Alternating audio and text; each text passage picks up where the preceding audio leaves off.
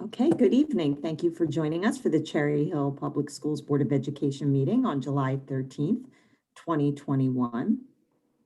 Public notice of this meeting pursuant to the Open Publics Meeting Act has been given by the Board Secretary on July 7th, 2021 in the following manner.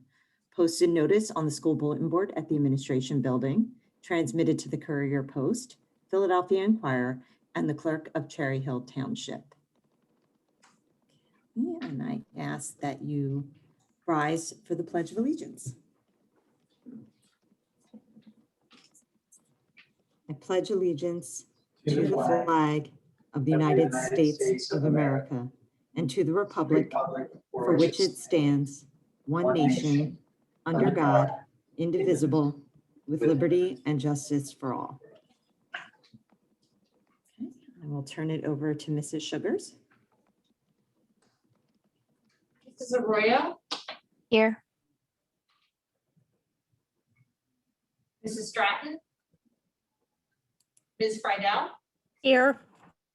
Mrs. Matlack, Mr. Obadia, Here. Mrs. Schultz, here, Ms. Stern, Here. Mrs. Tong,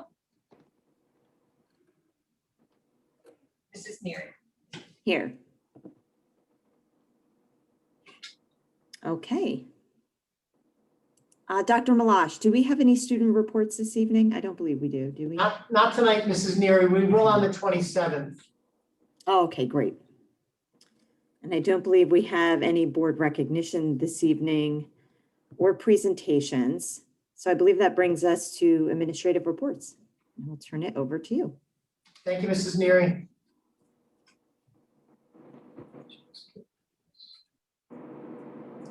Ready here.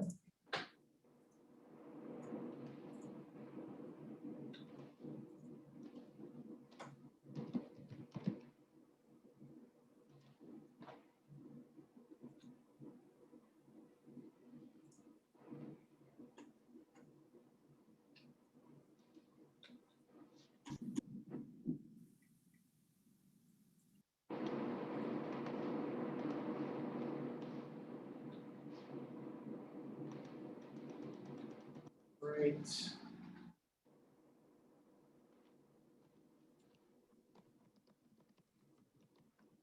All right. Dr. Mahan, you're all set as well? I'm all set. I'm ready to begin. Very good. So Dr. Mahan and I are going to continue our updates. We return to learn as we've been doing since, I guess, since March or so. We're transitioning, and what that information is to talking about the work that's going on during the course of this summer as we prepare for the opening of school on September the 9th. September 9th is the first day of the 2021-2022 academic year. We are incredibly excited to be welcoming our children back to full days of school, except for the elementary level. We're still in early dismissal, as it always is on the first day. But the full days of school, regular programming as we come back in, lunch, breakfast, all of that coming up. So we do have some updates. It certainly is not done. A lot of what we talk about tonight is we are still going to continue to identify as tentative because it is July the 13th. So we are going to go through this information. So as we always start, it's with the district mission statement. And we put this up here. We included all the presentations. This is what grounds us. This is the foundational piece of who we believe we are as a school district and what it is that we believe we do day in and day out from year to year. We refer to this district mission statement. And again, as most of you have seen, the board certainly is intimately familiar with. These are the Board of Education strategic goals. These were adopted in February of 2020, and they will serve to guide the district in terms of specific attention and focus through 2025. In some ways, it was prophetic in terms of the board's adoption of a goal that focuses on student wellness, on purpose and passion, and connecting beyond the classrooms in February of 2020, especially given what it's looked like in our area and in our community over the course of the last 16 or 17 months. So, Dr. Malash, I'm going to jump in here. Sounds good. All right. So the road back includes many components. Summer acceleration and remediation, submission of the Cherry Hill Public School District's plan for a safe return to the Department of Education on June 24th, 2021, establishing the district's plan to meet the guidelines established by the New Jersey Department of Education and the Federal Department of Education, posting the plan for the safe return to our district website, and continuing to provide updates to the community on where we are. Tonight in our presentation, we will start with summer acceleration and remediation programs. I begin just by saying that the response to the summer acceleration and remediation programs was overwhelmingly positive. We had a number of sessions that needed to be split and divided and teachers adding in so that we could accommodate all of the students who had registered. Just to remind you of where we started and how we are able to provide these programs, we are receiving ESSER II funds.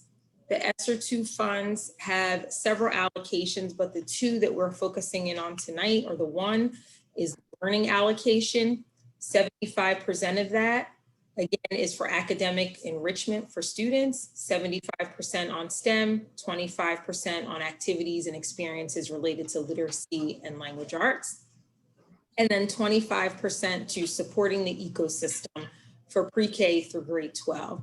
There is also an allocation in the ESSER II funds for mental health supports. Our total allocation for learning loss, again, is $223,948. So on the next slide, again, which you have seen previously, this is what we had anticipated offering to our students at the middle school, high school, elementary level, and then to support our ecosystem. These plans ultimately did come to fruition last week for students across the K-12 spectrum to participate in. Courses are running from July 6th through August 12th. There are specific dates and times and sessions for each of the programs. Messages were sent out to parents on June 22nd to inform them of the summer acceleration and remediation opportunities. On the next slide, I have outlined for you the number of students who are currently participating. I do want to begin just by saying that these programs would not be possible without teacher support because, again, we would not be able to run these programs without their willingness to work throughout the summer. I have to be very candid here and just say that, this was not an easy undertaking. As a school district, we have not provided summer supports of this capacity for over 20 years, but it was definitely an all hands on deck undertaking. So parents, students, teachers, support staff have all been intimately involved in the success of these programs and making sure that all students have been registered. The one thing, Dr. Mayor, I just want to add, as you're going through and talking about this, and just kind of reiterate the fact of what a massive undertaking this has been for this to run. And the reason that we include the information by level with the number of kids that are involved, and also include on this sheet about campaign and about ESY is there are more than about 2,200 students that are represented on this page. 2,200, that's the size of most school districts or bigger than many school districts in our area.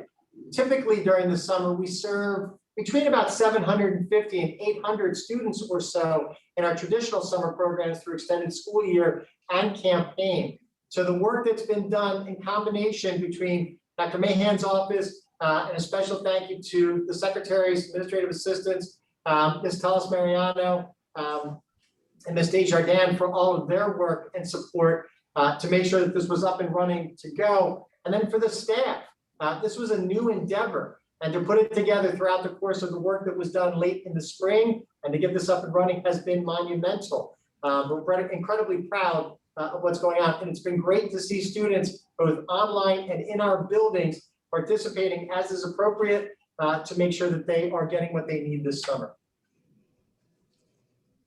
So thank you, Dr. Malash. In addition to what Dr. Malash just mentioned, he stole some of my thunder there, but Also wanting to thank the technology department because again, in addition to everyone that was mentioned, we were able to have all of our registrations and sign-ons all done through electronically, which would not have been possible without the support of the technology department.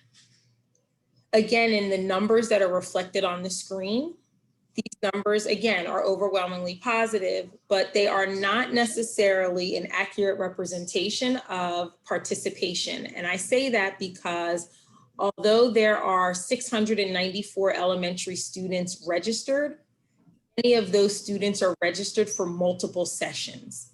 So, thinking about the magnitude in terms of how many students you see listed here, but then the depth in terms of the number of sessions that the number of students who are represented here actually cover is significant. So again, we're just very happy and proud that we were able to get this off the ground. And over the last few days, because the response has been so positive, we have continued to add additional sessions that we have blasted out to parents so that students can register. Monday, there were 3 additional sessions added, 2 that I can remember right now. One was an art class and the other was for one-on-one mathematics and ELA support.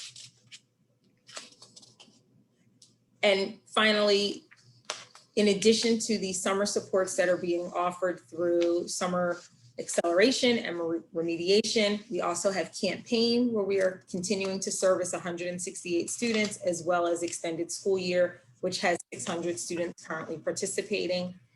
And for students and families who are not able to participate in a virtual and or in-person format in one of our programs, we do and have continued to update the summer supports, which can be found on the district website, which families can do independently.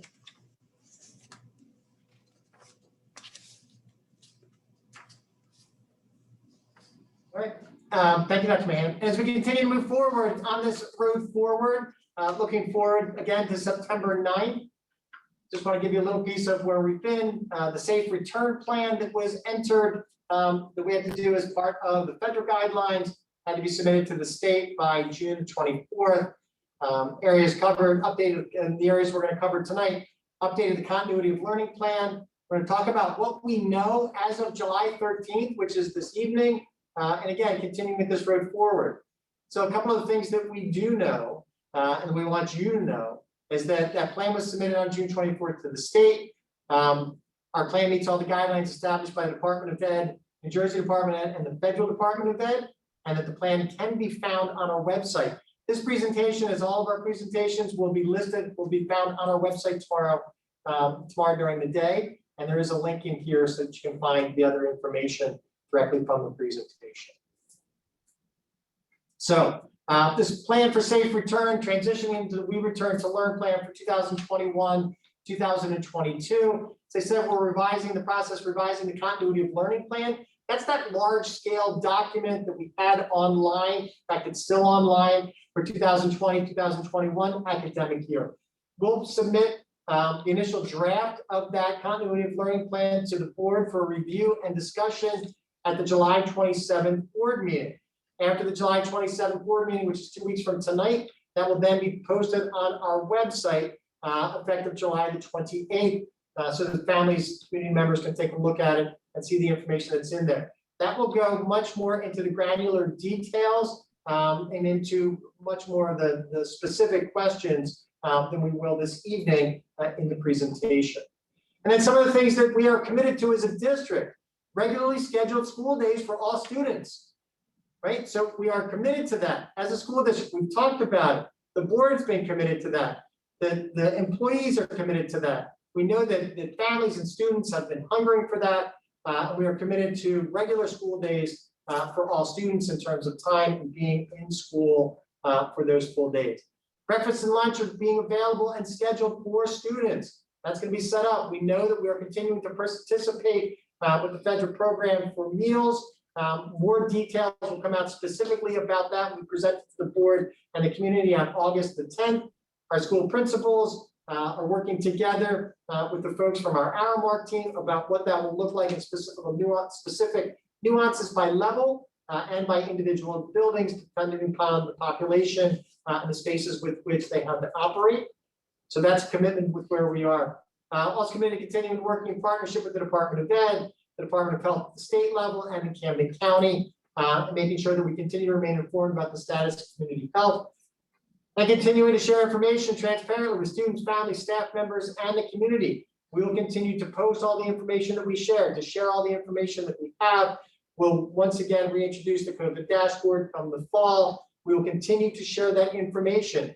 We've tried to share everything that we have with the community so you can see where information is coming from and what that impact is and what it looks like for us in schools. Now, what do we know as of July the 13th? We know a few things. A couple of months ago on May 17th, Governor Murphy announced that at the conclusion of this school year, portions of Executive Order 175, which allowed for remote learning, were being rescinded. And he said emphatically at that point that all schools were required to provide full-day in-person instruction as we were prior to the COVID-19 public health emergency. Then on June 28th, just a couple of weeks ago, the governor announced in one of his press briefings and also tweeted out, the little picture that's on here is from his Twitter account, that masking by students will not be mandatory in school buildings unless the district decides to require masking as part of its own protocols. So that's what the governor said. On that same day, the New Jersey Department of Education released guidance called the Road Forward, which we'll take a look at in a few minutes. Didn't necessarily support what the governor said completely, but we'll talk about what that looks like. Also, last Friday on July the 9th, the CDC released updated guidance for COVID-19 prevention in K-12 schools and shared that. It's posted on the website. There's a couple of pages of information in here that I took as highlights, and you can find from the website as well as from a larger document about what their current guidelines are. These are still being reviewed by the Department of Ed and by the Department of Health. We have our folks within district that are going through this information to see how that ties in with where we are, what our positions are, and how we are going to move forward. And there's a link that's here in the presentation. So if you take a look at it online after this evening's meeting, you'll be able to look and find the documentation specifically from the CDC. Much of what's in here is not necessarily different from protocols that we have been following or practicing, including about healthy behavior and healthy etiquette, in terms of how we behave, cleaning, all that kind of stuff.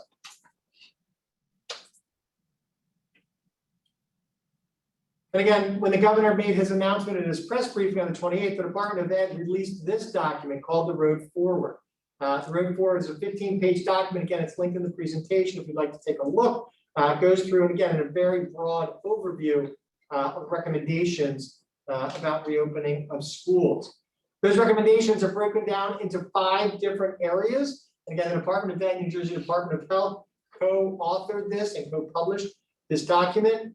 Took a look at general health and safety guidelines, cleaning, disinfection, and airflow, screening, exclusion, and response to symptomatic students and staff, contact tracing, and testing.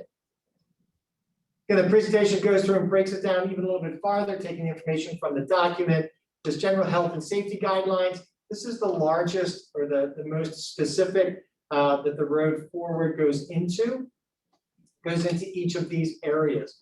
Talks about vaccination, talks about communication and sharing of information, talk about what's it mean to be fully vaccinated, talks about masks. Again, their recommendation in the Department of Ed document is that they will be updating this closer or later on following the release of updated CDC guidance. Now, again, as I said just a moment ago, the CDC released an updated guidance on July 9th, which was just last Friday. So that's still being processed by the state organizations.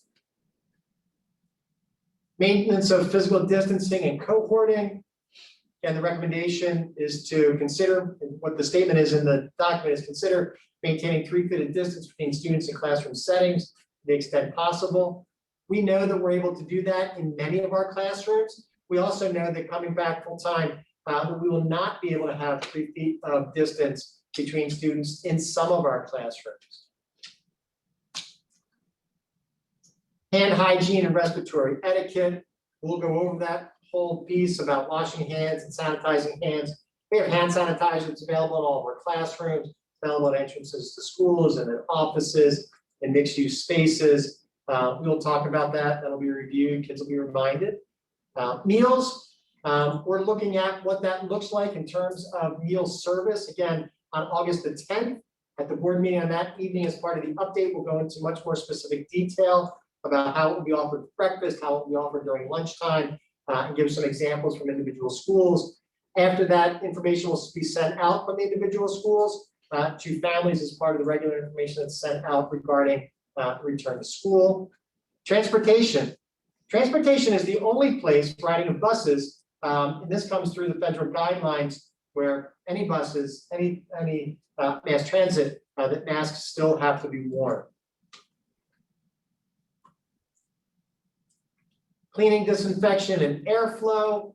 Again, talks about limited use of shared supplies and equipment. Again, we know that some materials and equipment will be shared in classrooms and on playgrounds. We know that going into September. Again, more details will come out as we share that on the 27th. And again, for specific and individual schools, as you look at level, it looks a little bit different at the early childhood center than it does at elementary to middle, and middle to high school. Cleaning and disinfection, we'll continue with the protocols that we implemented last year. That'll continue in all of our buildings. Our maintenance, custodial crews, grounds folks, building people have done a phenomenal job throughout the course of the last 15 months in terms of how they've addressed the cleaning and disinfection of schools. So we will continue those protocols. Improving airflow, bring in as much outdoor air as possible, windows open when it's appropriate, the unit ventilators being on, continuously circulating that outside air through buildings. That goes on 24 hours a day. It does not get shut down when schools are not in session.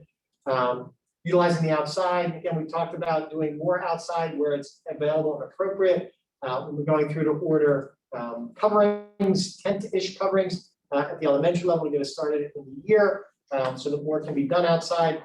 And then I put a picture in here of the air purifiers that we've purchased. This is Sugars and Mr. McCarty, facilities folks.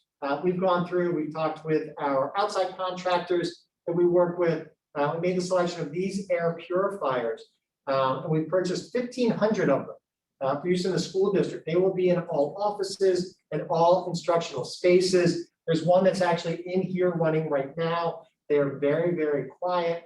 We'll share additional specific information if you want to look them up. The air purifiers, and we purchased those with some of the federal funds that we received this spring. The next section, the third section, screening, exclusion, response to symptomatic students and staff.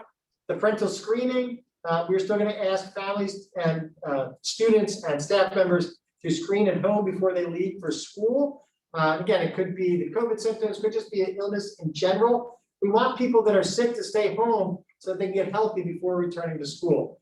We will continue that piece. The current screening tool that we use through the end of the academic year can be found online, and that's linked here in the presentation. How will we address symptomatic students and staff? Again, we will follow similar protocols to what we followed last year. What's it mean to exclude somebody? What are COVID compatible symptoms, which are listed in the screening tool? And then when illness occurs, what are our responsibilities in terms of notification to County Department of Health, notification of families, that kind of thing. And then what does it look like for exclusion? Now, there's an important piece that's listed in these guidelines from the Department of Ed. If you look at the third square bullet down, it talks about remote instruction and the 180-day requirement. Now, this is something that we are still, superintendents, the educators within school districts, are still continuing to try to get clarification or additional clarification from the Department of Ed, because this identifies that students who have to be excluded because of exposure to or a positive COVID result, the district needs to be prepared to offer virtual remote instruction to those students while the remainder of school students are in person. So we're looking for what does that mean specifically? We're looking for additional detail so that we can help to define that for our educational community, both our educators, our students, and our families. Contact tracing was the fourth piece. Again, contact tracing is very straightforward. Contact tracing did not start with COVID. We are all much more familiar with it. It's part of the vernacular that we all talk about now in terms of contact tracing. In all actuality, we've done contact tracing in school districts for decades for any communicable diseases. There are responsibilities that we have working with the Department of Health. If you have a little bit extra time, you can go on the New Jersey Department of Health's website, and it'll list what those are and tell you about what contact tracing looks like. And then testing. This lays out opportunity and protocol if school districts choose to do COVID testing in the buildings. Medical professionals, typically nurses within school districts, what that looks like for them and what goes through. Cherry Hill is not currently doing any COVID-19 testing, and I do not believe that we have plans to do COVID testing within the district. We were successful during the course of this past year working with families and their health providers and working with the county in terms of testing that needed to be done. Now, preparing for the reopening of schools September 9th. So I put in here, yay for full day. So for those of you that had children who were going into kindergarten in September of 2019, this was a hashtag that Mrs. Wilson, our public information officer, and many, if not all of our kindergarten teachers used throughout the year, which was yay for full day.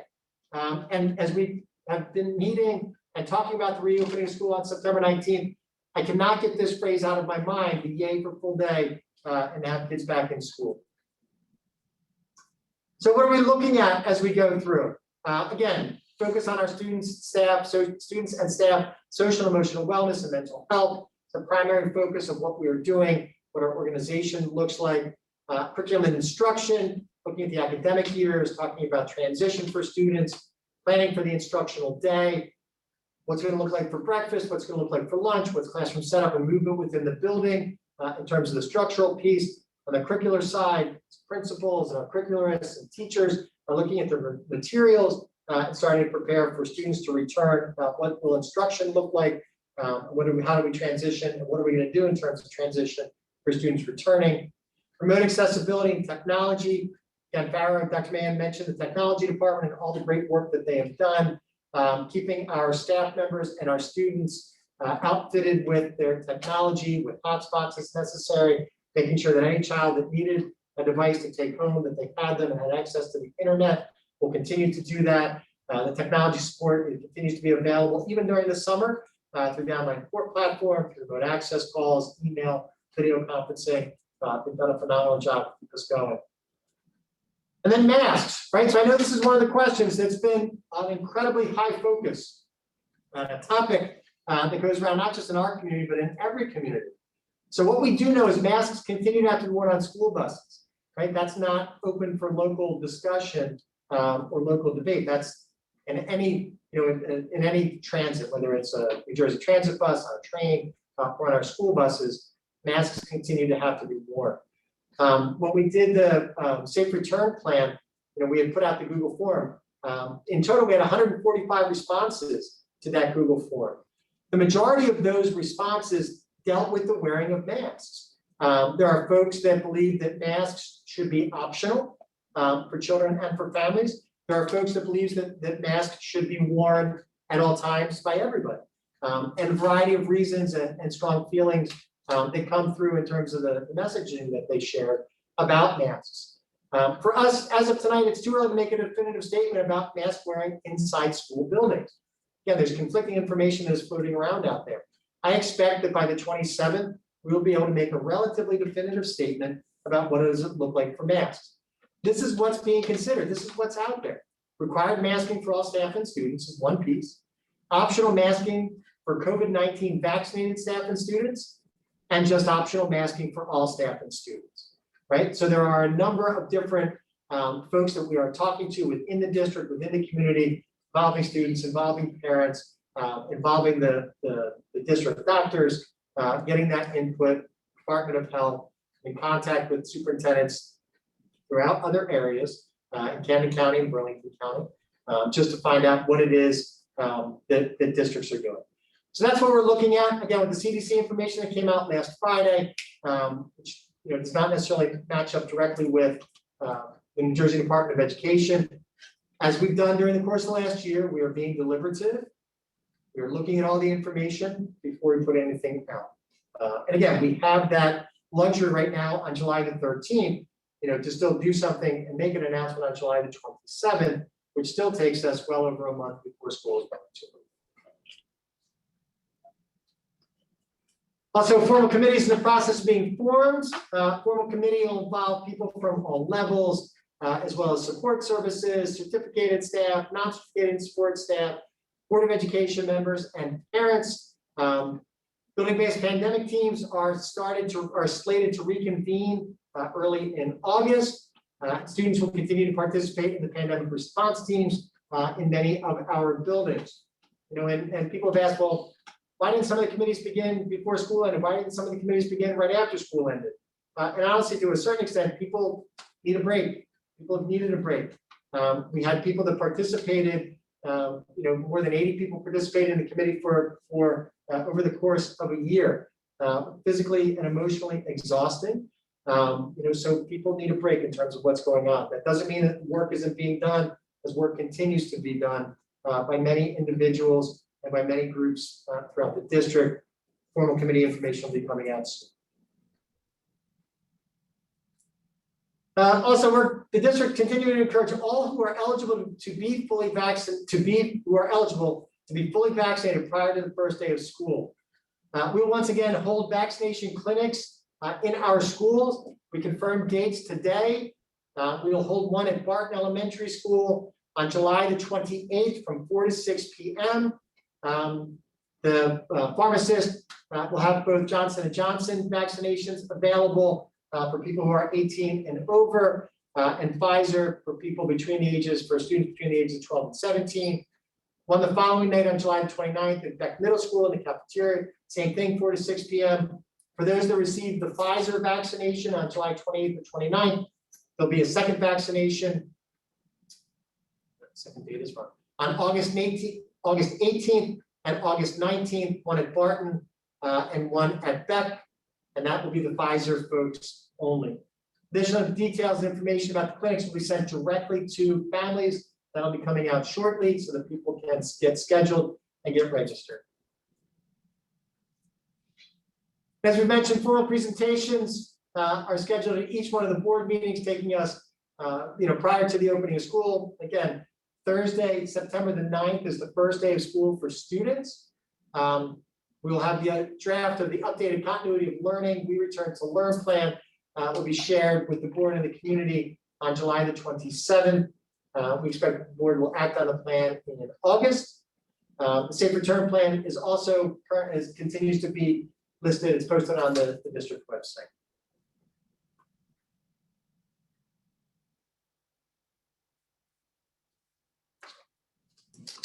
So as we always end with questions, feedback, and discussion. Questions help to support clarity and provide for transparency. Feedback helps us to reflect and make better choices and decisions for the students that we serve. And discussion, again, helps us to gain clarity on where we are going, and how we will get there. Thank you for your time this evening. Thank you, Dr. Mahan. And thank you, Dr. Malash. Were there any questions from the board members? Ms. Stern? Yeah, thank you so much for that comprehensive update. Several questions, but I'll start with kind of one at a time. Just a quick question regarding ordering of the tents. Just wondering, I know there's a lot of backlogs on materials right now, the supply chain issues. Do we anticipate that they'll be in place for the start of September 9th? Because I know it was said that they're making some final decisions on that. Mrs. Stern, we're going to under promise here. We expect by the end of September that they will be up, and they are more like shade structures as opposed to tents. They're more expansive than what a tent would be. So we expect by the end of September, they should all be up and going. Okay, great. And just to follow up, a second follow-up on that, I think it just said elementary age, elementary level. Is it I'm not sure if I saw that correctly. If I didn't, I apologize. If I did see that correctly, is it possible to consider for also middle and even perhaps high school? It is. So we started with the elementary school based on space, usability, and what that looked like based on the number of students who were there to make an impact. Okay, thank you. Couple more questions if I could. And this is probably a question that can't be answered tonight, but for further down the line, just a helpful piece, I think, especially for the middle and high school level, well, maybe all levels, whether or not Google Classroom will continue to be utilized on a consistent basis throughout the district for all classes in terms of an organizational platform.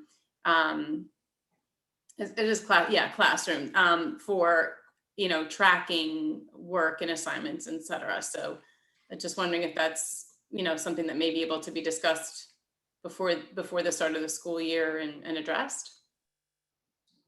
I expect that you'll see updates on that in the continuity of learning plan on July 27th. Okay, thank you. Take that one off the box. So regarding the committees that are going to be meeting again and the makeup of the committees, I know there was a plan to include students, which I think is exciting and important to have their voice. Just wondering, I know there were some changes throughout the year about the makeup of the committees, wondering if there could be, I guess, a little bit more kind of parent representation on the committees. I think we had a couple of parents initially or one or two, and then just to bring that community voice in a direct line. So that was just one thing I wanted to know.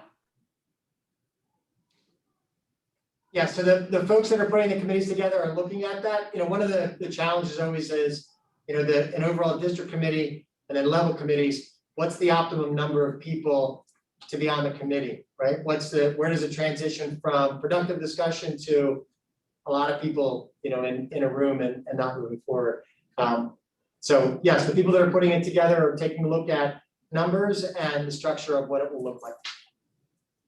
Okay, great. And then the last question is just if there could possibly be kind of a clear, delineation of ultimately the decision drivers for any changes that we may end up facing in terms of, opening and closing. I hope we don't face that again. But I think just understanding the role of the committee's role, perhaps, and also who's ultimately, where those decisions are coming from ultimately. So I just think there's a clear expectation on for everybody. Sure. Okay. So maybe I don't know. I don't know how you delineate that. Perhaps a outline of that. So just so I guess having I don't know how to say it better, but I think that that's something we discussed. We kind of came up against a lot as in our discussions this year, just figuring that out. So having that defined. Yes. Great. Thank you. That's it. Thanks, Mrs. Stern. Mr. Avadia? Yes, thank you.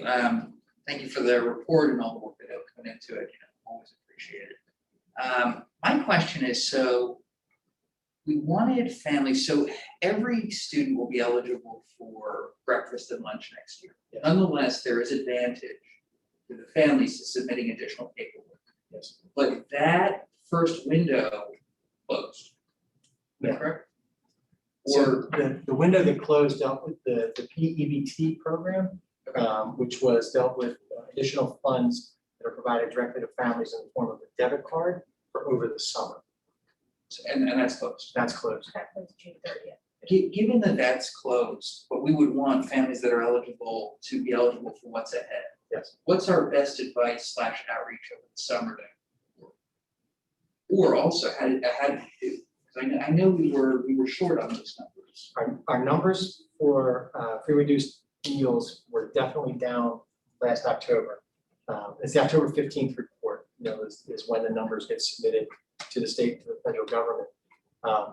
We include the application for free and reduced meals as part of return to school forms that are sent electronically.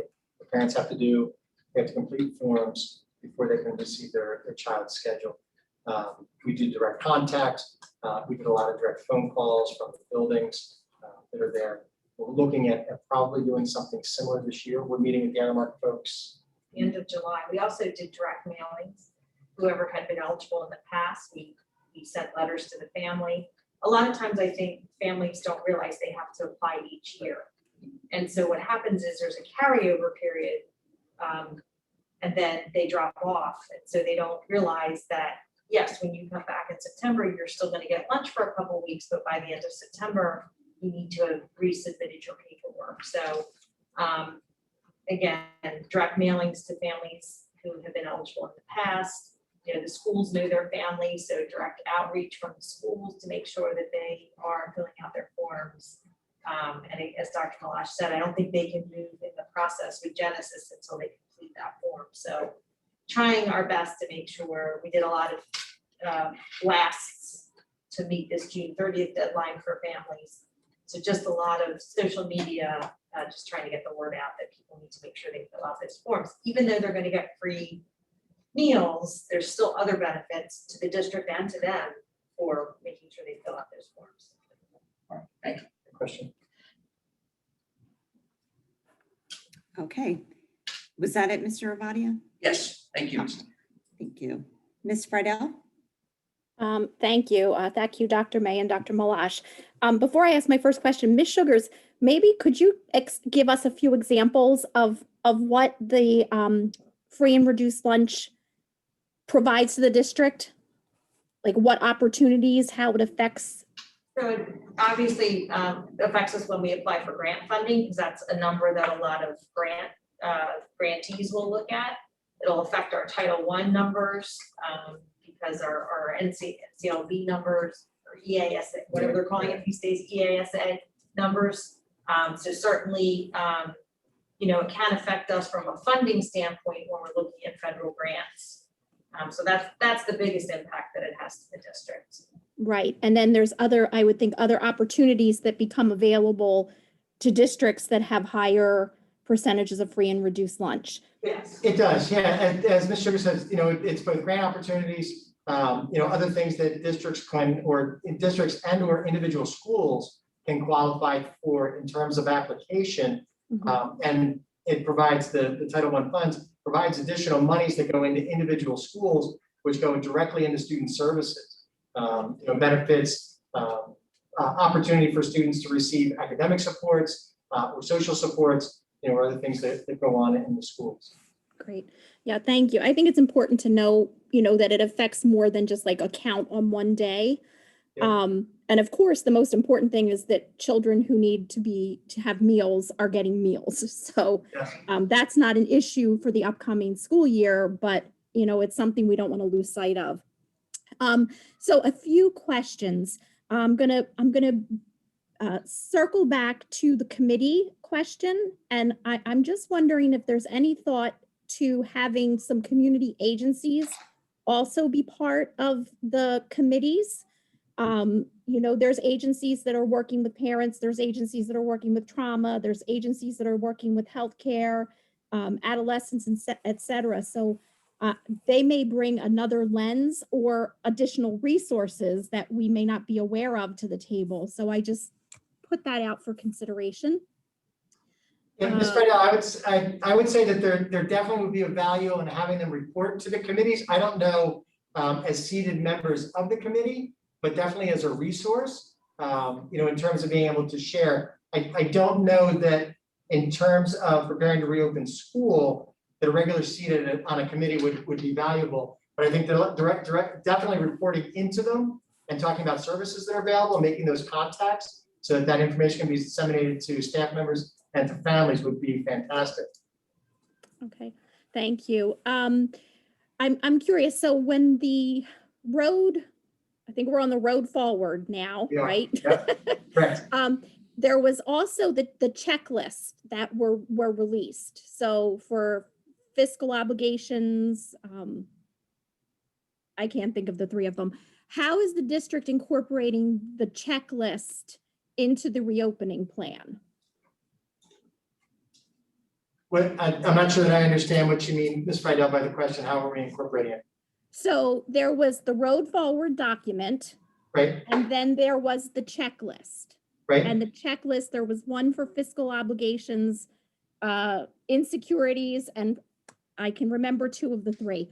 I'm just asking, are we using the checklist We as will, part- yes, as yes, part of our reopening plan? yes. Okay. And I felt like I had one other question. I think that next meeting, when we get some more, like you said, more of the details, it will probably bring more questions, but you know, I'm very curious to hear how lunches will be incorporated with the social distancing, the spacing. And I'm gonna just say that personally, I think it's a very prudent approach to not make a decision tonight about mask with the conflicting information. So I think we are on the right path to waiting to see what guidance comes as a result of the CDC release. Thank you. Thank you, Ms. Friedel. Agreed. Ms. Arroyo? I thank you. I've been asked about the meals and further so that cleared up a lot of that. Well, are you going to be outlining additional resources that are going to be provided throughout the school year as well? Like something similar, how the district provided the summer expansion resources? Will there be a listing in advance of anything that would be available to families? And will that be incorporated in the plan? And then just, I know we asked about this a few meetings back, but the possibility of schedule changing I know we talked about high schools having a later start time and address that it might not be possible, but is there a way to have, talk about that again or bring that up? Or will that be incorporated in the plan for this year? And if not, where does that fit in? That's it. So Ms. Arroyo, thank you. In terms of resources, yes, resources will be identified in the plan and shared, through traditional means as well. One of the big examples is, we talked about the Care Solace program, the concierge service for, matching up students with mental health providers, as needed, and staff members, which we are doing. We have this Weddington Thrive, right? Tell me the name. Thrive Alliance. The Thrive Yes, Alliance. Thrive Alliance, Dr. It's- Malash. That's providing training with our counselors, our school counselors, our SAC counselors, and others throughout the course of the year that will add to the resources and what we have that will be available for our students. So that type of information will be shared within the continuity of learning plan. Some of that stuff will certainly be broken out and introduced in different ways at different levels by building principal sharing information, by the district and what Mrs. Wilson sends out, pushing out information to make people available. But there'll be a plan, that again, whether on the committee or in some of the existing groups within the district about how and when some of that information will be shared. And just repeat, Mr. Arroyo, the second part of your question. The high school The timeline. start time. Yes, I Yeah. apologize. So we did, the board, that was a discussion that we had because that came up in the spring. We changed with being on remote instruction during the course of the fall and for some students throughout the course of the entire academic year. We made adjustments to the remote instruction schedule as we went through the month of September 2020. We received feedback from staff, we received feedback from students, we received feedback from family members. And we made adjustments of the schedules at all three levels, at the elementary level, at the middle level, and at the high school level. The adjustment we made at the high school level was during full remote instruction, students were attending classes for 4 hours a day, beginning at 9:30 in the morning. and then time in between classes, as was structured. And then when we came back to more regular in-person instruction, that time shifted because of busing to 9:45, was then from 9:45 to 2:30. So some of the questions that came up were, could we leave that start time at 9:30, 9:45? There was some brief discussion about that in the spring. So there are challenges that we're faced with. I'm not saying that we cannot at some point change school start times. That is certainly something that can be discussed, but it's a much larger discussion because there are many implications and it goes across many layers about what does it look like in a district our size, and the fact that we don't own any of our buses and we contract out for busing services. This is something that Dr. Mahan and Dr. Morton and I have had some discussion about, that I've discussed with Mrs. King in transportation and with Mrs. Sugars. And I expect that there will be discussions that will continue on throughout the course of this year. Something that Dr. Morton in his role as assistant superintendent focused on the secondary schools, something that he can lead and have with staff members involved, with students involved, to really go through some of the research. We as a school district have spent time taking a look at this through the last probably 5 or 6 years. The state of New Jersey spent a couple of years. They put together a committee to look at school start times, to see what was recommended. Ultimately, and that report's online, ultimately the Department of Ed's recommendation was that districts should make their own decisions about school start times, after that committee met. So we're certainly going to have those discussions, right? The discussion is always about what time does school start and what time does school end, right? And what goes on during the hours, right? My favorite question in education is always, what knowledge is of most worth? What are we teaching during that time? And then what opportunities do we provide for students outside of school hours, right? So there are implications if we end later for students who work jobs, after school activities, sports, all that kind of stuff. But yeah, I would expect that, the board, we talked about that in the spring. Our bus bids for transportation had already gone out for next year. We are in very direct way tied to transporting more than 8,000 students on a daily basis and being able to secure transportation for those children. That drives a lot of what we do. What time do students go to the bus stop? What time do they get dropped off at school? And what does that look like from across the community? So ideally, if we were to think about, we'll keep moving in this conversation, it would be hopefully prior to us putting out the bid for transportation, so that we have, so we can kind of. Yes, yeah, so we put the bids together for transportation in March, is when they typically go out for the next year. We've done that, we had adjusted that probably 4 years ago.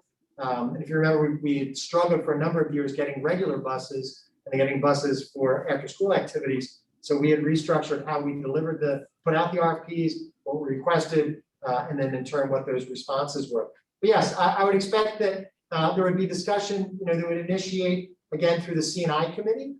Since we're talking about the academic day and what does that look like, that is, what should be driving, the decisions that we are making, looking at those 3 overarching strategic goals, initiating that discussion through, through C&I committee, and then expanding what the discussion looks like. But I expect that Dr. Morton would be a great one to be engaged in that conversation.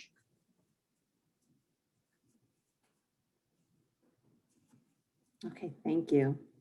I had a couple of follow-on questions myself.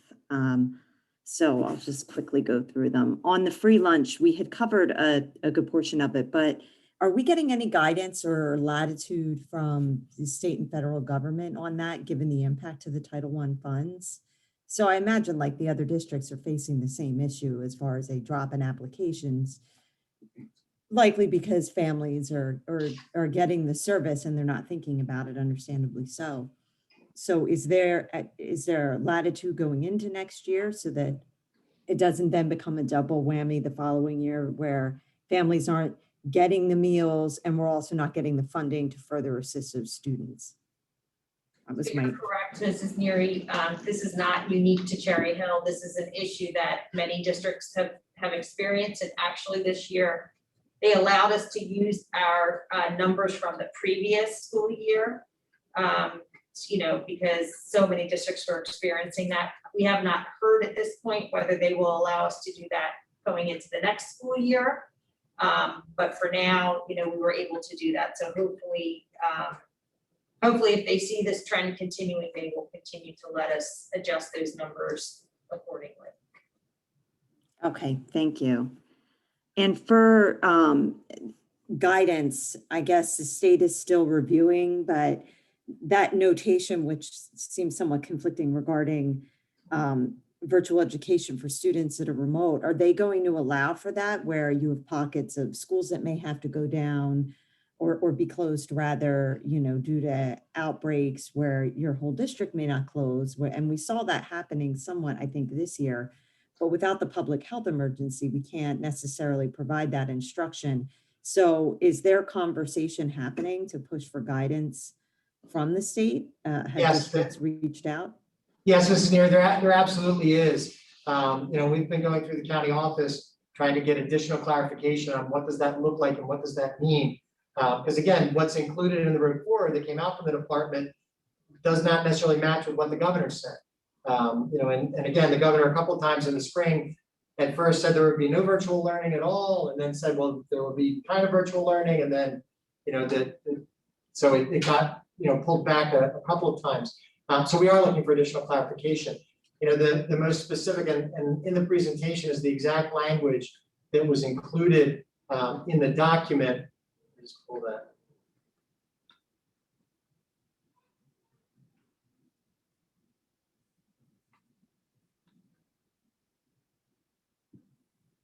You know, it says, if a group of students, a class, or multiple classes must be excluded due to exposure to positive COVID-19 tests, the district should be prepared to offer virtual remote instruction to those students while the remainder of the school students are in person.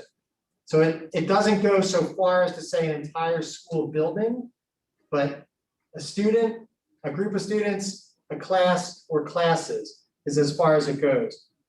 So we're pushing for additional clarification. Okay, and We believe that's a very important delineation for families to know and for staff members to know and understand. yes, agreed. And do we have any indicator of when we might get clarification or, you know, further downstream guidance regarding the mask guidance that came out from the CDC? So they did that Friday, and I'm sure it created confusion for all districts, and I imagine everybody is asking for the same level of guidance, because my burning question is I'm not really sure how they expect districts to operationalize something like that, but have they given indication? Because I imagine that's got to go from CDC to the state, then to the Department of Ed, and then down to the districts, right? It does, Ms. Neer, good question. So it goes from the CDC, then it goes to the New Jersey Department of Health. The New Jersey Department of Health and the New Jersey Department of Education, there's a relationship that exists that they in some way work collaboratively. Ultimately with things like that, it is typically, at least in the course of the past year or so, has been something released by New Jersey Department of Health. Now, they became much more expeditious in when that information was released and how quickly it was disseminated when it came out from the CDC as we went later in, you know, in the winter into the spring and as we entered summer. So we are hopeful that it will be soon, but no, we have not received an indication as to when that will be. And yes, the CDC releasing that information on Friday afternoon, you know, in turn engendered a lot of conversations took place over the course of the weekend among educators and folks that are developing these plans in school districts across South Jersey. You know, and it's different discussions based on the district.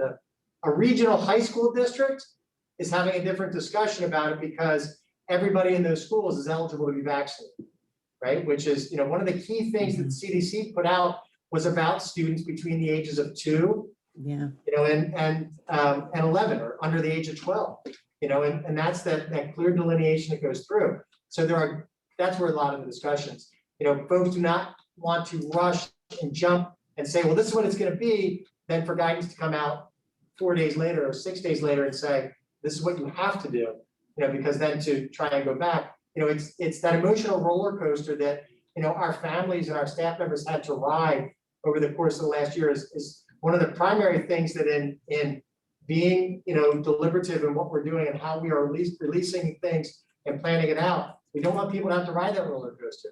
It's why at every meeting, since March, we've talked about full days of school. We're gonna be in school. This is what it's gonna look like. This is what the expectation is. This is where we're going to continue. So we just want that to be there. We don't want to prematurely release that and then have to pull that back. No, agreed. Thank you. Mr. Rorio? I just had a follow-up to the first part of your question, Lori. So the clarity around like what happens if someone does test positive, or how that works out, and like the remote piece, will then, if there isn't clarity, or even if there is clarity provided to us, will we come up with a very specific plan that's structured across the district that everyone follows, and not so much as a school by school process? Or will we be doing like each school will decide to do what they, what's best for that school, and not so much a district as a whole? Right, thank you, Ms. Reyes. So I expect that we'll follow the same practices going into this school year that we used last year in terms of positive COVID results or exposure to positive. We have not seen that any of the information that's come out from the Department of Health or from CDC or the Department of Ed has changed in that information. And we were very specific and deliberate in terms of what that looked like for notification. That involved notification through the HR office. Ms. Adrian and her team were intimately involved with the communication with the Department of Health. Ms. Rosado, was the primary contact from our HR department from the school district with the Department of Health. Our school nurses were primary contacts at the building level with the Department of Health. And then in terms of what this quarantine looked like, that's the mandate that comes through. It's based on whether or not somebody is vaccinated, and being exposed or coming back with a positive test. So we follow very specifically and directly. There's been no interpretation at our level of what that means. We have followed those guidelines, and that's a district-wide protocol, which we will continue. Okay, thank you. Thank you. Were there any other questions? Okay, if not, thank you, Dr. Malash and Dr. Mahan. And thank you to the staff for working through the summer and all the hard work to go into those programs. Let's see, that brings us to correspondence. Did any of the members have correspondence to share?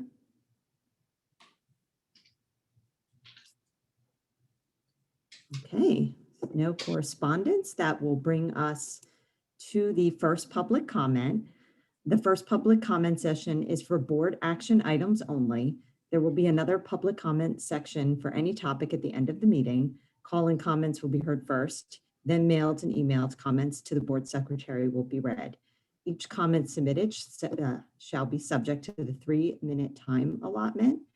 And action items are items 17 through 20, which will be voted upon this evening. Okay, let me go over. And as always, we ask that you state your full name and municipality.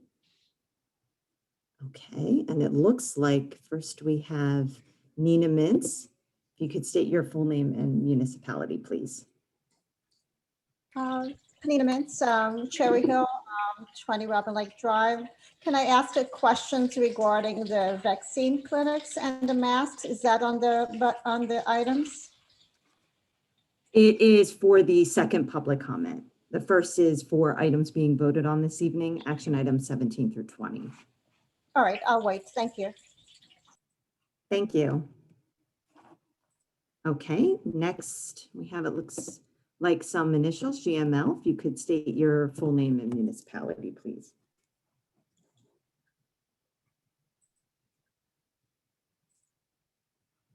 Oh, it looks like you're muted.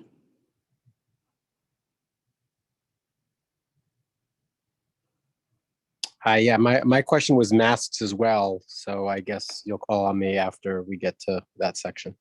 Yes, second public comment. Thank you. Okay, and next we have the telephone number. If you could state your full name. Hello, my name is Jeff Podowitz, 110 Kilburn Drive, Cherry Hill, New Jersey, and I'm talking about 18.2 and 18.5. 18.2 is a resolution for library services. The amount is $32,000 in funds to be supplemented on an as-needed basis. Instead of saying just a broad supplement, why don't you put a limit on it, like 10% or 25% or even 50%? But please don't leave it just open. Let me give you an example. 18.5, contract amount, and this is for schools. This is for tennis courts, 5 tennis courts. And I have something from May 11th, number 24.4, and it says the winners of these of the bidding was Shore Top Construction, and it was $554,490 for 5 tennis courts, and that was the low bid. The high bid on the same was $580,000. It was just totally outrageous. I mean, because these aren't new courts. They're reconstruction. There's a lot of work being done, but it's still not brand new. Well, what I'm reading from now is that the contract amount was $484,290, which conflicts with what I have from May 11th. It's $30,000 more. And then some other work was done, so now the amount is $501,080. But again, I see a number that's $584 for contract amount, and what I have from May 11th is $554,490. That's an increase of about $30,000. So where did that come from? Why are we doing it? And please understand that it's just 5 tennis courts, and the average of all the work done is about $100,000, and these are not brand new, and there should be economy of scale. So that's a lot of money, but it was still a low bid at $554,000. Again, where did the extra $30,000 come from? Now it's an extra $16,000. It's still lower than the high bid, which was $580,000, which was just about outrageous, to be honest with you. So I would ask the board to, 1, please put a limit on the $32,000 of some percentage, and 2, what happens here? And that's a lot of money for tennis courts, for 5 tennis courts. That is a lot of money. But why is there a discrepancy between this contract amount of $484 and the amount I have from May 6th? Okay, well, thank you very much, and let's see if you give me an answer. Take care. Bye. Thank you, Dr. Podowitz. Okay, next we have Kim Gallagher.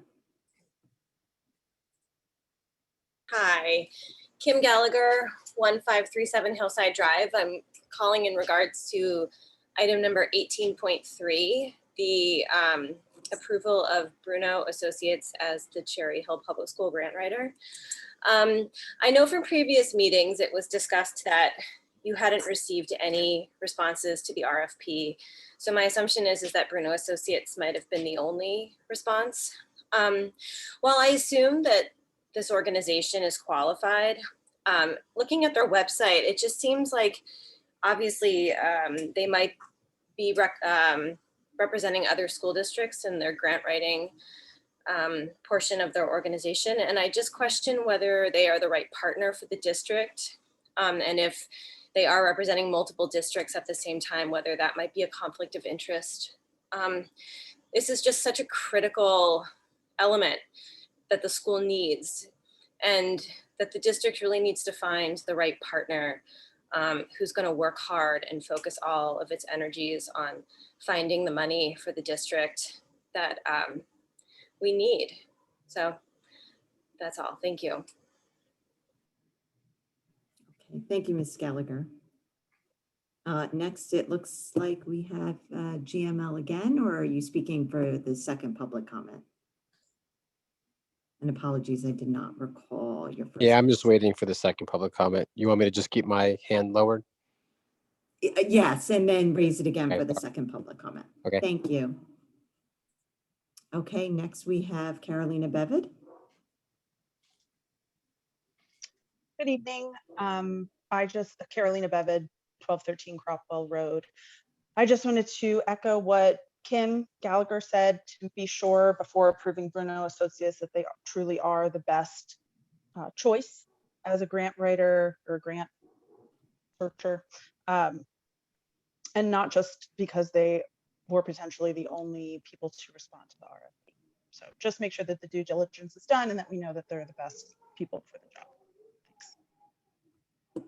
Thank you, Mrs. Bevitt. Okay, did we have any other call-in comments for the first public comment?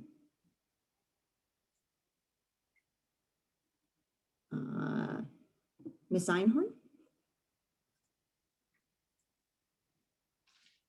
Ann Einhorn, 1017 Edgemore Road. So I know there's been a lot, 18.3, the grant writing services. Because of the prior discussions amongst the board, it is my assumption that we have not found, quote, an individual that can take care of these services. But I am curious regarding Bruno and Associates. What are the parameters? Can someone describe what are the parameters or what the RFP was? I think I might have missed that on prior discussion. Thank you. Thank you, Ms. Einhorn. Okay, I don't see any other call-in comments. Mrs. Sugars, did you have any submissions? Not for the first public comment period. Okay, all right, thank you. So then that brings us to our committee of the whole agenda, and we'll be starting with curriculum and instruction, and I will turn that over this evening to Ms. Arroyo and Dr. Mahan.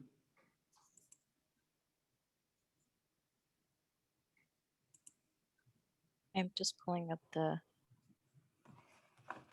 There we go. Hi, everyone.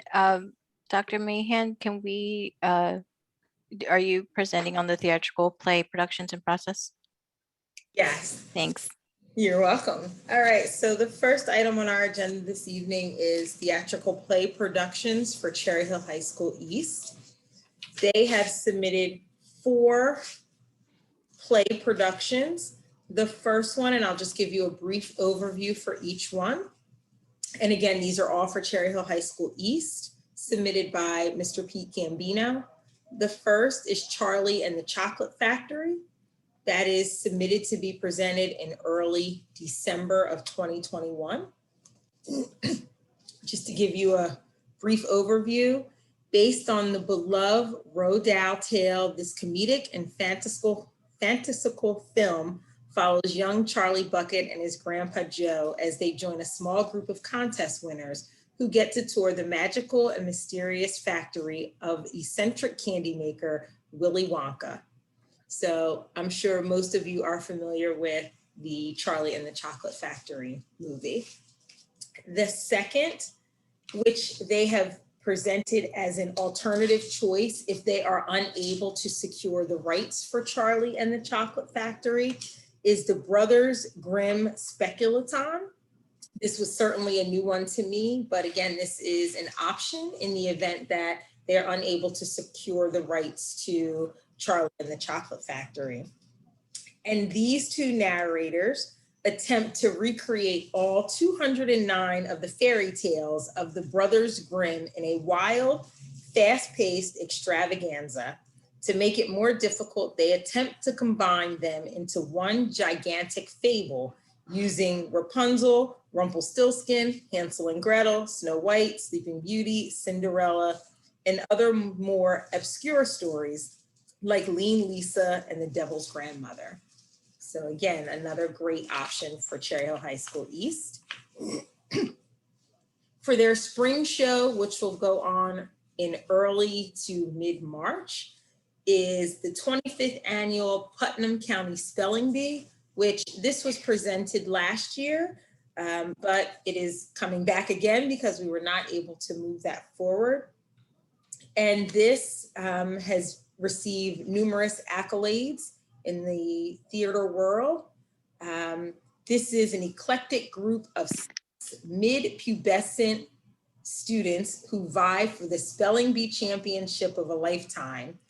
It is a candidly hilarious and touching story about each of their home lives, and the teens spell their way through a series of potentially made-up words, hoping never to hear the soul-crushing, pout-inducing, life-unaffirming ding of the bell that signals they have made a spelling mistake. So that is the Putnam County Spelling Bee. And the last one is, and again, we're trying to get ahead in our theatrical play production approval process, is shared for October of 2022 for East. And this is called Scared Silly.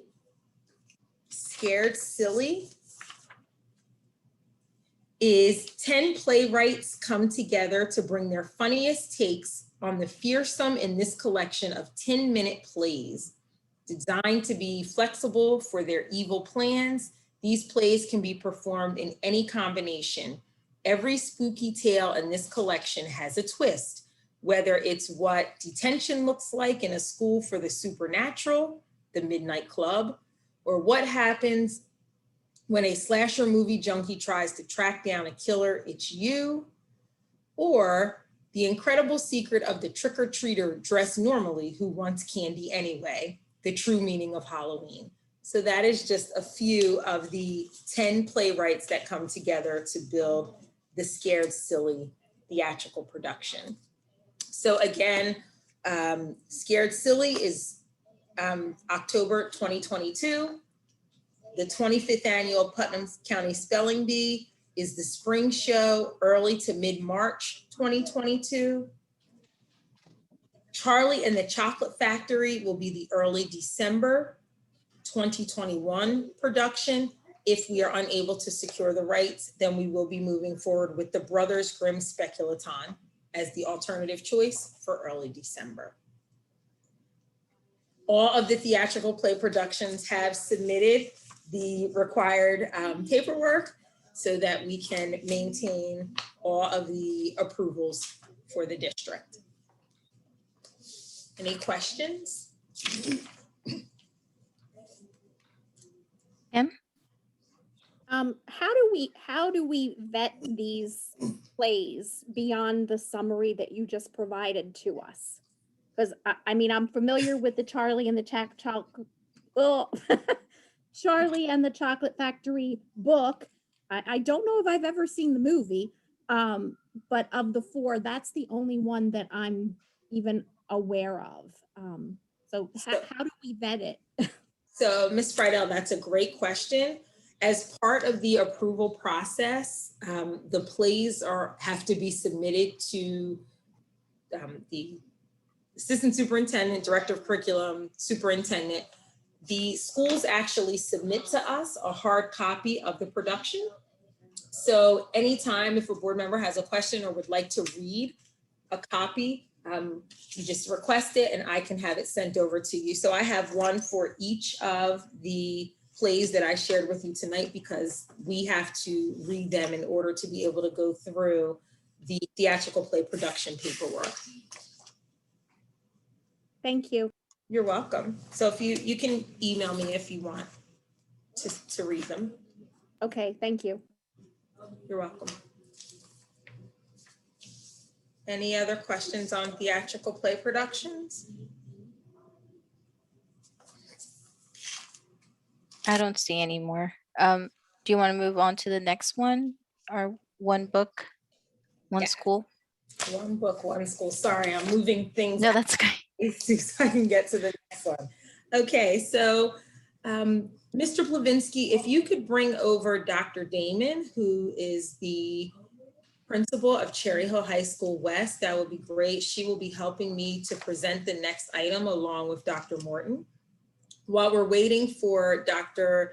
Damon to come over to this side of the meeting, I just want to acknowledge that this is our first meeting with Dr. Morton, my counterpart now as the assistant superintendent. So although I am leading the meeting this evening, I have already told him that one book, one school at the high school level and theatrical play productions, moving forward, you will be hearing his voice. So Welcome, Dr. Morton.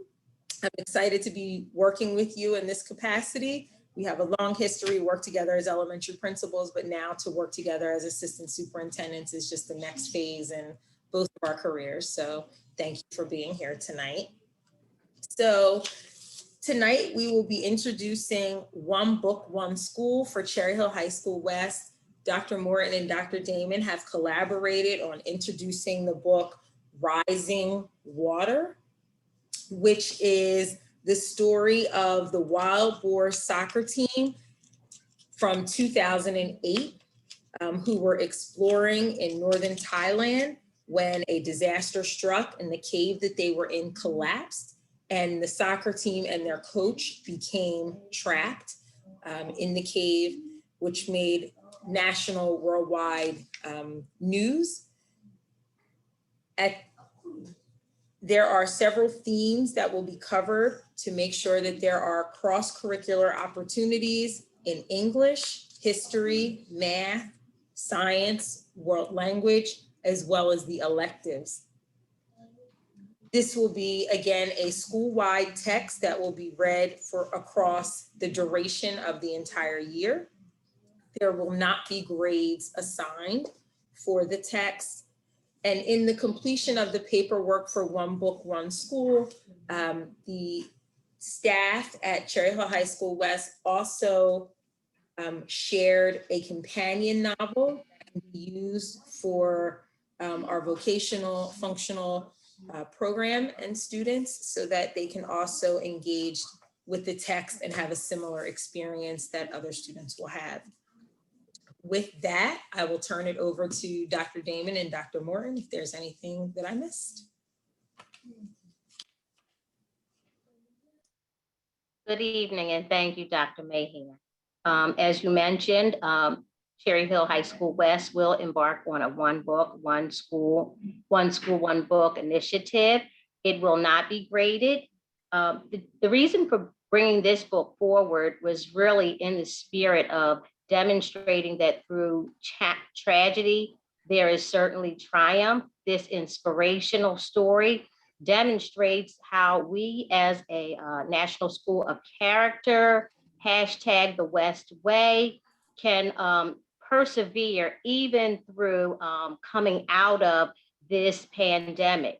That through this presents an opportunity for us to come back together as a community. We are asking for everyone in our school community, our certified, non-certified, our students, parents, everyone in our school community to read this text and use it in their daily walk with students, to use elements of this text in the classroom, outside of the classroom, to demonstrate that in situations, whether you're on the athletic field or in the academic classroom, how even when you are challenged, you can persevere through. As you mentioned, this is not a graded text, but it is one that will lend itself to bringing forth a love again of reading and how we can come together as a community. Also, what we are looking to do is tie this in to the Board of Education goals of student wellness, passion and purpose, and also connecting beyond the classroom. We plan to do this through 3 specific goals. And these goals are to engage the entire community around one book and to establish a multidisciplinary approach, like you said, to love literacy again. And so we look for our English teachers, math, science, social studies, and all disciplines to bring this into the classroom.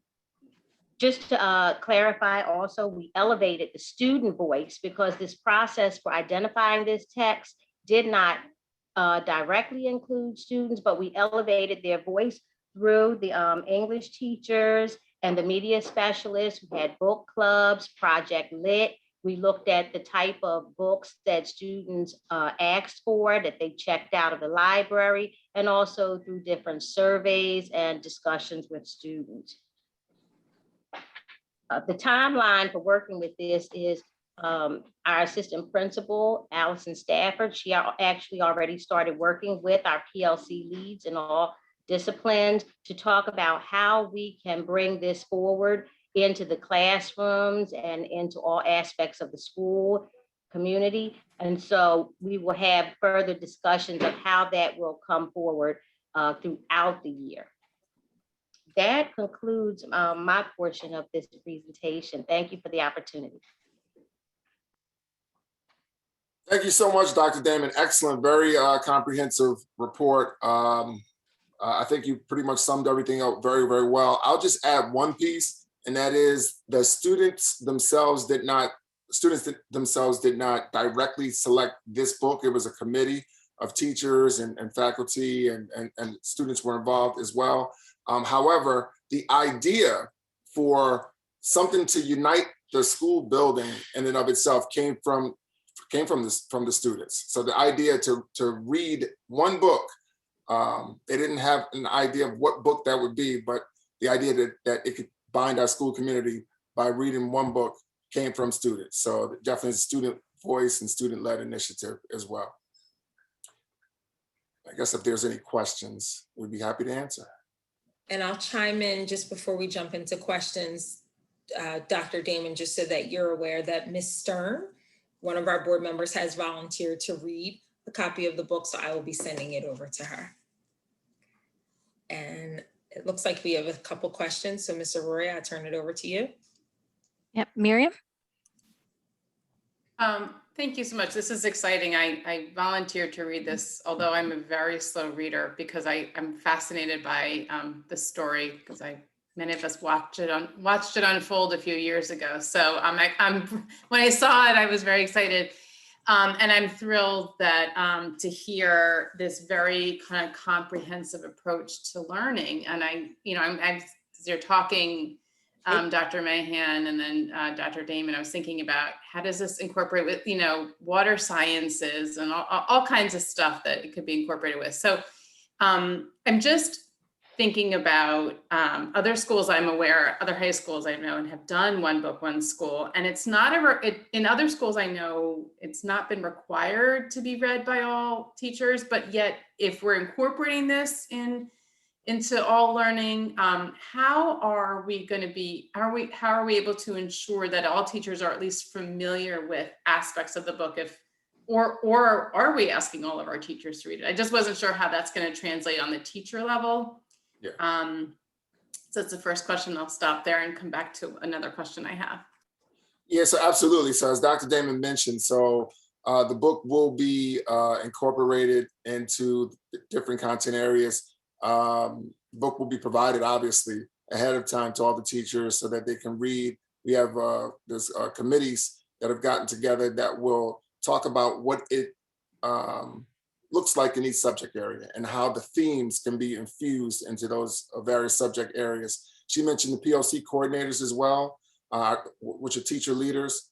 They convene and come together and meet and then follow up discussions and conversations and trainings with the rest of the faculty, and that will take place as well. We also look forward administratively to going in and observing classes where the book discussions are taking place. And we look forward to discussing the book as well across the building comprehensively with students also. So good question though. Great, thank you. That's a great answer. I really understand it now. Similarly, just along those lines, how are the students, what environment are they going to be reading this in? Are they going to be reading it on their own? Is it going to be incorporated to some of I'm guessing the reading part, the English class, the language arts classes? That's a really good question. So that is to be determined. Naturally, we want to be able to balance this out with the regular workload that the kids have. And the idea of this is not to overwhelm the students, but to add to the students. Dr. Damon talked about this idea of resilience and resiliency and grit. There are some things that are inherent to all of us as human beings. And we thought that this story is a great story about humans coming together and solving a complex problem together, and this community coming together and ultimately seeing that also take place in the West community. But that will be determined. Obviously, the idea is not to overwhelm or to stress students, but to add value and to more or less incorporate this book as one to bolster our character education program. Thank you. So just a thought as you've answered that question, and Dr. Mahan, this was a question that I asked you earlier, is whether or not this book was available in audio format, and we're not sure. I guess the answer is not sure if there it is. So I guess it's pretty new. So that thinking about accessibility, that's just a thought, I was having. Two last quick questions. Is it possible, since the students were not able to be on the committee, which would have been ideal if that couldn't happen, if maybe perhaps even having like volunteer students to kind of take the lead, as you have plenty of student leaders. I've gotten to see some of them. So perhaps they could be kind of vetters at this point, is one question, or just an idea. And then the other one is just, it's wonderful to see this. I see it's happening at West. I don't know, does this happen at East? Is that something that also might, carry through at East as well? Those are my last two. Thank you. Yeah, so absolutely. So Dr. Damon mentioned the Project Lit. So there's a committed group of readers, the kids who absolutely love to lead, and under the direction of Megan Langman, outstanding English teacher over at West. They will be definitely vetting the book and going through with it and reading it. This is the first time in my time in the high school since I've been here that we've tried something like this. So I guess we're sort of looking at it as a pilot. We want to see how it works, and certainly if this works well, this is something that we would hope to be able to expand across town as well. Thank you. Thank you. Does anybody else have any questions? Mr. Roy, Mr. Avadia has his hand raised. Oh, I'm sorry. Yes, That's okay. Thank you, Mr. Roy. Just two thoughts. I'm having a kismet moment here because 2 years ago, went to read for the district. So I'm putting my hands, a different book on the same theme, same story. And it makes me think, there are quite a few books written about this. And I wonder, people who know education, which I'm not one of them, but there's probably a great lesson in perspective and depth and reality and truth that's out there with all these different pieces, right? So like Catching the Rye, there's only one experience like that. But because this takes place in that, that nonfiction world, that's one. The second thing is I bet that Cherry Hill Library has some perspective and learning. I read No Ashes in the Fire. I know all my friends around did the same. That was a one book, and there were some certainly highs and lows, but I think we have some friendly folks at the library. It'd be great to get their perspective on, as you look at a one book, and knowing now that we can even go across levels, maybe with a story, what works, what doesn't work. I mean, in this particular No Ashes in the Fire example, the author not being available for the event that they had planned was definitely a bummer. But I'm sure they learned a lot of stuff, and I think I'm excited about it. One book really engaging, but I just think there's probably some great learning here in town that's possible to glean from it. So anyway, sounds very exciting. Yeah, and just as a follow-up, Mr. Avadia, that's a fascinating and fantastic comment, actually. So we actually had a committee of teachers, the Project Lit kids, Ms. Langman. The charge that I had just given them is that we were looking for something that's going to be able to unify the community, to speak to values and traits that are inherent to us as human beings. And they went through several books. They had submitted some other books to me, and I didn't really like them, but when they submitted this book here, Rising Water, I hadn't read it, but it was perfect as I began to go through the synopsis and read the book, and I knew the story very, very well.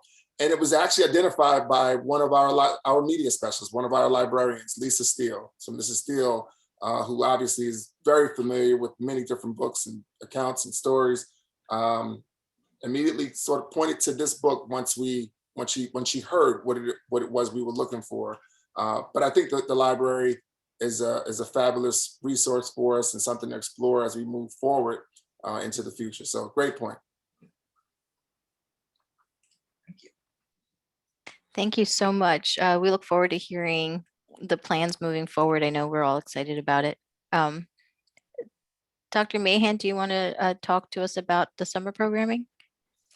So I think we can skip summer programming that was included in the Return to Learn Road Back presentation that Dr. Malash and I covered at the beginning of the meeting. I don't know if there are any additional questions regarding summer acceleration and remediation. We have 2 questions. Kim? Sorry. Dr. Mahan, I know in the course offerings for the summer, or Dr. Morton as well, welcome. There's some opportunities for like incoming freshmen and sophomores, and I guess entering kindergartners and so forth. Are there opportunities for students who really suffered, maybe anxiety, school resistance? They're very nervous about returning to school for whatever reason, and they don't fall into one of those, grade points? So yes, if there are any students who fall into one of those categories or a different category, they can certainly reach out to the building principal to schedule time to come into the building. We do not have formalized presentations for this population of students, not for any particular reason, except for one school may have several students who need that additional support. Some schools may have no students who need that support. So that is one where, in addition to the mental health supports that are being coordinated by Ms. Mallory and Mrs. Wethington, that we can certainly offer to any of our students. The principals are keenly aware that we have students who will need that transition, even if they are not assigned to the designated grade level that it was advertised in the summer learning. Okay, so parents should reach out to their principal if their child may be having some nervousness, anxiety. Okay, Yes. Thank you. You're welcome. Yeah, and just to add, I think Dr. Malash spoke to this a bit earlier in his presentation also. I think the principals are looking at mental health and student wellness as a prerequisite to learning. So that definitely is a focus, and it will be a focus on everyone's radar. So if you reach out to them, it will not be a foreign concept. They'll be able to advise you accordingly, and will know exactly how to move forward. Yeah, and I was just going to share that I know child study team members and counselors, as part of the initiatives that focus on mental health, they are being trained to kind of have a better hypersensitivity to look for those students, not just how to support them, but also how to identify them. So that was part of why we selected the programs that we did, because it was going to give them an opportunity to have a better understanding of what to look for post-COVID, and just in general, as far as providing those supports and identifying those students. Thank you, everyone. Yes, thank you. That was helpful. Miriam, do you still have a question? I know you had your hand up. Thank you. Yeah, this is, and it's kind of a piece of, so I think the summer acceleration programs are great. I think it's wonderful to see. Obviously a lot of hard work, and I think to Dr. Mahan's earlier point, this is after a year when I think a lot of people just wanted to close the door on going to school, working in school, et cetera. I think it's been a big ask of the faculty, the teachers, and the students and the parents to kind of think about summer learning. And it's exciting to see that it's just, what's happening with it and how much engagement there is. I know it was been discussion for several of our meetings about putting this together. And in that vein, I'm just asking, are we already in a mode where it's mid-July, that we're in the accelerated, we're already starting those courses. Are we now also looking forward, and is it anticipated that it will be kind of maybe perhaps, our next committee meeting or such to then discuss ongoing acceleration options, because I just think it's the summer piece was such a huge task, and I'm trying to imagine how big the task is for ongoing. So just wondering about the thoughts on that. Muted. Sorry, I'm muted. Yes and yes. So for where are we currently at? So I will say that, and I said this already, this was a huge undertaking. And even up until today, all of the kinks have not been worked out. So although we are certainly thinking about ongoing acceleration programs and opportunities for the fall and through the academic year, because as you are aware, the grant funds are over a 3-year period. Right now, all of our resources, at least my resources as I am coordinating all of this, are totally into ensuring that summer program is up and running. Everyone has what they need. We've had some glitches with credit recovery and making sure that students have their packets, and just making sure that students are in the right class. So, some parents receive emails that their child was signed up for a class. The parent is saying, I didn't sign up for that class. How do we then move students to the proper class and make sure that there are space and seats? So we're still working through, I think we're probably down to about 5 or 6 that we still need to work through, but we have been in constant communication with families. As I mentioned during the presentation, we have also opened several additional courses in the last few days to further accommodate for students and student needs. So yes, we are certainly looking forward, but right now our entire focus has been on the success of the Summer Acceleration and Learning Program. The classes started last week, July 6th, and they are running through August 12th. Some of those may be extended just because of timing of when they started, particularly with credit recovery, to extend their completion window.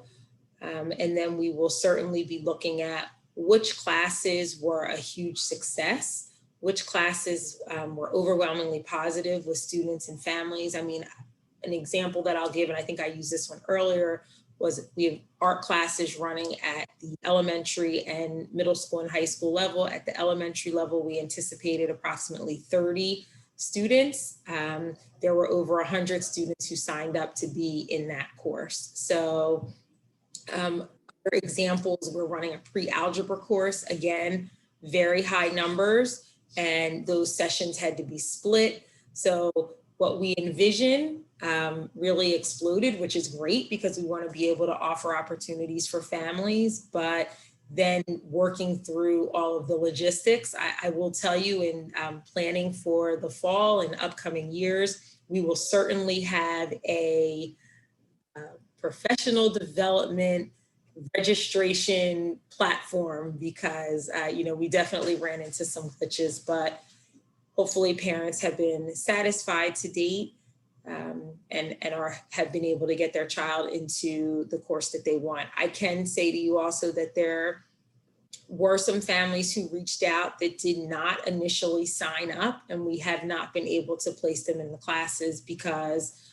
all the classes are at capacity. But anyone who did sign up and use the online portal through Genesis, we've been working diligently to ensure that they do have an option. So, Thank you. I mean, I will say that. Go ahead. Just think it's a testament, given the demand, testament to the great programming that you've put together, you and your team and everybody working with you, and to the need. So it's hoping that, this thing is smooth out. It's always hard when it's the first. And excited to, I guess, take, this is a 1.5 years of learning lessons and applying them, and hopefully this will be helpful going into the school year, and looking forward to hearing when the time comes, hopefully, and getting a sense of what's needed and how to move forward for the next 3 years. So thank you. Thank you. Thank you. I think that's it. I don't see any more questions. Lori? That's all we have on our part of the agenda. That's it for CNI? Yes, thank you. All right, thank you. So that then brings us to business and facilities, and I'll turn that over to Mrs. Schultz and Mrs. Sugars. I'm going to turn it right over to Mrs. Sugars. So tonight we're going to do just a quick project update so you can get a feel for some of the projects that we're currently working on in the district. We often, it often seems like the summer is a very long time, but the summer really is not a very long time. We try to get as much done as we possibly can over the summer. So we just have a few things that we want to highlight for you tonight.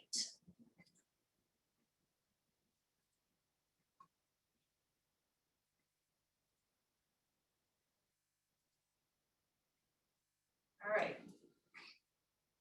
So we're going to start with our ADA projects that we're working on. We currently have ADA work going on at both Woodcrest Elementary School and West High School. You can see here that they've done quite a bit of work there. They've taken out most of the sidewalks. They're also working on the asphalt there. And Mr. Bart, please jump in here at any point that you feel that you can add some additional information to the presentation. And thank you for putting this together. So this is just in the last few days. They've actually, this area here, they've been able to complete this sidewalk area here. So quite a bit of work that has been going on there. It involves curbing, it involves sidewalks, it also involves replacement of asphalt there. So you can see here, this is looking towards the main entrance. In this picture here, this is the main entrance here. They've done work along here. And then this is work that's being done in the main driveway that leads up to the main entrance at Woodcrest. Another view that you can see there up to the main entrance there.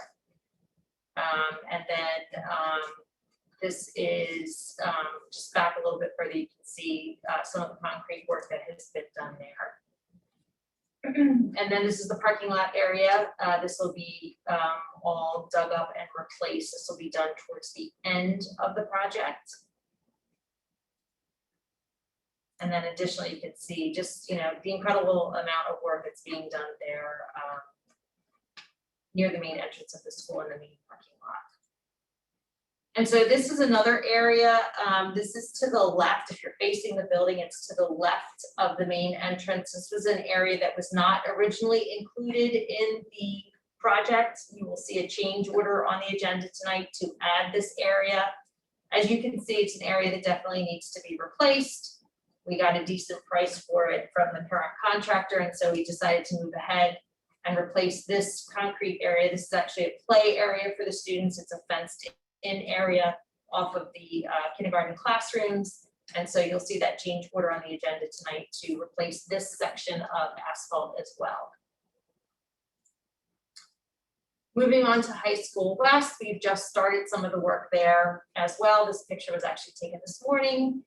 You can see some of the concrete work. This is to the right of the main entrance in front of the building there. And then you can also see this is leading up to, if you look to the far left over in this section here, you can see where we put in the new vestibule and the new entrance. And so this work in the parking lot, the curbing and the sidewalk will all update everything there. We will be moving the handicap parking spaces to be closer to the main entrance. So we have quite a bit of work that's going on there at West as well. This is actually going to be sidewalk area that's being updated that will lead off of Chapel Avenue down to the parking area. And again, this is kind of coming off of that section there and then in front of the building there. And then as you can see further down to here to the main entrance. Our next project is security suite installations. We've been talking about this all last year. We did a lot of this work over the course of the year. Our last school to be completed is Carusi, and that's going to be completed. They're working on it as we speak. And once that school is done, all of our schools will have interior and exterior cameras, door entry systems, exterior door sensor systems, which is a system that alerts us if the door is open for an extended period of time. The lockdown notification to Cherry Hill Police, which is part of the recent legislation, we had to provide that as well. And then strobe warning lights. So if there's a strobe light on the outside of the building that is flashing, then visitors know that there's trouble going on in the building. So we're very happy that that work is being completed. All of our schools, like I said, by the end of the summer, will be updated with those installations. And then our roofing projects are our biggest projects that we have going on here this summer. We're doing the entire roof at Stockton, and then we're doing some partial roofing work at Hart, Johnson, Payne, and Rosa. Stockton and Johnson are underway, and we expect Hart and Rosa to begin soon. We were very concerned about whether or not we were going to be able to get supplies in time. If you've done any work at your homes, you know it's very difficult to get supplies. Things are very costly right now, but we were very fortunate that we got all of our supplies, and so we can move ahead with these projects at these schools.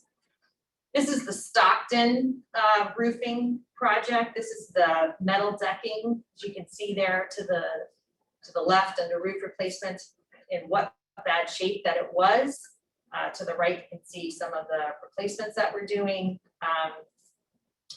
It was definitely probably one of our, we did Man last summer, that was probably our worst. Stockton was shortly behind that in terms of need of being replaced. You can see here the removal of the current roof taking place at Stockton, and then the new materials that are coming in after that. We've been fortunate, as you can see, quite a few people on the roof. We've been fortunate with manning. We've been fortunate with getting the materials that we need. So we can move ahead with that project. And you can see here that they're rocking and rolling there. They're moving right along. So we're happy to see that project get done. It's supposed to be completed by mid-August, I believe. And so we're happy to have that project moving along as well as it has been. And then we have some partial roof replacements, so smaller areas that are being done. And here you can see this red machine here is the machine that removes the gravel off of the roofs. And then you can see here down in the corner, these are some of the roofing materials. These are for all of the projects that we have had delivered so that we can complete those projects. And then you can see here, this is behind Johnson. You can see this is them in action there doing that work there. So that project is moving along well. And then our East tennis courts, which we have talked about, as you know, this has been an ongoing issue. The tennis courts have been out of commission for about a year. They were damaged during a storm. There was some haggling with insurance companies, which is why it has taken so long to get this project up and running. You can see here some of the conditions that we found there. You know, ultimately we decided for a complete replacement of the tennis courts because of the condition they were in. When we spoke to our engineers, they told us that if we just fix the surface, we would be dealing with issues underneath of it. And you'll see again tonight on the agenda an additional change order for some additional work at the East tennis courts, which will include, we had a change order last month that you saw that was for drainage. The change order tonight is for painting the lamp posts and for some additional drainage and for repairing a conduit underneath the tennis courts that needs to be repaired. So you can see here that they have removed the tennis courts. They have removed the fencing around the tennis courts. You can see these light posts here. The lights have been replaced. The posts themselves are, you know, very old. They're very, you know, they've been through the worst of it and really need to be spruced up and cleaned up and painted. We didn't want to go through and do all of this work, have gorgeous brand new tennis courts and not have these and still have the old light posts there. So we asked the contractor for a price to paint the light post. So that's a change order that you'll see on the agenda tonight to be approved. So that project is moving right along. They're addressing the drainage issues first, and then they will address the rest of it. One of the concerns that we have with this project is getting the fencing materials in. It'll be all fenced in with a nice black vinyl fencing around it, and we're hoping that those come in time. We're hoping that the tennis courts are back and available for use by both our teams and the public in September. And as you know, the insurance company has committed to paying for a large portion of this project. Not the entire thing, but a large portion of it. So we will be getting reimbursed some of the costs from the insurance company. See here as that work is progressing. Tennis courts again. And then, you know, not only in addition to our big projects that we do, we also have smaller projects that go on throughout the district. It's an opportunity for us to address flooring and lighting and some other things. We can get into classrooms and areas that, you know, through the course of the year are difficult to get into. We have a lot of flooring in the district that needs to be replaced. We have a lot of carpeting. We have a lot of asbestos tile that needs to be removed. And as you know, when we do those type of projects, we have to go through an abatement procedure, which is another reason why we do it over the summer when buildings are vacant. So you can see here some of the flooring that's going to be replaced. I unfortunately don't have any after pictures quite yet because they're in process right now. But you know, for sure, they will certainly look better than they do right now.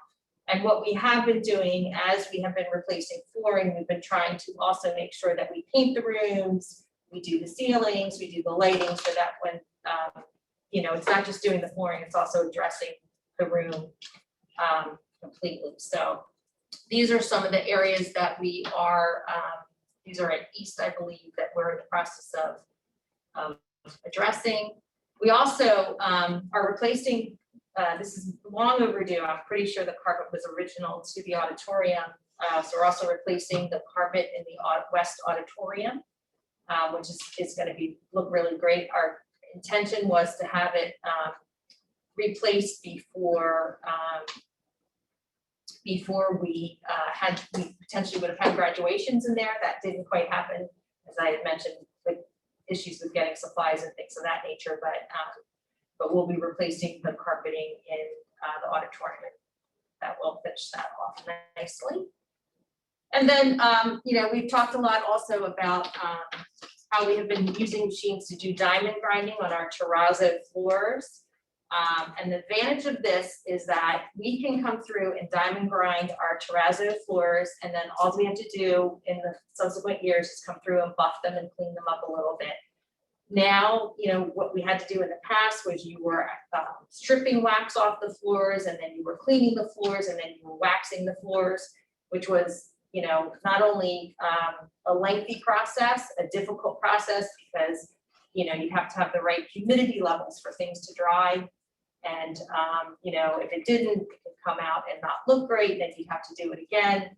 So we've eliminated a lot of that process. We've come through and literally diamond grinded the floors, and then we put this, comes up with this nice shine on them. We're almost done East High School. I think it's gonna look really great when everything is done. This is one of the hallways there, and you can just see how nice it looks. The pictures really don't do it justice. You really have to see it in person, but we're gonna have a lot of the district done this summer. We'll finish up some of it next summer and over the course of the year when we have opportunities on breaks and things of that nature. But we're very excited about this. I think it's a great thing. It'll save us money in the long run. Also saves us on things like, you know, potential employee injuries and things of that nature, because you're no longer working with the wax and slips and falls and things of that nature. So we're very happy to be doing this process and have been doing it over the past couple of years. In addition, we have been replacing our lighting to LED energy efficient lighting throughout the district. We have a couple schools left that we're doing that in. This, I believe, is at Sharp Elementary School. So we're in the process of replacing the lighting and the ceiling tiles as we go through the buildings. And so that also brightens up our classrooms. And again, energy efficiency, we get rebates for these light replacements, and then we just kind of roll that into purchasing additional lights. So we're very happy about that project as well. In addition to the ADA work, we also have some paving going on throughout the district. As you know, we have a lot of really bad paving throughout the district. So this is at Rosa Elementary School. We had started some of this work over spring break. And so we're going to finish up some of that work over at Rosa. We have some paving at some of our other locations that needs to be done as well. And then just general painting and renovations. You can see here, this is Cooper Elementary School. You can see how nice the newly painted hallway looks there. And then you can see that we did spruce up the media center over at Cooper. We put some new carpeting in. We did some painting over there. We did some lighting and ceilings. And so just, you know, in general, just to spruce up some of those areas and update them a little bit and just make them, you know, all the more inviting and all the more functional for everybody when they come back in September.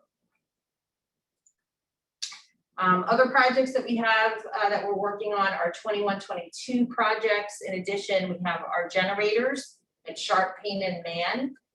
This will pretty much complete our generators. We still have to put one in at West, but that's really a large project that's probably best served to be done through the referendum. But this will update our generators throughout the district. And then we have 2 more ADA projects that we'll work on this year at Beck and Payne. We have not started those projects yet. I don't anticipate that those projects will start until the following summer. West and Woodcrest are actually 2021 projects. Beck and Payne will be the 21-22 projects, but we'll start to prepare for those late winter and then be ready to move on them once school gets out in June. And that's the end of that. Does anybody have any questions about that?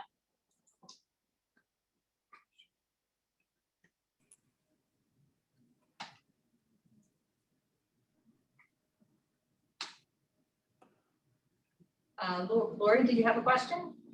Yeah, for the ADA projects, how does that line up with the list that ERI had provided as far as the order of priority?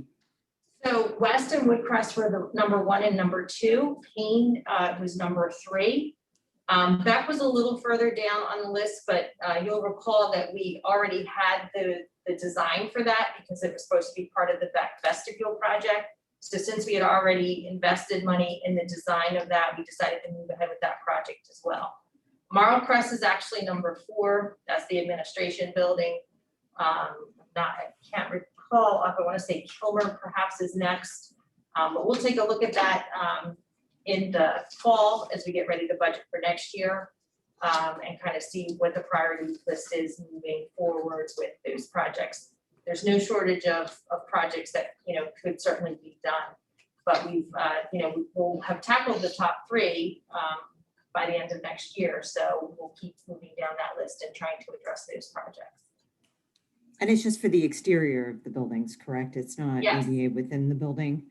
It does not address ADA within the building. Again, Mr. Garrison is here shaking his head.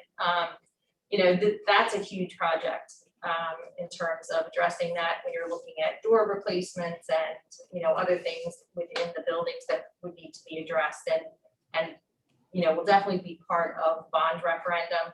Our focus right now is main entrance. So we're focusing on making sure that it is accessible to the main entrance. That was what we had asked ERI to focus on when they did their report. And you know, those are the projects that we're focusing on right now.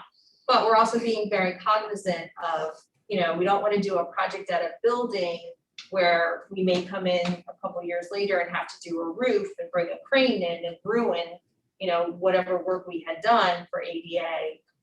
So we're trying to be cognizant of, you know, what buildings need roofs replaced, what other projects might be going on in that building that may affect the ADA work. So we, you know, trying to make sure that we're addressing all of those issues as we plan out our projects. Okay, thank you. Mrs. Stern? So I wanted to see if we could get, regarding the ERI list and the work that's now been done on that list, if we could get an update perhaps in like our next Friday packet, just to kind of see where we're at so we can all look at the same thing. Trying to take a lot of notes and keep and attend to this, but I think having that in front of us would be good for us to be able to keep track of. And so that's one request. And the other piece I just want to ask is, are we, you know, pushing this information out to the community, the presentation, will it be posted? Is it possible to make it even like incorporate into one of the communications that goes directly out to everybody in the community? Because I think there's such a long history of all this deferred maintenance, and there's so much good repair and, going on right now, which is a direct use of the, everybody, the taxpayers' money. I think it's really important that people get a chance to see when they're, people who might not be on this meeting, attending a board meeting, but, wow, like look at all this good stuff that, like, look how bad that roof was. That's amazing. That's, it's being replaced. So I just like that information to be out there for the community and to perhaps even be highlighted. Especially, I think it's important to, for everyone to be able to see the stewardship of the district funds and how they're being applied to these important projects that are obviously long overdue. So. Yeah, we can definitely, we have in the past posted presentations that we have done like this, and I could definitely, do that and, strategize with Mrs. Wilson how to get some of that information out. Mrs. Arroyo? Thank you. Miriam asked one of my questions. I don't know if I missed it, but the timeline for the ADA work at the two schools, that's supposed to be done before school starts? Is that? Yes. Okay. Yeah. And then I appreciate moving forward on the play area. But was that originally identified when they did the walkthrough, or is that something that was that on the list? I don't remember. It was not on the list because it wasn't considered ADA necessarily.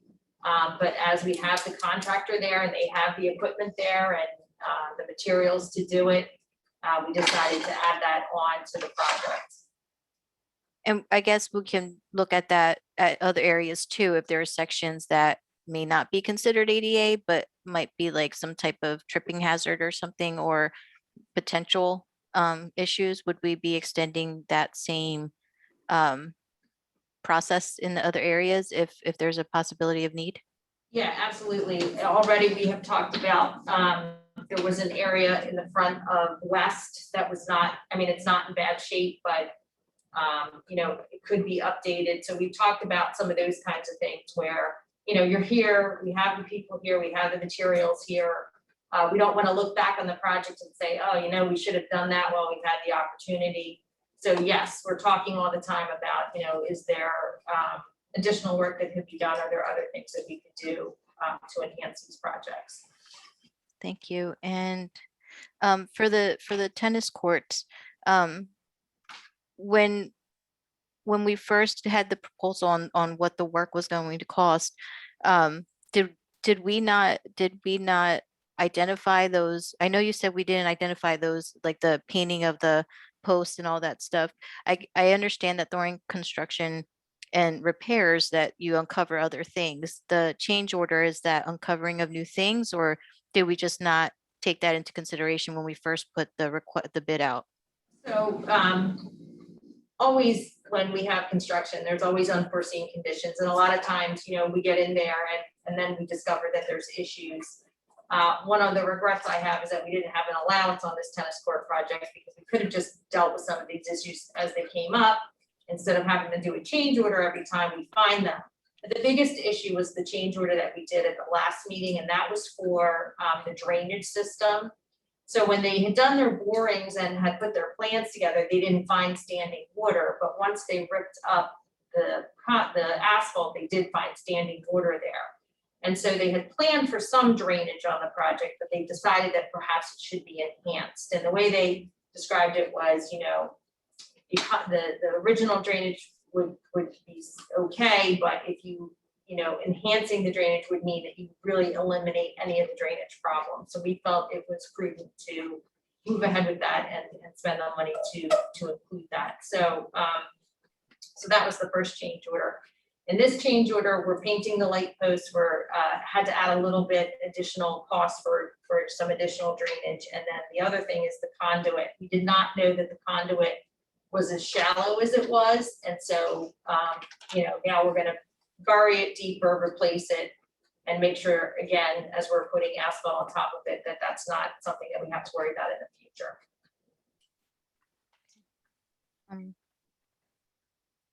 I think that's it. Thank you. Then I just have a quick question. Sure. This kind of maybe predates my time on the board, but it was just something I was trying to just get clarification on, but the lights on the athletic field at East. I know there was some conversation about the timing, about when that was gonna get done, or if that was gonna get done. I was just hoping I could get some education on that. So are you talking about on the football field? On the football field, like I know with the township, like we're in a partnership with the township for the turf for East and West, and then there were lights put on the West field, and then there was at some point a timeline of when we were gonna put lights on the East football field, but I just, it's kind of, I don't know, and I don't wanna be misinformed about so I'm just simply asking to be educated on that particular topic. So the lights at the Morris Stadium came as part of a donation from a family, from the Santarpio family. After Michael, who was a West student back in the 70s, passed away. So that's where those lights came from. There was discussion in the referendum that went up in December of 2018. In the third question was to include new stands and lights and all that kind of stuff was as part of the referendum. As of right now, there are no plans to do lights as part of capital projects. I would expect that would be part of the referendum discussion that would take place. Okay. Unless there's somebody out there in broadcast land that wants to step forward and make that donation, have them installed, I'm sure we could work something out with where it is. But as of right now, it would be part of the referendum. Okay, thank you. And then the West lights are probably 16 or 17 years old. And they came via the school through a donation. They came through a direct donation from the Santarpio Fund. Okay, thank you. Great, I just have one brief update to share with you. We've been talking tonight a lot about grants and trying to find my summary here. I actually had one more question. Oh, I'm sorry, Rosie, go ahead. I just wanted to know the fencing, because there is a delay in the in materials. Does that delay the timeline of the project, and do you know how long, or is there a delay? I wasn't sure if I mixed that up. It may be delayed. We were aiming for September to have the tennis courts finished. We're in contact with the contractor constantly to find out, when those materials are coming in. It may delay the project. We're not sure at this point. Hopefully, maybe in the next week or so, we'll have some additional information. Great, thank you. Okay. Can I just make one Sure, quick go ahead. comment? Go ahead, Sorry. Mr. Garrison. Good to see everybody. Thank you to the Board of Education for having the confidence to move forward with those roofing projects. You have no idea, and you saw the photograph there of the stack of insulation. That insulation is so coveted because of the ice storms in Texas that many districts are not able to proceed with the roofing projects because that provides our slope that we need, our insulation that we need, our protection that we need, et cetera. You had the courage to go out with 2 different packages, 4 schools and 1 school. The district got lucky enough to have the same roofer. He had buying power. You were able to get the insulation. He had an armor guard escort, I think, to one of your sites because other people were coveted that. But that's the kind of great decision making that got you those roofs done. And you can't say that for every school in New Jersey. And so congratulations for having that confidence. Secondly, and real quickly, there's an HVAC portion to that. Don't forget about all the HVAC equipment there that will have all the CDC guidelines, the recommendations, the clean air initiatives that we're going to put in forward and go forward as part of the bond referendum. That's a big part of that project is HVAC and all those sections that we're roofing, including new exhaust fans. So I just put that out and probably a segue to your funding discussion. It is actually. Thank you for that.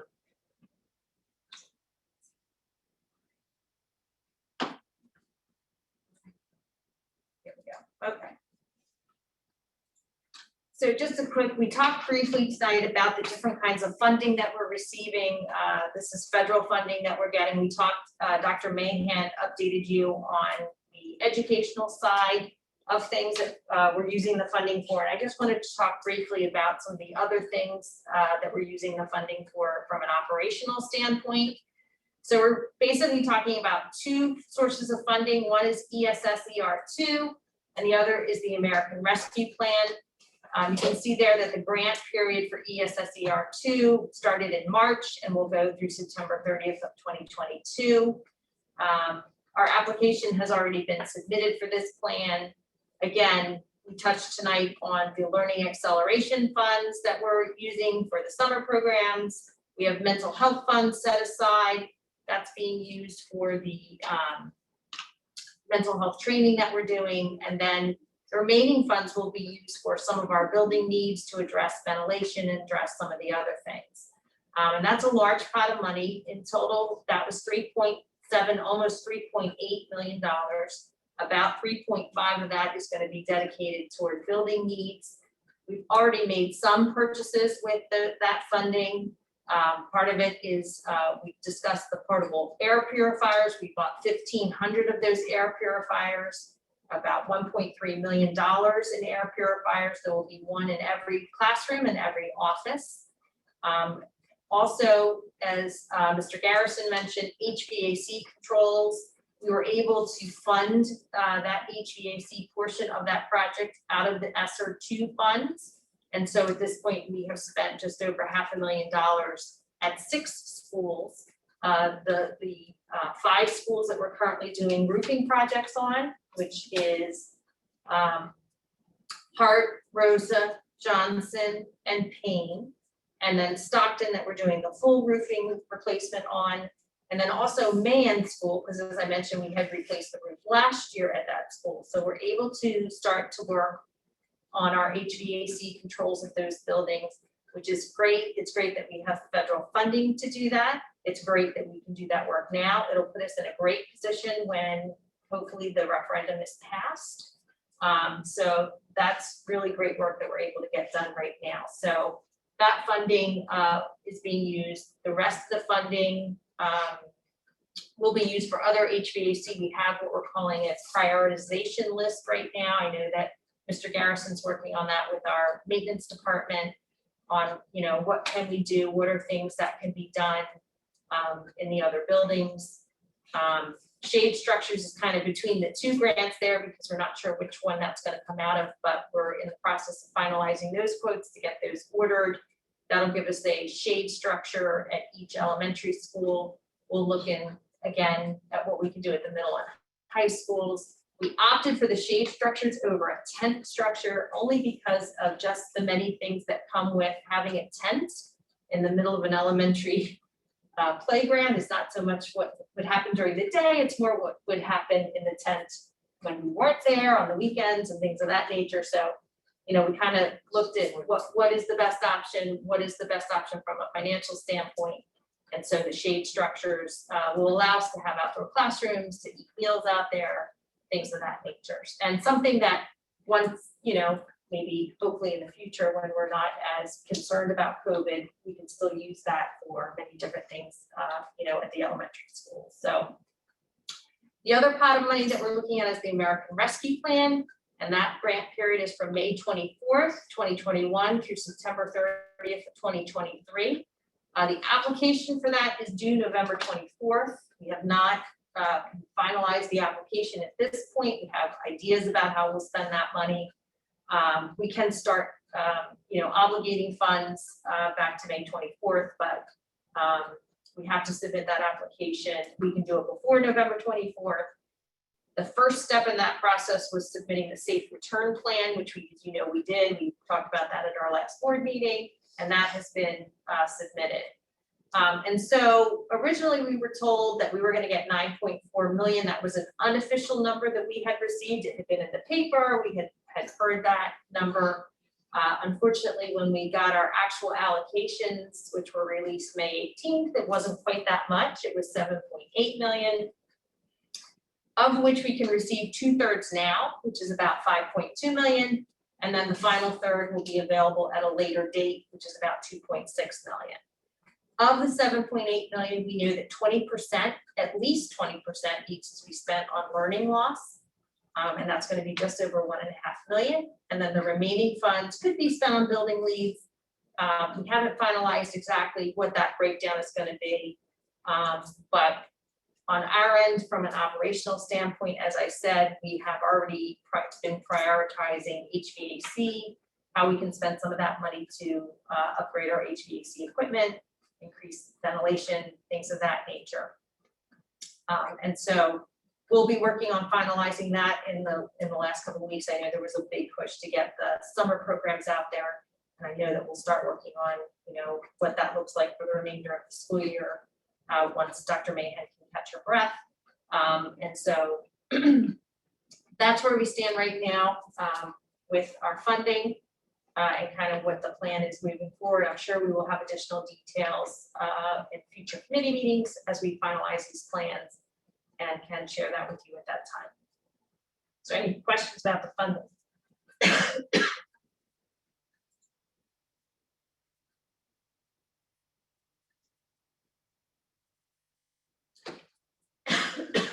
Mr. Avadi.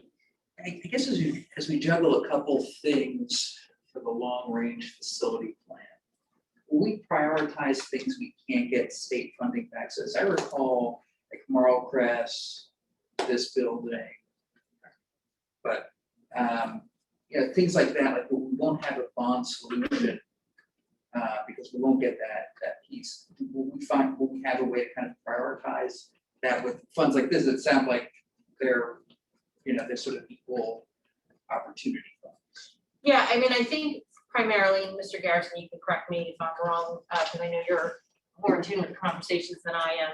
For the most part, we're looking at things that can be replaced like for like fairly easily.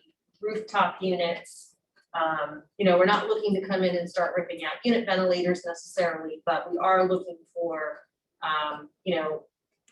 things that can be swapped out easily. Sometimes we do that when we look at Smart Start programs or that kind of a thing. So although, that, again, it'll probably be around $6 million. That sounds like a lot of money, but when you're stretching it out over 19 buildings, it's not a lot of money. So I think we'll probably look at what can we do quickly and easily and what makes sense over prioritizing various buildings, trying to make sure that everybody gets, we spread it out and everybody gets a little something. So there's two parts to that. One is, there's no free lunch without rules, right? So we have to look at, federal government gives us money. And so what are the rules of the game? The rules are obviously HVAC improvements, which you've already taken advantage of with controls, like for like pieces of equipment, windows, doors, and a big question unknown on roofing. Maybe, maybe not. And I have some districts that think they can build buildings, which is not likely to be approved. So those are the rules of the game. To your point, you make a great suggestion. If you have an ineligible building, you certainly would want to look at mechanical in that and replace it. But we can't ignore all the other buildings that we have. And in fact, your facility staff, along with my engineering team, is touring all of the buildings. Some of the units are non-functional in some of the buildings. We've got to get them back up and operational. There's areas that we can do. Ms. Sugars points out the fact that we can't do all the unit ventilators in an elementary school because we don't have 2 or 3 million spent in that particular school and ignore the other needs in the district. But maybe we could do the rooftop unit in the nurses suite and get those CDC guidelines in there with indoor air quality and do the multi-purpose room and pick off different areas or a boiler, let's say that was in a 2005 edition. So that's what we're doing school by school, trying to give everybody something and operate within the guidelines of the ERP rules. Just want to make one comment. Next year, there is free lunch for everybody. Oh, God, all right, Who comes in sorry. line, everyone will be served. That analogy, all right, sorry, my bad. But, there's strings attached. Right, okay, somebody's paying. Yeah. Okay, thanks. Mrs. Arroyo, did you have a question? Yeah, just more of just a little bit deeper on what Mr. I'm sorry, Garrison? Bob Garrison, good to see you. Okay, sorry. Just is easier always better though in this sense because of all the work? I mean, it's not, I understand prioritizing and making sure each school gets what they need. But then, we talk about that, also knowing that we have the ERI report, also knowing that we have, you don't want to do these things around the pavement areas because of the rooftops. But then, you know what I mean? So it's like, I'm just trying to make sense of it all. I also don't get an opportunity to participate in most of the discussions when you guys go through this process, but I definitely understand, what's going to be the easiest to take care of right away, but is that always the best way to do, or is that our best option right now? And then after so many projects being completed, can we then start prioritizing differently? Well, the answer to your question is we have a great roadmap and $360+ million worth of needs at every single building. So we know what's wrong at every single building. And by having that roadmap, we can go in and look specifically at projects and then have a complete picture of if we did everything here, ADA, paving, roofing, new addition for security vents, what does that all look like? So we have the knowledge there to make the decisions about what's easiest or what's not easiest at each of the schools, because we have a roadmap that was laid out and started. So I didn't mean to say that it's the easiest, it's the most economical, it's the most cost effective, and it's the most equal, because in the past, I will say, this district has focused on facilities, certain facilities over another, and we try to equalize that and make sure that everybody gets taken care of, because these are federal funds that are to be used by all the taxpayers. Plus, Rosie, the federal funding that we're getting, there's certain caveats with that funding.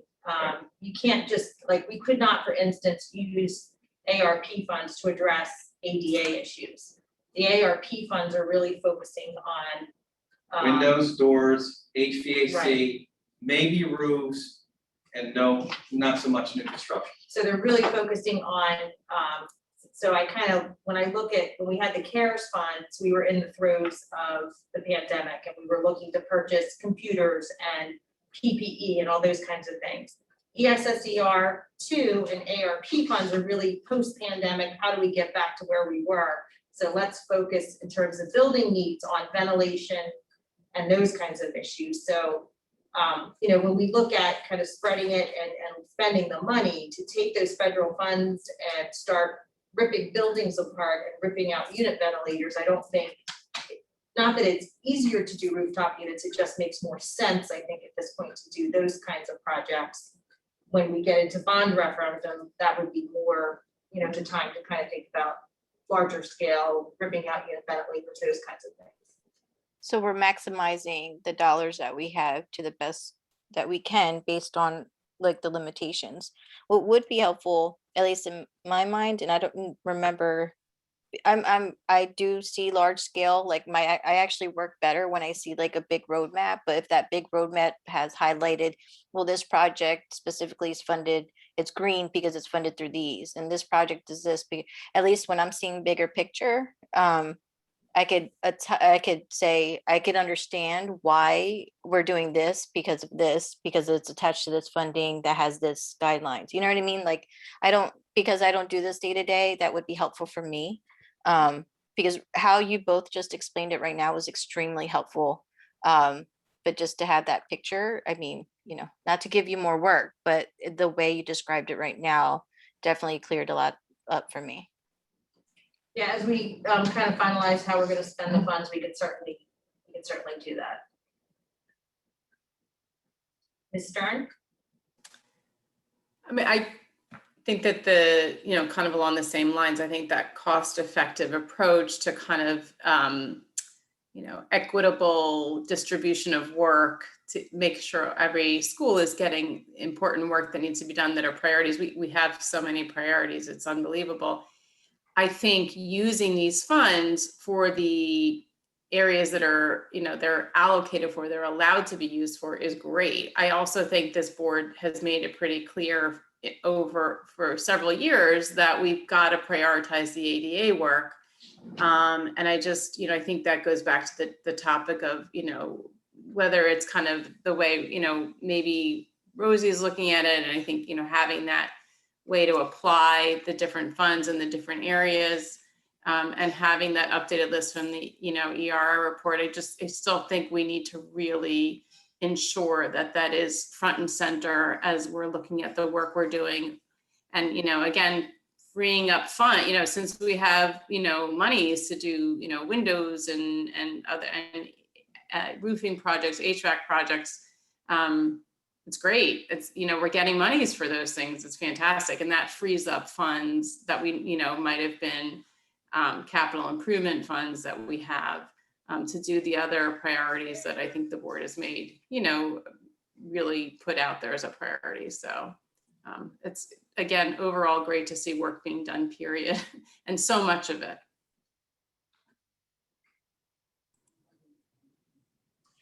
Okay, I'm are there not any other sure. questions? I just want to make a statement that I'm not sure that the board has truly agreed on what our priorities are. I think that's the gist of what our strategic planning conversation is. So I just want to, at least for me, I think that we need to align in strategic planning as to what our priorities are. So I'm going to put that out there for myself before we make statements as what the board's priorities are. Thanks.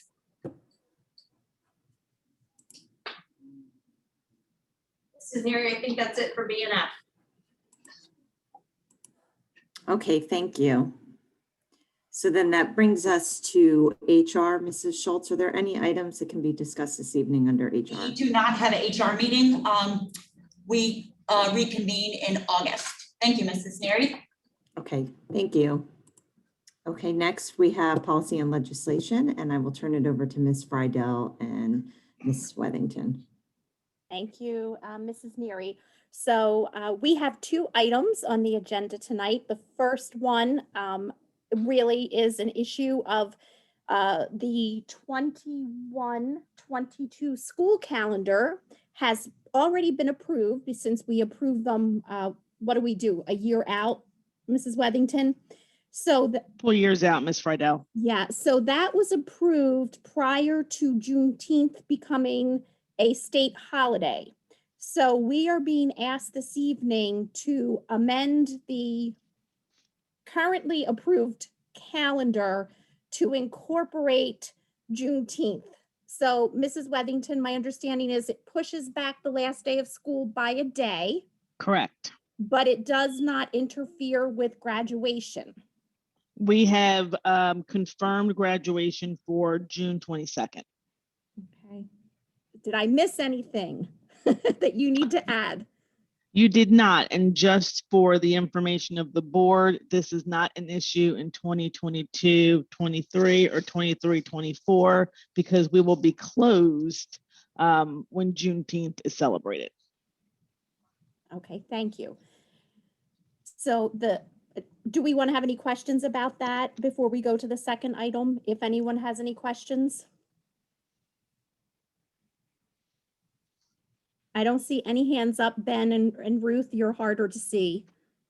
No questions. Thank you. Oh, good. Thanks.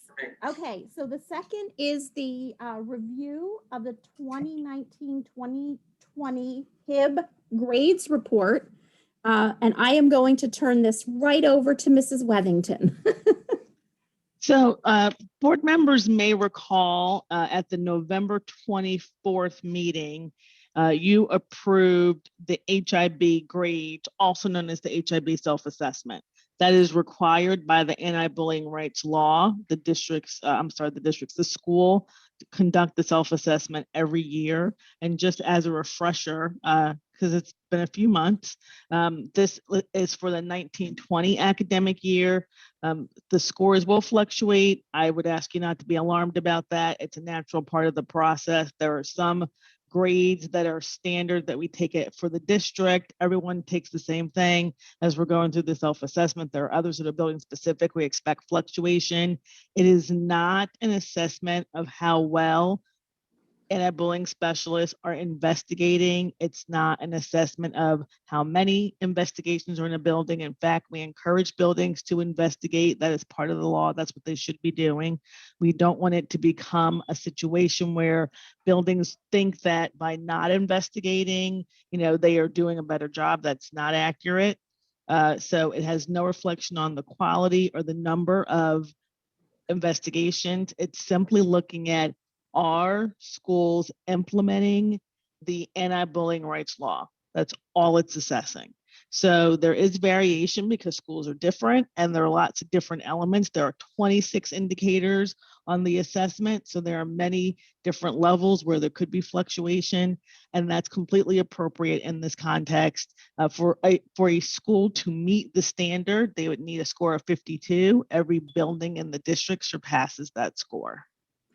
So you are approving, it's actually not an approval. As part of the process, we must present the HIB grades report, which I believe is in the Friday memo. Is that correct, Dr. Malas, just to clarify? Yes. Okay, which was in the Friday memo. So we are just going to post that on the website. That is a requirement of the law, and that posting has to happen by July 19th. We will also, as has been our practice, have a letter that goes with it explaining to the community what those grades mean. Thank you. Are there any questions? Okay, seeing none. Thank you, Mrs. Wethington. My pleasure.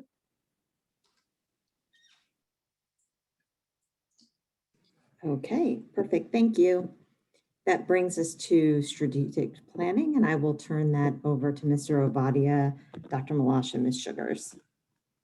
Thanks, Mrs. Neary. So I just wanted to, before we launch into strategic planning, so for people who've been paying attention, the agenda items should come as no surprise because we've done them in report outs and things like that. The things we promised for tonight were redistricting timeline, bond timeline, and Garrison to start the process of really moving us next step, which it seems that we are committed to finding some next steps. So I guess let me start with the districting study time. Dr. Moore, you can start.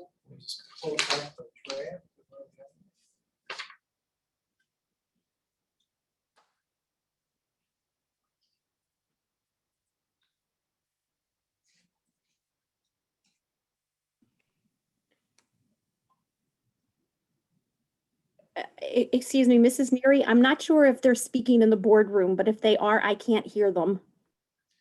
Not yet, Mr. Did you hear Mr. Ovadia, Ms. Fidel? He kind of faded out and then it got completely silent. I was just going to say the same thing. I was just about to say that I didn't know if they were waiting for something and I didn't hear it. Yeah, Okay, Mr. but we can Ovadia hear was just going over the two topics that we're going to talk about tonight. So just doing a little overview of what they are. And I was just looking for the document to share. Okay. Thank you. So let me. Glad it wasn't just me. It was a great speech. One will surely will be remembered by all those in the room. Perhaps tremendous. In person next month, coming soon. Yeah.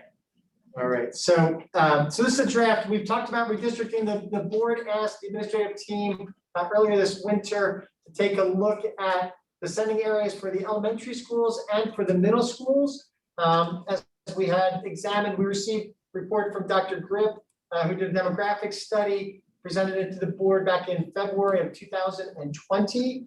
We had discussions this past winter about what kids go to school, where do they go to school, how are those determinations, or when were those determinations made, and what does it look like across specifically the elementary schools and the middle schools. Our high schools, there is open enrollment. Students have the opportunity to choose when they leave 8th grade and go to high school, which of the two comprehensive high schools they attend, or students move regardless of their home address, as long as they're in Cherry Hill, and students who move into district, same thing, they get to make that same choice when they arrive in district. So we were not able to do anything this spring as we went through budget preparation and the academic year, COVID, all that kind of stuff. So this is a tentative plan. Initially, we thought we'd be able to really kind of wrap it up by December, as we've had quite more discussion about setting up committees, involving presentations with the community. It looks like it'll probably take us till later in the spring is where we are right now. So where this has us is July and August. That's these 2 months. Internally, we have a work group that'll be looking at what Dr. Gripp's report says, looking at the demographics, reviewing the charge from the Board of Education, doing that initial data analysis, and the review of the tentative calendar, which this is a first piece right now with the draft of being presented to the board. Then in September, this having, again, a formal discussion topic of the strategic planning committee meeting, review of the work from the summer, and update for the strategic planning committee of what the work group internally found, talking about the scope of the work, what it's going to include, questions for the board, and then some preliminary outcomes. In October, again, discussion of the strategic planning committee meeting, formal presentation to the full Board of Education with a full status report on the progress of the work, delivered in committee and then to the board. Plan for expansion of the work group to a full committee status, including staff, students, and parents. And at that time, solicitation of participants for the committee.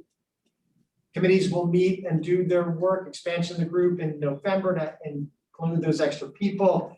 2 committee meetings in November, 2 committee meetings in December. Taking us into January with a report out of the strategic planning committee. And again, full presentation to the board, presentation of initial recommendations for changes at the elementary school level and the middle school level. And then looking in February, community town hall meetings. We would look to schedule 3 town hall meetings, 2 of them to be in person and 1 to be virtual, reviewing proposed recommendations for changes with location and sending areas. March, back to the strategic planning committee and a full presentation to the board with the final recommendations for changes, including feedback and analysis of the information that came from the town hall meetings.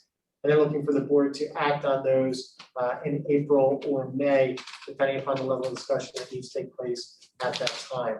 And again, that could be either April or May. So put this forward as a draft, as a tentative calendar to look at it. We'll put a hard copy of this will be in the backup with the board, and then again, we would look for, input from the board, either discussion tonight or people take a chance to review it, questions, that kind of thing, and then looking to move forward. So thank you, Dr. Mush. Are there, on this particular topic, are there questions, comments by board members? Get to the screen, I can see again. Mrs. Roya. Yep. Sorry, that was faster than hitting the button. Can you, I was gonna ask if you could just bring that back up again. I just wanted to see the first page again. Yes. Thank you. So are we, so we'll solicit participants for the committees, but in October, but we won't have full community participation until 2022? Am I reading that right? Yes, in terms of doing those town hall meetings. Yeah. So there was community input and discussion at the board meetings as the board meetings were taking place during the course of this year, and the presentations occurred. Yeah, initially, and the thought was that the committees actually to have them do something and then have something to be able to present in terms of those recommendations to get input after the recommendations were developed. Yeah, I mean, so as we discussed, I mean, if we could schedule town hall meetings in the fall with the community, if the committee wants to make a determination about what is it that they would ask the community to share. When we looked at it without recommendations in place, not sure what the ask would be of the community. Okay. But Could we I'm sorry, go ahead. I was just saying this, we're adding them in, we can always put town hall meetings on. Yeah, just to get like initial thought, but as you flesh this out more and get more feedback from the rest of the board members and we process this, I'm sure it'll, get a little bit more detailed and we'll have like a more structured, I do appreciate the timeline though. I think it's great having it outlined and the goals for each month. just, the community piece of it is going to be really, really important because it just flows with the rest of the items on the agenda for today. You know what I mean? Just like not just being inclusive in all these conversations. But I like the outline. I just wanted to make sure if there was a way to do it, but then allow the committees to have that discussion to do that. Okay. Mrs. Neary, did you have, I see you pop up? Yeah, thank you. So I'm just a bit confused because we've been talking about it. We talked about it in committee. We had the town hall earlier in the spring or late in the winter. I don't remember now. It feels like a lifetime ago. This timeline seems lengthy and seems to kind of go into kind of against what we had discussed when we were in the last strategic planning committee, where we didn't want the timeline to go that far out. And if I'm not mistaken, Mr. Vadia, you had said we were talking it through in committee, doing this piece first, then we go into bond. There was a much longer, much more lift there, I guess, for lack of a better word at this moment. I'm still trying to absorb this. This just doesn't seem to align with the conversations we had as far as how long to get to end of job and what we had discussed and the timing of the other things. I guess, so let me jump in, Mrs. Neary. So I think what we're seeing here is a work product that we asked for, which is, this is a version of getting to the full redistricting discussion. But I guess to Mrs. Arroyo's point, this is a very inclusive, broad-based, major effort of the board, process that will take, the better part of a year. Now, now I'm going to go to Mrs. Schultz, what she said earlier. If this board wants to say that a lot of this work's been done, and that's where I would lead, is that we have done a town hall, we have done a thought exchange, we have discussed it like this board, that we believe we can cut out some pieces. So I don't know that we have alignment on the board. That's kind of where I'm going. Now, I say that to react to Mrs. Neary. My own question, I guess, to administration or to Dr. Marsh, who's prepared this is, for me, as I've thought about the two workflows, our question at the middle level is a fairly straightforward question. The question at the elementary level involves expertise, data, mapping, and considerations of equity that are not so easy to put all together. I guess my question is, if we decouple the two levels, could we both look to truncate the elementary, but could we look to really expedite the middle level? If we had agreement with the board, so we would need some kind of like real agreement from the board, not just people seeming to say the right language, but we need to be somewhat explicit. But I guess that would be my question on this topic. Yes. So separating the discussion, so this would be inclusive of the elementary level and the middle level, right? About who attends what schools based on where they live. Separating those discussions, having a discussion about geographic attendance for 3 middle schools is a much different discussion than having a geographic discussion about 12 elementary schools in terms of what goes on. So yes, the time frame would change. If we were having just a middle level discussion, there'd be a dramatic change in what the time frame is. And you're right. The other piece is how much level or what level do we want to have people involved? How many people? Right? What do committees look like? As we're putting committees together, and the focus continues to be preparation for opening the school. Right? Return in full day, September 2021. What does that look like? What pool of people will you be pulling from? And set a committee like this up during the course of the summer, what pool of people are you pulling from? And the elementary level is just a very different discussion, just because of the intricacies of where children currently live and attend schools, what the makeup is of those schools.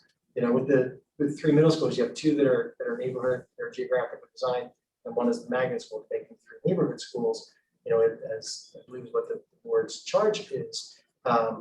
Is just much more straightforward. Okay.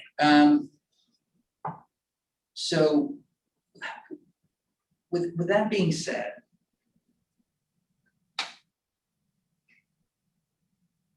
can we somehow, let me propose something, see what board members think. It's an evolving conversation. What if we did some kind of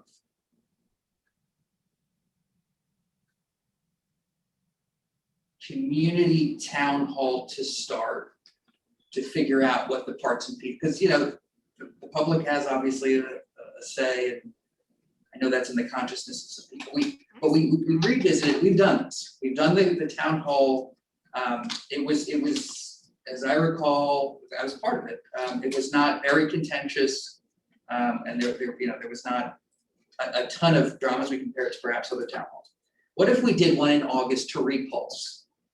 But we did that really at the elementary level. And what if, like, thinking about the board, do we have enough to say, we really want to look at a tactical unveiling of 3 neighborhood schools for middle starting next year? Do we have the will today? Do we have the information that we need to want to move forward on that? Because to me, that took most of the oxygen of the first town hall. And we did a thought exchange. So we've done some of these research pieces. Now, Mrs. Neer, do you want to go around and think about where people are? Do this some other way? I don't know.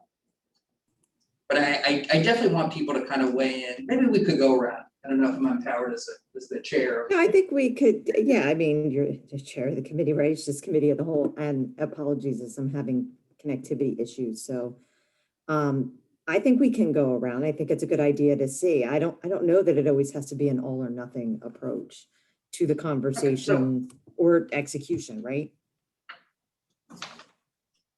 So I lean sort of where I said. Mr. Schultz, would you like to?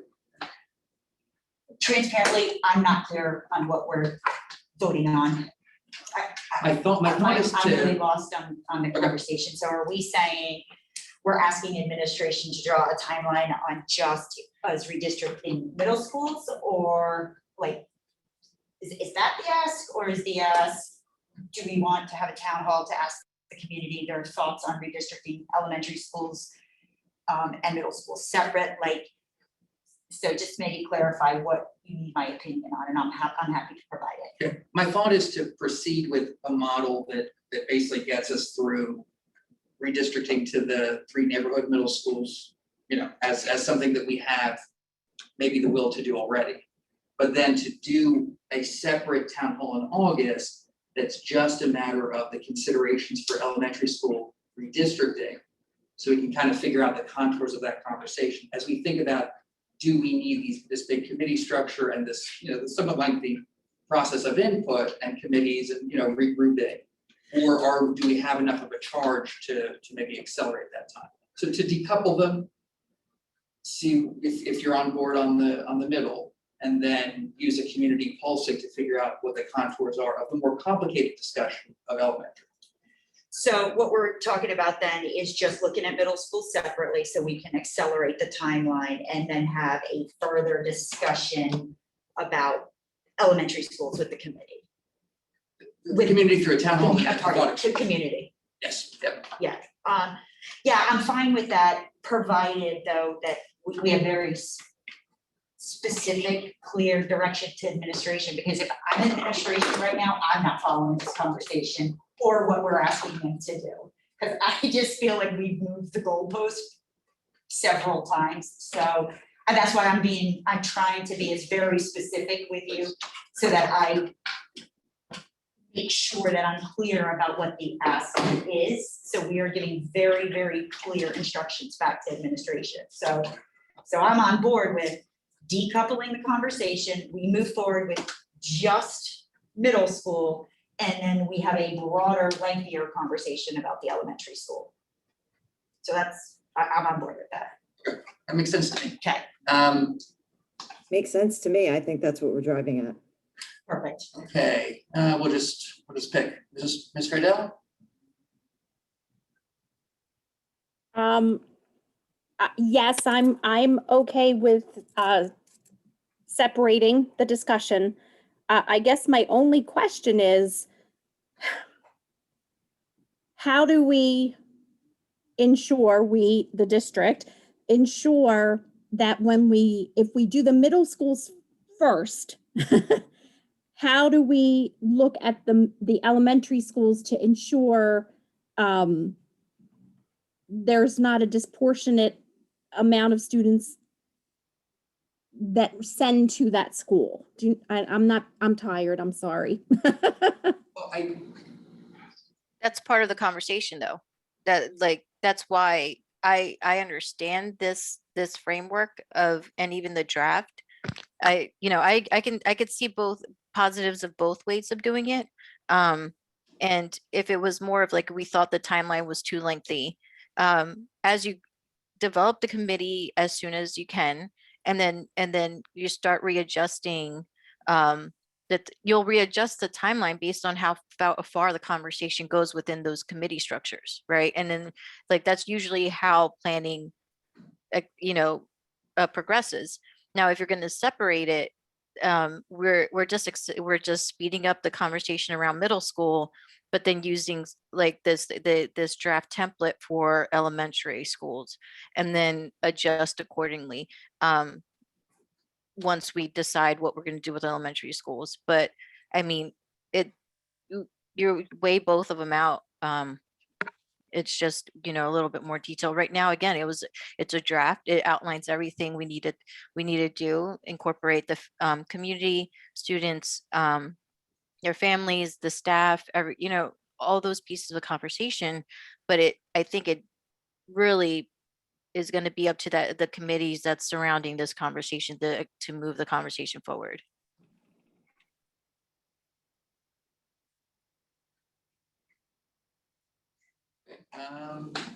This is Tom.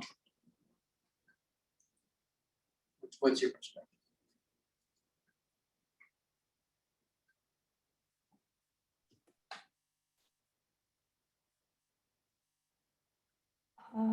Personally think I think the risk districting of the middle school, I think is the most critical part of it, I think at this time, because we have and then do the elementary school secondary. That's what my thinking.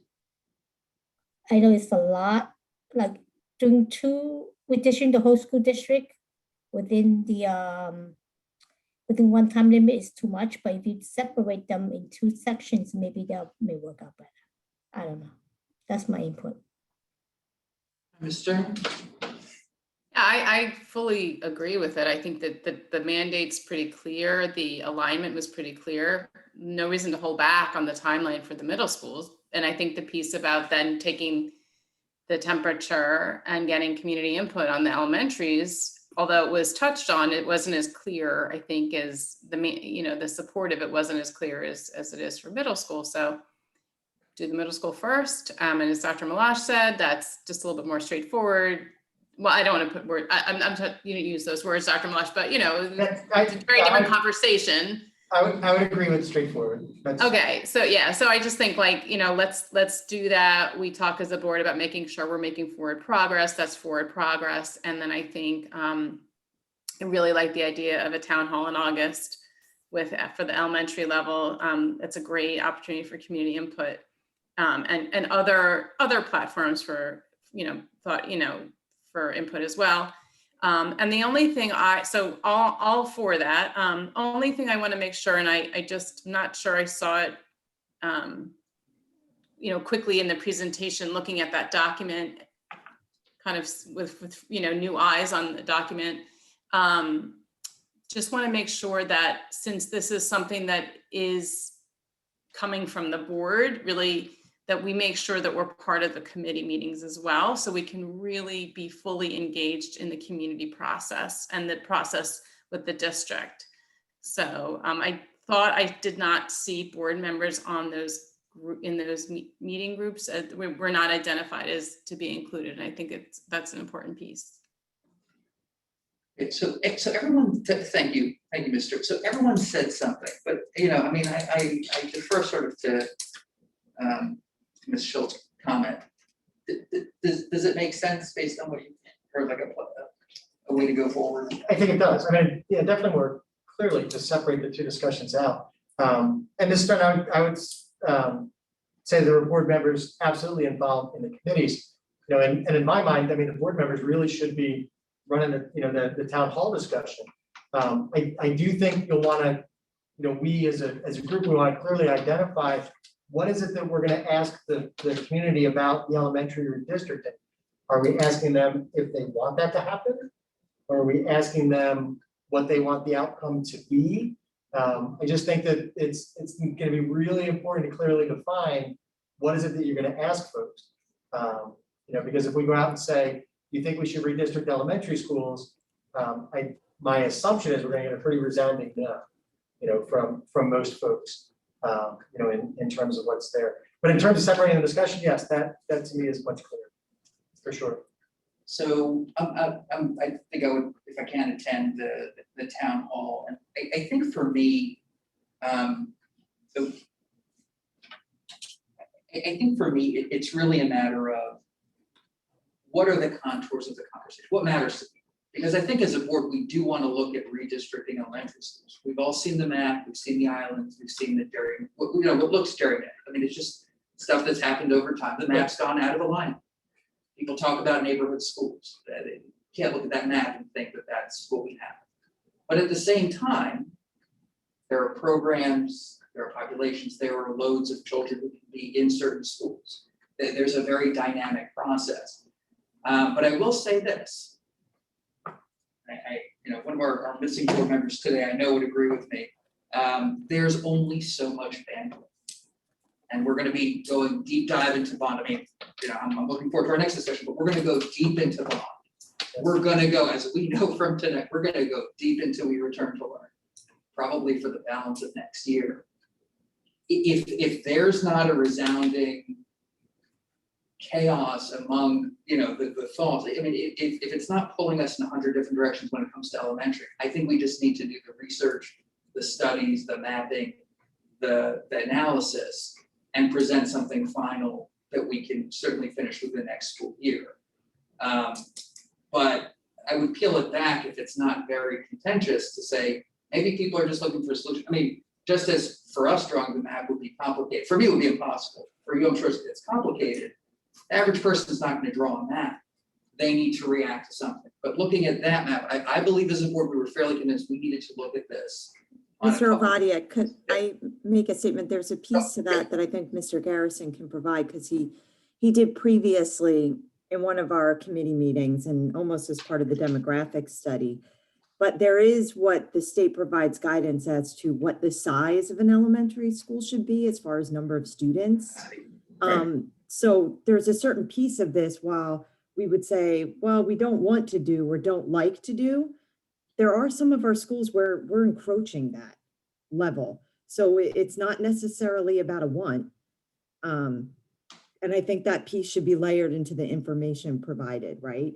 Where you've got schools at 500, schools at 230, right? Like what, and that whole equity piece, but some of it's also state guidance and state mandate. So I think that information coming through will be helpful in that presentation on the elementary piece, where it's not tied to the middle school discussion. Hence where I'm saying that I agree with it's a little more complicated, but that's information that should be layered in. Good point. That's a good point, Mrs. Neary. Okay. Just as a point of clarification, Dr. Malash, can we, I don't want to assume, but will you clarify, revise the timeline based on separating out, and then if not this Friday, next Friday? This will be in the memo. Okay, thank you. Thank you. And we'll bring that back next committee. Yeah, we can discuss the next committee, or we can discuss it on the 27th. If we want to discuss it on the 27th. There won't be any action items on the strategic planning. Again, that's up to, you can discuss it in there, you can discuss it as an old business item. Definitely by next committee, if not on the 27th. For sure by the 3rd of August. Yeah. We can have that discussion. All right, and so bullet point 1, and so bullet point 2, Mr. Garrison. So just one last comment on that. Sure. I can create a district map that shows the functional capacities. So the functional capacities were established when the 2018 bond referendum went off, okay? Room sizes, different types of rooms, number of rooms, it all deals with capacity. So each building has a capacity. So if you start with that, 538, 325, and you put it on a district map, and then you start drawing circles around that because the capacity is the capacity. And the circle gets bigger, circle gets smaller, just as a simplistic diagrammic exercise. Okay, bond referendum 101 presentation. Ooh. So Mr. Avadia, after 14 months, all right, okay, whatever, 12 months of working, has challenged me to say, where do we go from here? And that's a great problem to have, because it's exciting, because as we go forward and we launch the bond referendum campaign, I put down some thoughts tonight, and I really relied on a lot of the data that our New Jersey school boards gives us, our societies, superintendents, other different groups that helps me explain how to get from point A to point B. So on the agenda, let's not forget about the Department of Education. They're a partner in our bond referendum. They're a partner not with ARP funds or ESSER funds, but debt service aid. We'll talk about that specifically. Board of Education decisions impact success. Yes, your decisions, your actions, your history, this all goes into the success or failure of a bond referendum. District programming, we've done a lot of that work. Now, how do we get that work out into the community? District financing, what happens after a Board of Education decides on the scope of work? Where do we go forward with financing? What are the steps? What's the referendum schedule? And then I'm pleased to report that Governor Murphy continued to fund the Senior Citizen Tax Freeze program. And there's a lot of other programs out there that I'll talk about and touch on. So moving to page 3, we've been through this. I talked about it a little bit before. Educational Facility Construction Financing Act. There's no more one-trick pony. There's no more billions available for ROD grants or any of those type of things. The bottom line is the last bullet. In order to get state money, districts must incur debt. And you get the debt service aid over the life of the loan. Many of you are familiar with that. Renovating existing facilities are funded at whatever the architect's estimate is. New construction, let's revisit that. New construction, only $143 a square foot. Today it costs $350 to $400 a square foot. So you're deeply penalized when we talk about new construction. Thus, early on, when I came into district, we talked about that whole Carusi model, and we went through that particular study. So on page 4, Board of Education decisions impact success. So on the left-hand column, we've got 2 identical districts, 2 different referendums. The districts, one district's going out for $5 million, one's going out for $15 million. One district in the conservative mode is boilers, roofs, and renovations. The other district has a little bit more ambitious program.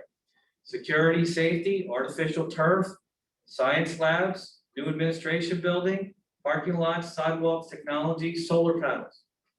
So the New Jersey School Boards Association and Mike kind of laid this out, 2 different examples to make some popular points. One is December is the most popular date, but also the least successful. Well, not the most least successful. Least successful is probably November, but that's a new entry into our thought process. September is the most successful.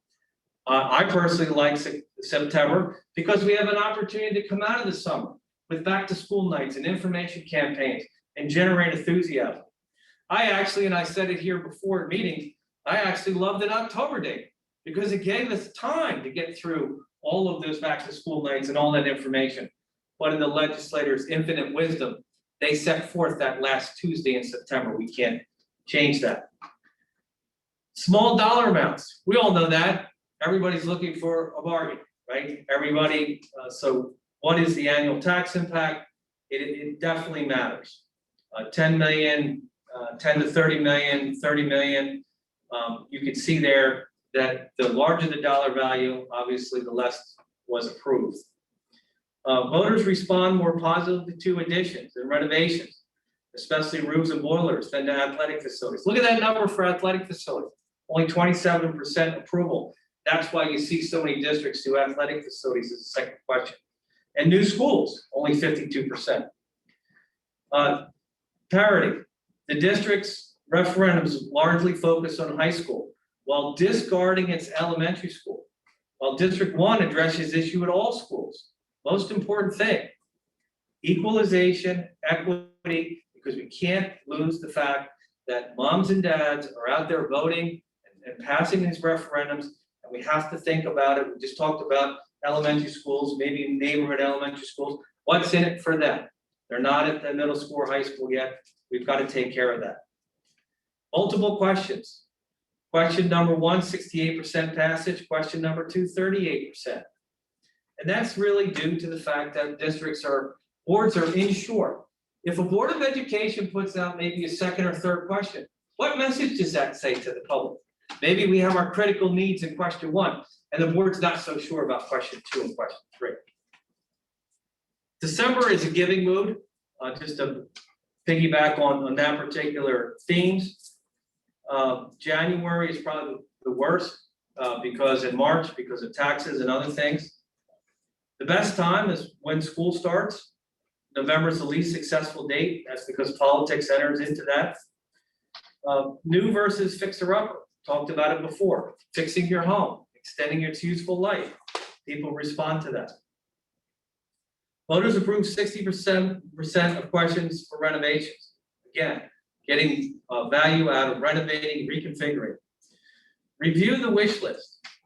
Exactly what school board requests can play a huge role in voters' expand. What you decide based on public input, what you put into the bond is an exact result of how it's going to turn out in the public. Athletic facilities, we already covered that. 92% questions, 11 heating and air conditioning and boilers. Well, that's before COVID that this statistic got. You can imagine now COVID, indoor air quality, HVAC, that will be a resonating theme in all future referendums because the public has a right to know that the buildings are going to get better, that they're going to get safer, and we're going to learn from some of the past systems that needed replacement.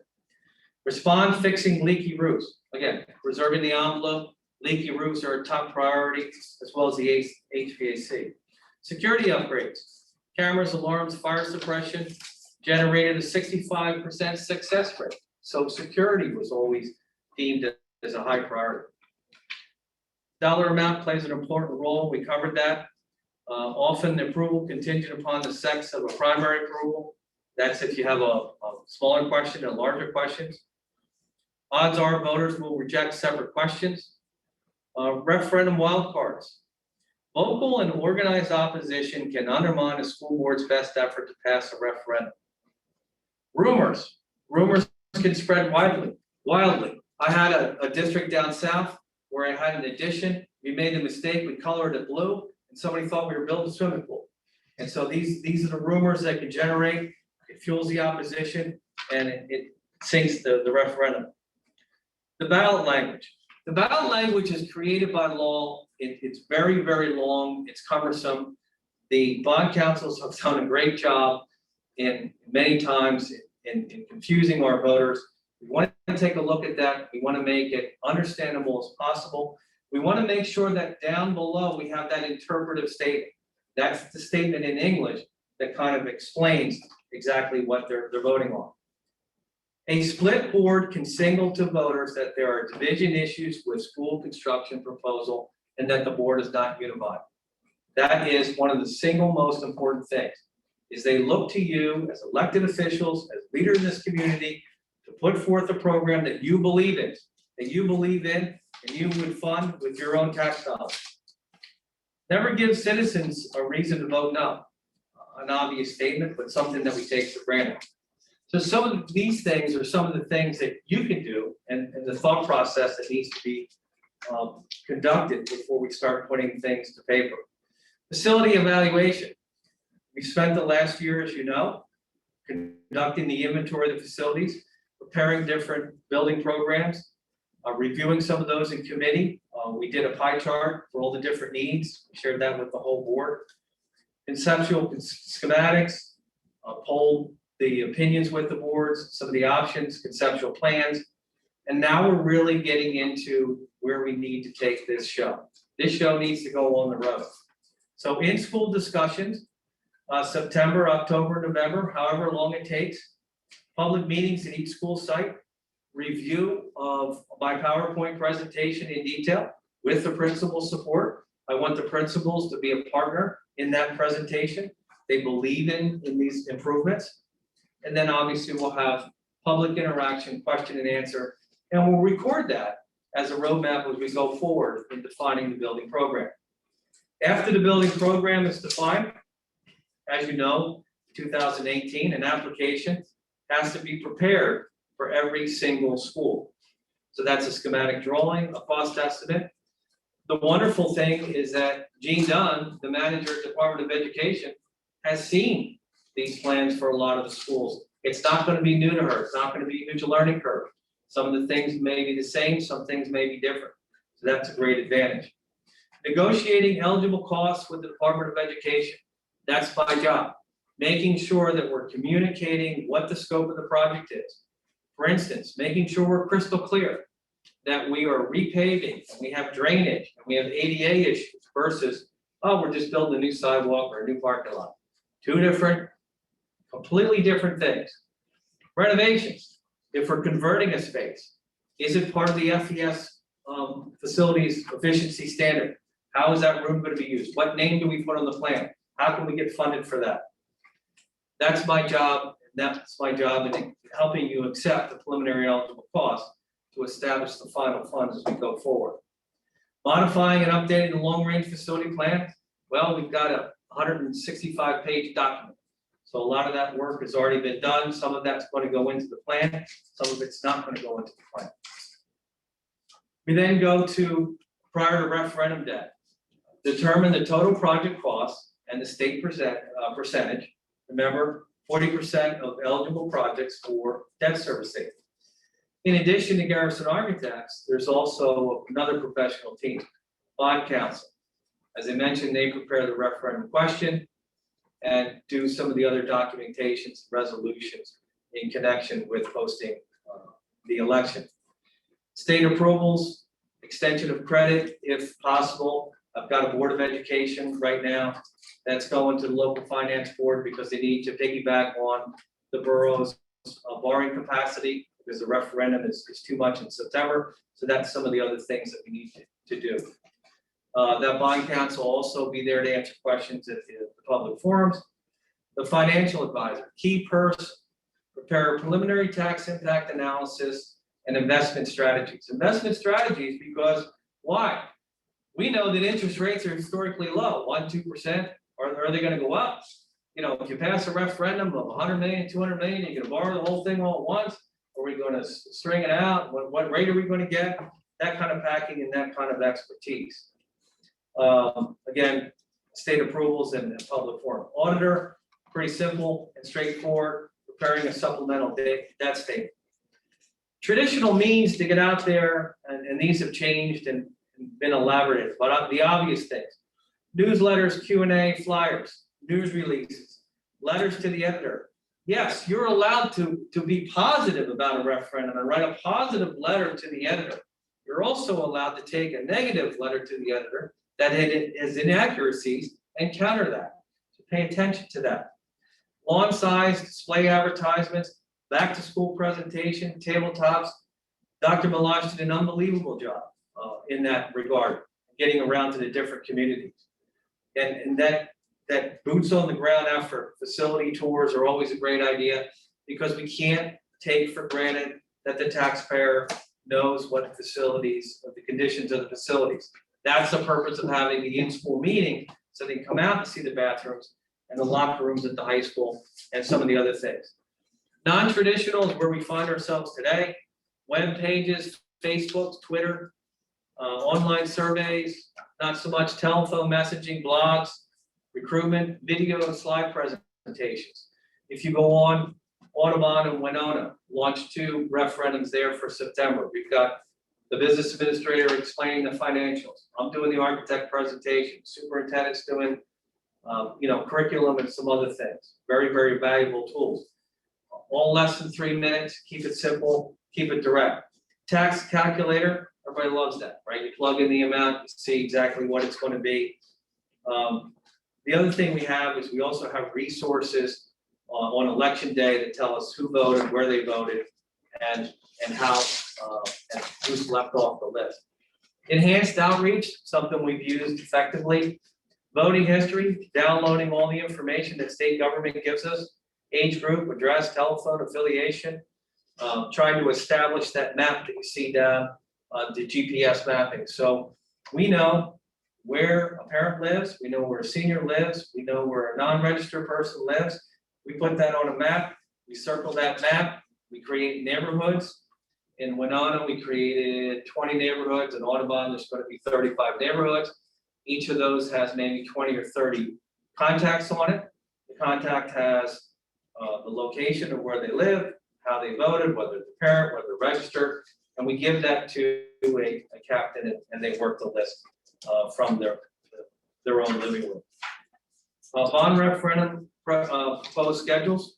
As I mentioned, there's 4 times in New Jersey where we can have referendums. Last Tuesday in September, the general election day in November, the 2nd Tuesday in December, the 4th Tuesday in January, and the 2nd Tuesday in March. So there's no elections between March and September because we moved our April school board election to November. We have to keep that in mind. There's a 6-month void in the calendar when you can even hold a referendum, which someday should be corrected, but it's not. The point here is that there's some critical dates. The boards always have to approve an election 60 days prior to the date. So in September 27, 2022, the board would have to approve the question July of 2022. But there's a lot of work to be done before that. I've got to submit each project to the Department of Education. The long-range plan gets revised. The state has to come back with the preliminary eligible costs, which are the preliminary offerings from them. We have to confirm that that meets our expectation. And then we go into the finals.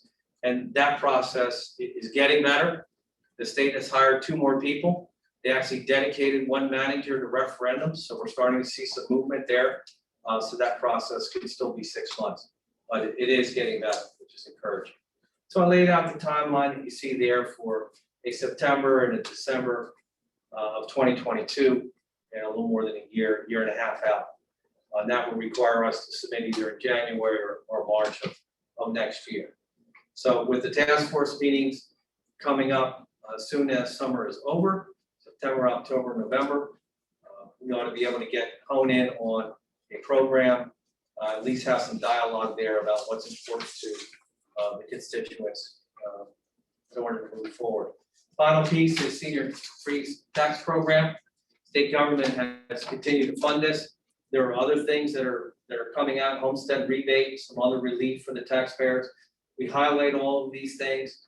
We highlight the clean energy money that's out there. We're going to highlight the fact that we use the ARP funds in a wise manner and a cost-effective manner going forward. So all of these things go into the messaging to try to help you formulate a program that'll be successful. And that's the bottom line.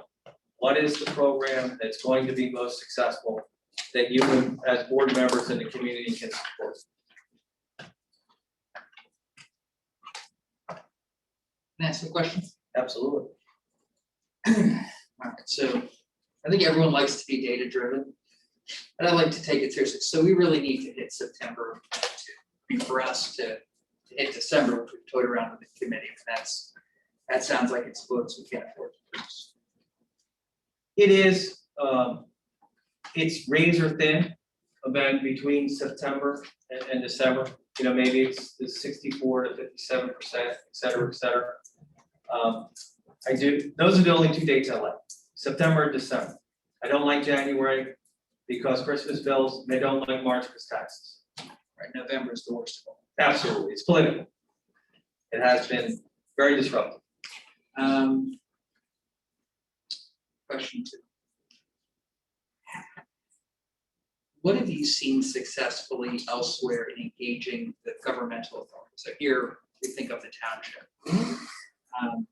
Township was supportive of the last referendum, but the timeline was very much at the end of it. Is there things we should be doing now? Administration has a nice relationship, but what are the best practices? Well, after the first meeting is launched in September, and it's a roadshow to discuss a referendum program, that's game on. So everybody, it's game on, everybody knows about it. So any key community meetings need to be held to tell them, we're on the roadshow, where this is coming. And it's not, I'm not coming to the planning board, I'm not coming to, community development. It's an abrasive, forward approach of, this is what we're doing, we're going to have a referendum, we're going to be asking you for money, we're going to be improving our facilities, and we're going through this process in the fall.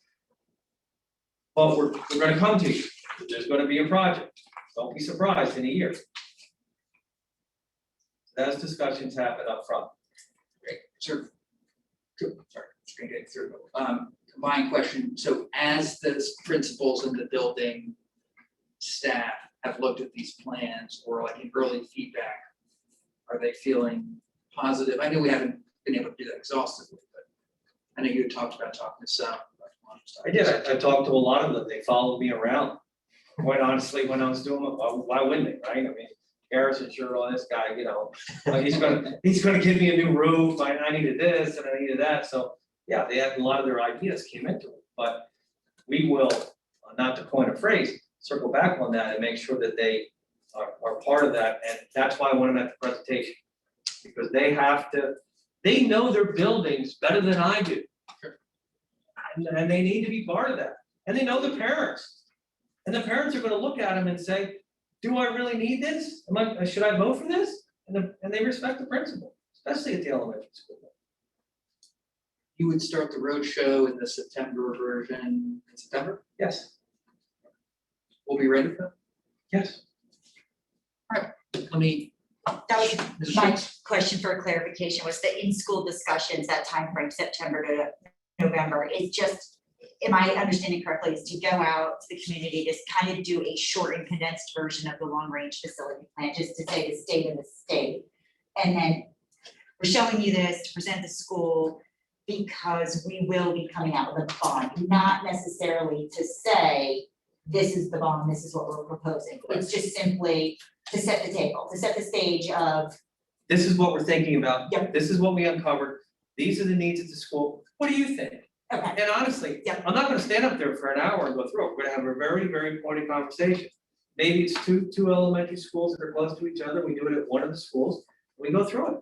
Okay, and then just my only second question, and then are we working, as we're doing those discussions, September and November, are we also working in parallel, like, to get the feedback from the board of kind of like what is like, to help build what it's gonna look like, or are we also like, I'm just from a timeline perspective, like, I would assume that work kind of takes place in parallel, like as we get the feedback from these discussions, we do that work in. I would imagine that some of the board members will attend these Yeah. sessions to get personal feedback. Can't have a forum, obviously, but they'll start to see what the thoughts are in the community firsthand if we rotate the board members at these presentations. I think it's an important part of it, is that we'll need a commitment from board members to it. Two or three to attend and hear it firsthand.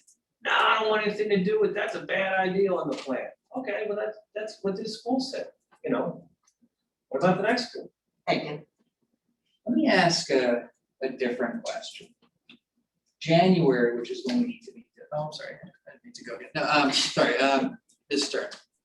Yes. Oh, okay, well, just a quick question. I mean, I think, and I think, Ben, the first thing you said was, we love data, and I have to say, I think this is this presentation is extremely enlightening, just having all that data. And, a clear path, you know, and I think Bob, clearly this is your very well-developed, well-experienced wheelhouse. I'm wondering, do you sometimes lead those community discussions because Well, it's something you've done again and again? You know, is that part of what you recommend, that you as kind of like a person coming in with this experience can kind of really guide us, because we obviously, for many of the reasons, some of which were in that data, we didn't get it right recently. So we want to get this right. Yes, to answer your question, I'm getting an apartment in Cherry Hill for September, October, November. No, yes, Good luck. You won't find one anywhere. You can't rent anything or buy anything. So good luck. I'm good. I'm just getting a cot for my Belmar office. I'm good.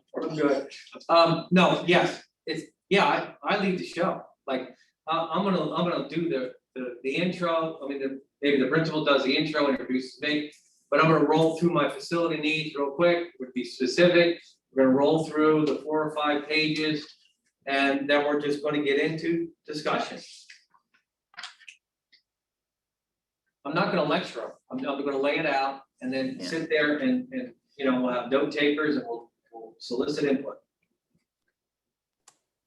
Yeah, I think that makes a lot of sense, just getting all that in. It's almost like similar to a town hall format, which we've been using, just a lot of opportunity for community input and a lot of listening on our part. So one thing, and that's important, community input. We got to get them there. It's no good if I'm there in a room with Ben, you know, by myself, and we're not presenting it. And this is a key part of it. We have to get them there. And maybe it's a combination of electronic, you know, they dial in on Zoom for that particular school, PTO, PTA, principal, critical path. Plus, we got to know what the calendar is. Let's not have a meeting when we have, you know, bake sale at, you know, Carusi school or you know, some group trip that's interfering with our ability to run a presentation. School board, you know, big picture here, we got to have, like, what's going on? You all live here, you know what's going on in the community. Let's get some good dates, school specific, that nothing's going to interfere. Give ourselves the best chance for people to show up. Would you, I'm sorry, just a couple, I know we're getting a little in the weeds here, but since this is pretty much right upon us, I mean, would you couple this with kind of the principal's welcome and back to school night, which now I'm trying to figure out how we could possibly do that with, you know, with kids coming in for the first time, full time from COVID? Probably not, but I'm just trying to think of, like, when's the most engaged time? Well, I think the principals are going to mention it. Absolutely, you're going to mention it. You will be given the opportunity to come to our school and hear about the different needs that we have in the district and the fact that we're going to try this again and we want you to be part of it. Yeah, I would agree with Bob, Ms. Stern, you know, announcing it at back to school night and when that meeting is going to take place, I think is going to be critical to be able to share, because again, that's one of the best times to have an intact audience who's there, not to do the presentation then because they're not interested. That's not why people are there that night, but at least to be able to announce and have those dates set, you know, which Dr. Mann, Dr. Morton, and Mrs. Wilson and I, you know, we'll work together with the principals to get those things set during the course of the summer. So when we hit September, it's all on the calendar. We can talk about it, people can anticipate it, they can schedule and be ready to go. Make sure we get the time right for these meetings. You can't exhaust people. They got homework to do or whatever it is that they're doing, whatever. There's a critical path. I always like a little earlier. You know, go 7, 8 o'clock. These parents are burned out. They're not coming to your meeting. Just a thought. Ms. Stradell, you want to jump in? Yeah, hi, Bob. Thank you so much. I just have a clarification point. When you're talking about doing the meetings at the schools, is your vision that it would be specific invites to the parent of that those one or two schools, as opposed to there's a meeting at Joyce Kilmer on this date, come if you're free? Yeah, it'd be a specific presentation for those schools. Because remember, our designs, some have multi-purpose rooms, some have additions for whatever. And it is specific, and they'll be interested in that. And if you go with that example to another school, well, they don't care about the addition because they're not getting that at their school. Okay, so if you did 2 schools, would you be basing the 2 schools based on proximity to one another? Yes. Or would it be based on like these 2 schools have all-purpose rooms? I'd probably do geographic locations, try to get them out. I just don't know that we can set up 19 meetings in 3 months. Correct. I don't know. Yeah, and I actually, I just throw it out there. I think one of the lessons learned from all of the remote was that more parents seem to be able to join things remotely. So I think the ability to do something in person, but you can still join, is something we should consider if we really want to get the most people participating. Great. Yeah, that exists. Mrs. Neary, did you have? Yeah, thank you. And sorry, as I've got my camera off, it's cutting out, so I'm kind of getting choppy words from everybody right now. But if I'm following, so who will generate that plan if we're supposed to hit the ground running for September in these conversations at the schools? Who's going to generate the plan so we can then get feedback as to what board members can attend, which meetings, as we're now really one more meeting left for July, then we're into August, and then boom, it's September, right? And we've got to start executing on this. So, Ms. Neary, Dr. Morton, Dr. Mahan, Mrs. Wilson, and I will work with the principals. They have principal level meetings coming up, and we'll have that initial discussion about scheduling the meetings. We'll look at calendars. We'll get those schedules, but everything will be on the calendar and on schedules ready to go by the mid to end of August. I would expect that by the action meeting on the 24th of August, that we would have all the dates tentatively set, where the meetings are going to take place. That way they can be advertised. The boards had draft of it to look at. Board members can sign up to, participate in the different meetings. And I think just to jump in, maybe it's something we're not saying. Thanks. But should. The basis document of this, it's not a document we don't have, it's a document we do have. It's called the long range facility plan. Yes. So when we go to so we have a roadmap for Barton. Yeah, we have a roadmap for Sharp and East and Cruising. And so we're going out and we're saying, look, in the program of this long range facility, this is what we want to get done. This isn't so much a, hey, we need this much money and this is what we're going to do for you. This is right. So that's the base. So there's a source document that exists that's 165 pages long. That's not being created. That's done and that's on a website somewhere. Let me ask you this question. So September to be ready. I mean, not to be crazy, but January, like the board reorgs. We're going to have people who run on, I guess, a variety of platforms, and yet we want some sort of unanimity. Is there? You face that must all the time. How do you navigate a lame duck board and then a board of 3 brand new people? And, I don't know, or up to 3. No. Yeah, it's a great question. That's one of the topics that I covered. Don't give people a reason to vote no because of a dissension, right? Yes. So I guess we'll have to see the lay of the land about who's filing and who's lining up for it and against it. Right. And you can make decisions. Yeah. What we're doing is we're going to go out and take this show on the road this fall because COVID, we can do in person, we can do school tour. We haven't had that opportunity. Now we can do it. And the chips will fall where they may after this, but we got to start with this and we got to get it out there. So can we, I guess, maybe as the last thing, can we just go around? I would like to start this in September. I would, as a board member. How do other people feel? I'd like to start in August, but I think we need to start. So. Yeah, I'd like to get on the road. So Yeah, Mrs. Schultz joins me. Yeah. Virtual crowd. Mrs. Arroyo, would you like to start in August or September or one of both? We could go for September, I think it works. Okay, Ms. Stern? I'm on board for September. I hope that, to your point, though, we need to make sure we're all in favor of moving forward with the, with supporting this. I just want to clarify that we're all there. Is that what we're doing here? Not just, Yes. I'm sorry, is that just, it's not just the timeline, but also being on board. Is that correct? Is that what you're checking? Yes, yes.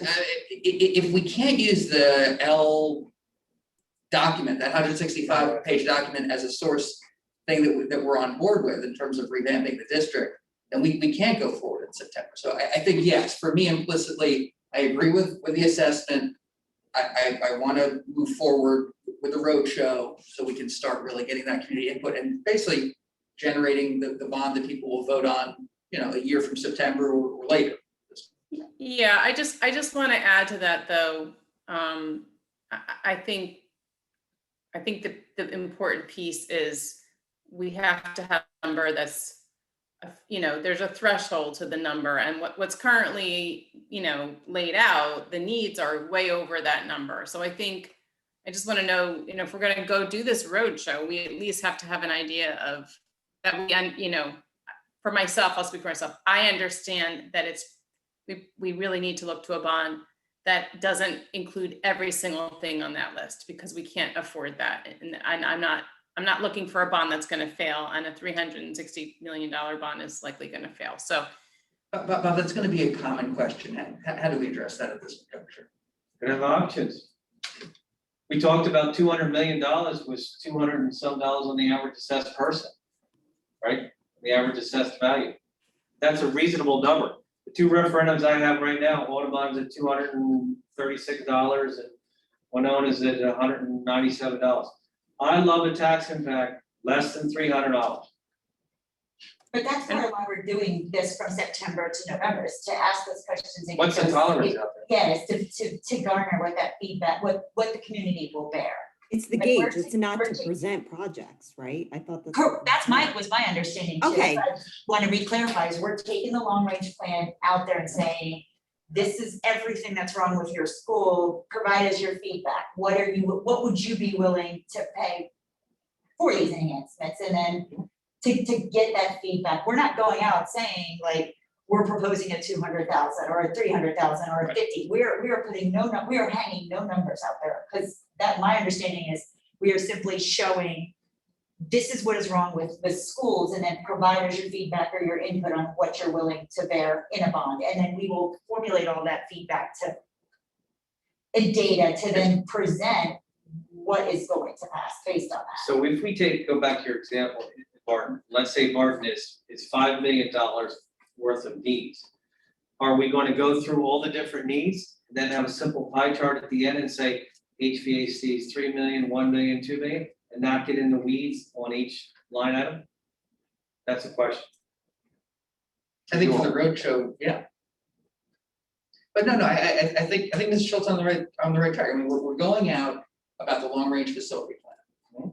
A bond will be a component of it. I think it's likely not going to be the only component of it, but, of the work that needs to be done there. But yeah, okay. So, well, hopefully we haven't lost Ms. Stern. Ms. Friedel, how about you? I am completely supportive of starting these meetings in September. Again, just to reiterate that, here we are sharing information and then gauging from the community, where they are. Bob, can I ask one other question? Sure. I'm sorry. So this would encompass the parents of children in the schools. How do we get input from families who don't have children in the schools? Because they are voters also. Yes, so traditionally on that school's website, their presentation will be downloaded and it could be distributed through electronic media, where they could be invited or fire district meetings, or, I don't know how to get it out there. Okay, because I just think it's important that we're not only hearing from parents of students in the schools, but also from other community members who either don't have children in the schools yet, or don't have children, or, their children are grown. We need to hear from everyone because they all have a vote when the bond goes out. That includes, religious leaders that are in that area and also council people that would represent that ward or whatever those schools have. Right, great. But yes, I am supportive of the timeline to do these meetings. Kind of lost track. Mrs. Neary? Have you waited? Yeah, so I don't think I need to belabor it. I'm in agreement. I think we need to move forward for September. I think August is too aggressive, but yeah, I think we need to start in September. Mrs. Tom? In favor. And Mrs. Arroyo, you waited? Yes, I'm good with September. All right, let's go. Yeah. There. All right, well, yeah, okay, well, this is what you promised and you delivered it. Bob, thank you. Administration, thank you. We've done this anywhere here. So, all right, well, back to you, Mrs. Neary.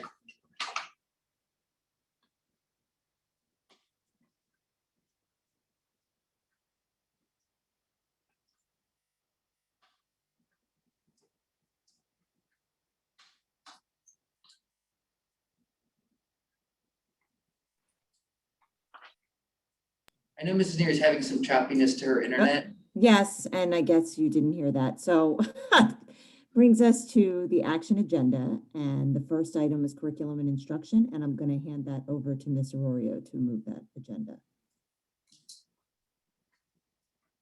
Hi, the superintendent recommends and I move the following: approval of attendance at conference and workshops. 17.2 approval of out-of-district student placement.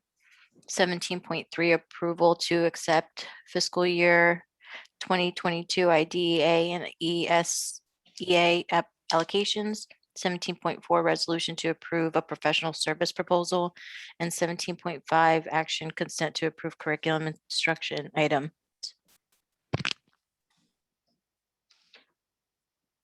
May I have a motion? Miriam? Second? Ben?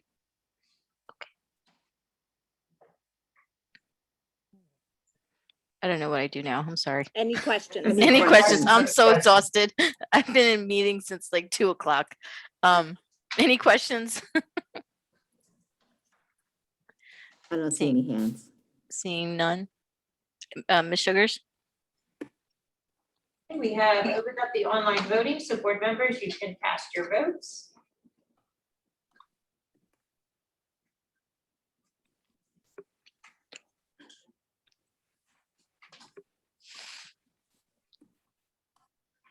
Okay, we have a unanimous yes vote.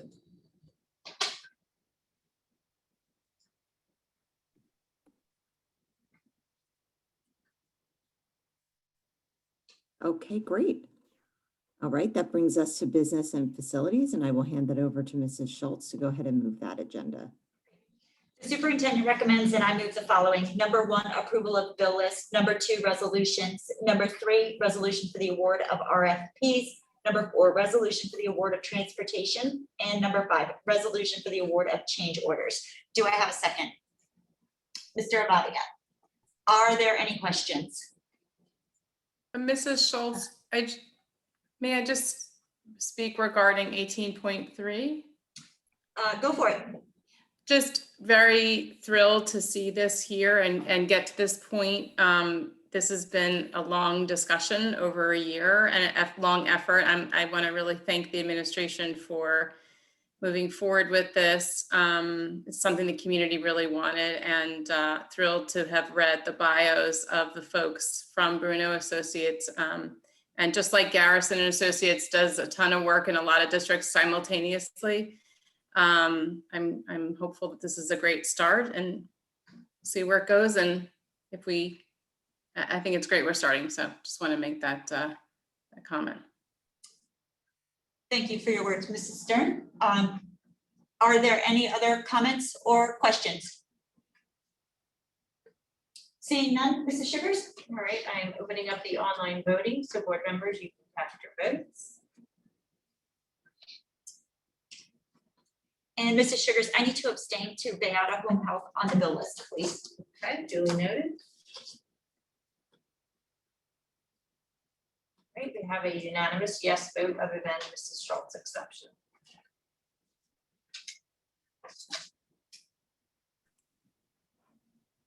Okay, great.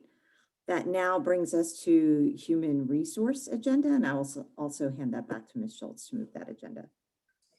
Yes, thank you. So the superintendent recommends that I move the following. Number 1, termination of employment certificated. Number 2, termination of employment non-certificated. Number 3, appointments certificated. Number 4, appointments non-certificated. Number 5, assignment salary change non-certificated. And number 6, athletic and co-curricular contracts certificated. Do I have a second? Mr. Avadio, are there any questions? Seeing none. Seeing none, Mrs. Sugars. Sorry. Okay, I've opened up the online voting. Board members, you may cast your votes. Mrs. Sugars, I need to abstain from item 19.4. Can I vote electronically for the remaining? Okay, yes. Okay. Thanks.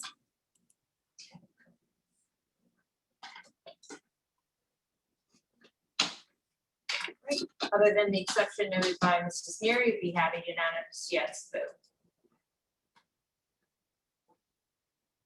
Okay, great. That brings us now to policy and legislation, and I will turn that over to Ms. Friedel to move that agenda. The superintendent recommends, and I move the following. 20.1, approval of harassment, intimidation, and bullying investigation decisions. 20.2, approval of the 21-22 school calendar. Do I have a second? Ms. Stern, any questions? I don't see any questions, so Ms. Sugars? Okay, I have opened up the online voting. You may cast your votes. Ms. Yes. Sugars, I need to abstain from 20.1 as I was not present Okay, for the discussion. very good. Mrs. Sugar, Yes. I have to do the same. I have to abstain from 20.1. Okay, Thank you. duly noted. I believe I have to as well. Okay, Thank you. I'm sorry. okay. All right, other than the exceptions noted, we have a unanimous yes vote. Okay, great. Thank you, Ms. Sugars. We do not have any items for strategic planning this evening. So that brings us to new business. Were there any items for new business? Okay, I don't see any. That now we have old business. Were there any items for old business? Mrs. Neary, I just wanted to put a reminder out there that the board returns to in-person board meetings in August, and that those meetings would be at Carusi Middle School. So just wanted to put that public announcement out there that we will be live August at Carusi Middle School. Yes, thank you. And that's, I don't believe that's starting with the committee meetings. It is for the action, correct, Dr. Malash? The committee meetings will still take place here in the boardroom. Okay, thank you. And as they did in June. The work session on August the 10th and the action meeting on August the 24th will be in the cafeteria at Carusi. The advertisement has gone out. We will hold our board meetings in the cafeteria at Carusi through December. Okay, great. Thank you. Thank you. Can I just also clarify too? So Dr. Malash, starting in August, there will be no more written comments accepted to be read at board meetings, correct? That's correct, Ms. Friedel. So there'll be no more written comments accepted for the public comment. Anybody that wants to make public comment will have to do so at the microphone at the board meeting in person. It will be, we'll go back to it being live streamed, but it won't be interactive on a Zoom platform. It'll be just a direct live stream as we used to have. Thank you. Thank you. Okay, other than that, I don't think there's any other old business this evening. So that'll bring us to the second public comment. The second public comment is for any topic. Call-in comments will be heard first, then mailed email comments to the board secretary will be read. Each comment shall be subject to the 3-minute time allotment. And as always, please state your full name and municipality. Move over. Okay, and the first person I see is Mindy. Please state your full name and municipality, please. Hi, Mindy Rosen, Cherry Hill. One book, one school. You want to unify the school community. I applaud this effort, but if this book is not available on audio, then you are discriminating against non-readers and not unifying all of the students in the school. So I thank you, Miriam, for bringing up that question. I really think you have to think about it. I also have a question about the Beck vestibule and just confirming that it was voted down. You say you've tackled many of the ADA items, but signage has not been addressed and it is so easily fixed. It was actually on the OCR complaint that I filed 20 years ago. Mrs. Sugars, when you say the statement about roofs, it's like a gut punch to anyone in a wheelchair that you're afraid to do anything because the roofs might get, the roofs might mess up things. It's really a gut punch. I'm glad you're doing the area going to the playgrounds at Woodcrest. It's a great thing, except the playgrounds at Woodcrest are not accessible. There are railroad ties that make them not accessible. Miriam, I thank you so much for saying that ADA is a priority of the board. Mrs. Schultz, I am flabbergasted that you would then say that that has not been spoken to as a board priority. Not that I'm surprised, because you have fought me on ADA for I don't even know how long, but to vocally actually say something chastising Miriam for saying that ADA is a priority was really, just really sad, really sad.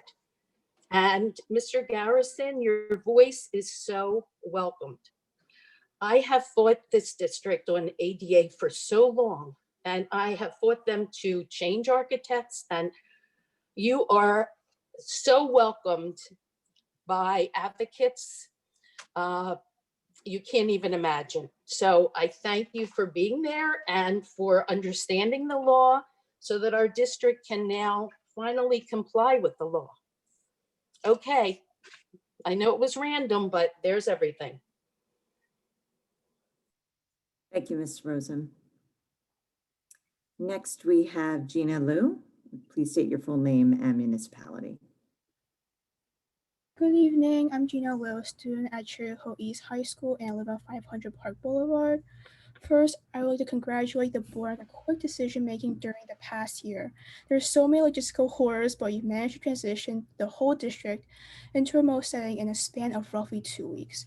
It wasn't easy, it wasn't perfect, but the board still managed to pull through and get it done. One great change was the 9:45 start times. Through my personal experiences, through my surveys, through my interaction with my peers, I know these start times help. The issue start time has existed since before the pandemic. Students were forced to wake up at obscene hours, which affected Cherry Hill students' academic performance, mental health, and physical health, and attendance rates. Going back to a 7:30 start time would disrupt the sleep schedules for teachers and students alike. Teen circadian rhythms are naturally pushed, but we still need our 8 hours. From a district standpoint, it's a nightmare, but it's also an opportunity to examine and improve different aspects of our community. For example, Kanawha County states that this opportunity allowed them to re-examine their bus routes in order to make them 1, safer, and 2, more cost-effective. Countless other school districts in our nation have shown that has been beneficial, and it is doable. This district has worked to protect its students during the pandemic by setting up and implementing a remote schedule in a span of 2 weeks. If that can be accomplished, this can be accomplished. Members of the board, I know you are parents, and as parents, I know you do anything for your children. Now, why is it so hard to come to a consensus here? Why is this being stopped? a decision that would benefit so many students and teachers. We as a student, we are the ones who get to national levels at DECA tournaments, who qualify for state orchestras, who get to international levels for robotics. We, the students, are responsible for many awards accolades that Cherry Hill is known for. For Cherry Hill to be as esteemed as it is today, it took generations of our toil and hard work. Then why is it that in our greatest time of need, our mentors fail us? I implore you to implement later start times, because I believe that the board can do the right thing. Thank you. Thank you, Ms. Liu. Next, we have Aiden Rude. Good evening. My name is Aiden Rude and I live at 330 Cranford Road in Cherry Hill. I'm here tonight alongside many of my peers. I know we had about 20 students planning to speak tonight, although some have dropped off because of how late it's gotten. But anyways, I'm here alongside many of my peers from throughout the Cherry Hill community and students. I'm an East student, to speak about a pressing issue facing the board and our schools in the months to come. And that's the issue of at what time each morning we will return to school this fall, the issue of school start times. This past year, many things were different in our schools because of the pandemic. Many things were worse, but one thing that was better was the time at which we started school. And it was better because for the first time in years, our school district start times did not stand against 2 decades of scientific research, nor did they violate the recommendations of the American Academy of Pediatrics and the CDC. Those organizations recommend that middle and high schools should start classes no earlier than 8:30 a.m. And those decades of research, they've proven time and time again that starting school too early is harmful to the health and safety of students. Study after study has shown that sending kids like us to school at a time that biologically does not make sense with our circadian rhythms causes impacts like increased rates of depression, anxiety, teen car crashes, obesity, poor academic performance, and other negative impacts. When I first started learning about the issue of school start times, I didn't expect to find such huge and dangerous impacts. I honestly dismissed the issue at first as one of kids just being lazy and wanting to just keep snoozing their alarms. But when I delved into the science and data around the topic, I quickly found that this is not a lazy kids issue. Based on those impacts of starting too early that I mentioned before, from driving up car crash rates to harming kids' mental health, it's a public health issue. It's a public safety issue. It's a setting our students up for success issue. There will be logistical challenges in any change, to be sure, and no solution is perfect. But there's no challenge greater and no issue more important than that of keeping our students healthy and safe, which can only be done by returning to school this year with later start times. And so when I learned all this, I knew I had to do something about it. That's why I'm here today. That's why many of my friends and peers are here today. And most importantly, that's why I'm asking you, the members of the board, to do something about it. I know Dr. Mosh was talking earlier about this having been discussed in the past and something that's been, around the topics of discussion for a long time, but we can't just keep pushing it down the road when students' health and safety are at stake. So tonight, I'm asking you, the members of the board, to do something about it. We talk a lot in this district about student voice, and tonight many student voices are calling upon you to hear the message that years of our district's policies going against the science on this issue must end, and I call upon you to do something to change that. Thank you. Thank you, Aiden Rude. Can I ask that we go to the students first, given the late hour? I'm not sure how we'll manage that through this list, so I ask if you aren't a student that you just kind of defer and then come back around, if you would not mind. Or maybe Miss Neary, if they're not a student, they can lower their hand. Yeah, that would be great. And then raise it back after the students. Yes, that would be perfect. This way the students can speak on the late hour. I'll just give it a minute. Mrs. Neary, do you want to start with Crystal? Sure, thank you. It's Crystal Ye. You can state your full name and municipality, Crystal. Okay. Hello, my name is Crystal Ye, and I live at 24 Vanessa Court in Cherry Hill. So I'm a rising sophomore at Cherry Hill High School East, and throughout my experience in the Cherry Hill district, I've always been warned of the dreadful early start times by my older brothers and upperclassmen. So it's no surprise when I'm asked what I'm most nervous for as schools return, quote unquote, back to normal, I say the start times. There are students that I know waking up at the crack of dawn or even earlier just to make the bus on time for school. This was our devastating reality before COVID and will become a reality again this school year if no change is made. Some may say just to accept it, that that's how it'll always be, except I know you have the ability to alleviate these detrimental effects that stem from these early start times. According to countless studies, the rates of depression, anxiety, and car crashes have increased. And one of the major factors that contribute to this are the alarmingly early start times. As much as the schools can provide top-notch emotional support for their students, the fact that schools are a major factor to many mental health issues still stands. It is a vicious cycle between the schools causing the issue and covering it up with a Band-Aid. Now, due to COVID, I never really experienced the traditional high school experience of the 7:30 a.m. start times. The only times I've had to endure were the 8 a.m. start times at Rosa for 3 years, which even then still violates the CDC's guidelines of an 8:30 a.m. start time. I struggled to stay awake for many of my classes, and I've witnessed some of my classmates actually fall asleep, only to be awakened by a teacher slamming a textbook on the table beside their resting heads. I even fell asleep on a bus ride home once, completely worn out, and had to be woken up by the bus driver by the time we got to my stop. And coincidingly, I also struggled with my mental health. Though I won't go too deep into that, I want to say that with the 9:45 a.m. start time this past year, my mental health greatly improved. Now, later start times aren't even a new concept either. A high school in Rhode Island changed their start times to 8:30 a.m., and the percentage of students getting less than 7 hours of sleep decreased by 79.4%, while those reporting at least 8 hours of sleep increased from 16.4% to 54.7%.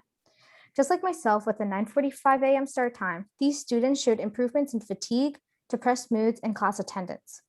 So I call upon each of you to please take my experiences along with my many peers into consideration for a later start time. Thank you. Thank you, Crystal. Okay, next I would believe it's Isha.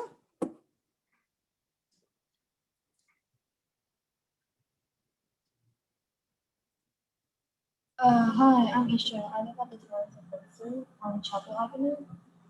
I think my high school should start later, mainly because of scientific reasons. Some of those reasons are better focus in class, less accidents, less tardiness, better attendance. Sorry, Isha, it's very difficult to hear you. Hold on, I'll try to take it out. So, can you hear me now? It's about the same. I just want to make sure you can be heard. I don't want to eat into your time. I'm sorry. I'm not really sure what I can do. That's a little bit better. All right. Anyways, the pandemic proved that later school start times are possible. I understand a lot is different online versus in person, such as bus traffic, but that issue can be solved by placing more speed limits. It could also be solved by moving the elementary school start times up when our times are moved back. I know it may seem unfair, but I'm pretty sure middle/high schools should start later than elementary schools. The biggest reason is puberty. Those kids' brains haven't reached the stage of development that our brains have. Like, for example, the research I looked into said that people my age experience later sleep onset. I can confirm it's true personally because I don't feel sleepy as early as I did back when I was in elementary school. But I'm not here only because of scientific reasons. I also have personal problems with my school starting so early. For example, some classes are just too hard to take so early in the morning, especially if you have an exam for them. Not everybody's lucky enough to get first period study hall. And another personal reason is my appetite in the morning. I remember when I was in middle school, our lunch would be served at 10 a.m. That's like breakfast time. As a result, I barely ate anything, and then I was not able to focus on my afternoon classes either because I was too hungry. So it became a problem in the morning and in the afternoon to focus on my classes. all because my school started a couple hours earlier than it should have. That's all. Thank you. Okay, next we have Harry Turner.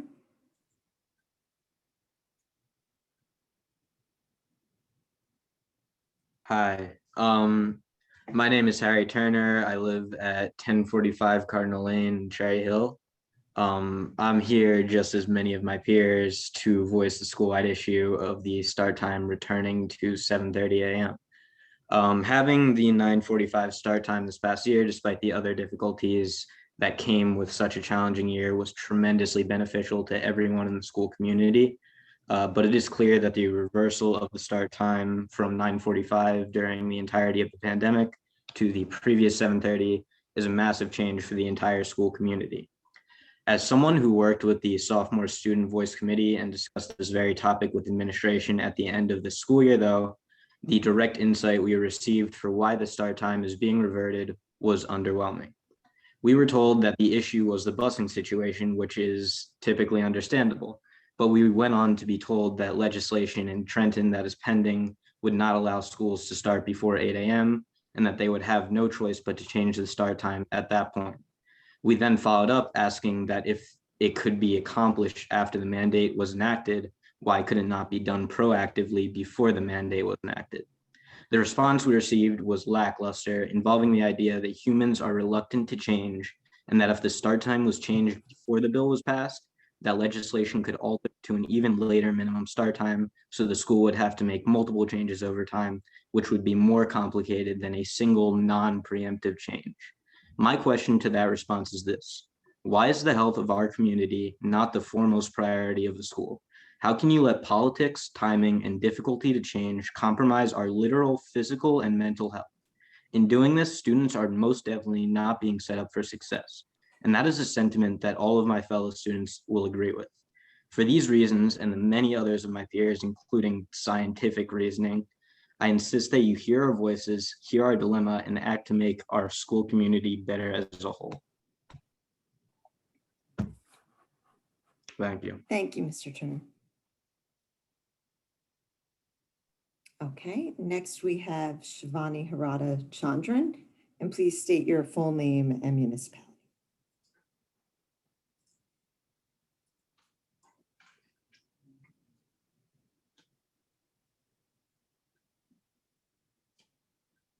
Hello. Whoops. It looks like you're muted, Shivani.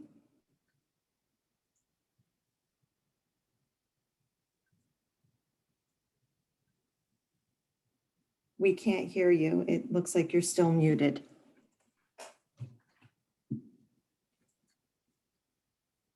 Hello. There we go. Cool. I'm Shivani Harada Chandran, and I live at 6073 Blue Jay Lane in Cherry Hill. I'm here to help shine a light on the problems about our current start time at 7:30. During the 2020-2021 school year, there were many frustrating and dysfunctional changes. There were parts that worked tremendously well, such as the 9:45 start time. With this implementation, I and many others have had time for valued morning activities such as eating breakfast. Though it is known that breakfast improves cognitive function and energy, many of us do not have time to sit down and eat our cereal because we simply do not have the time.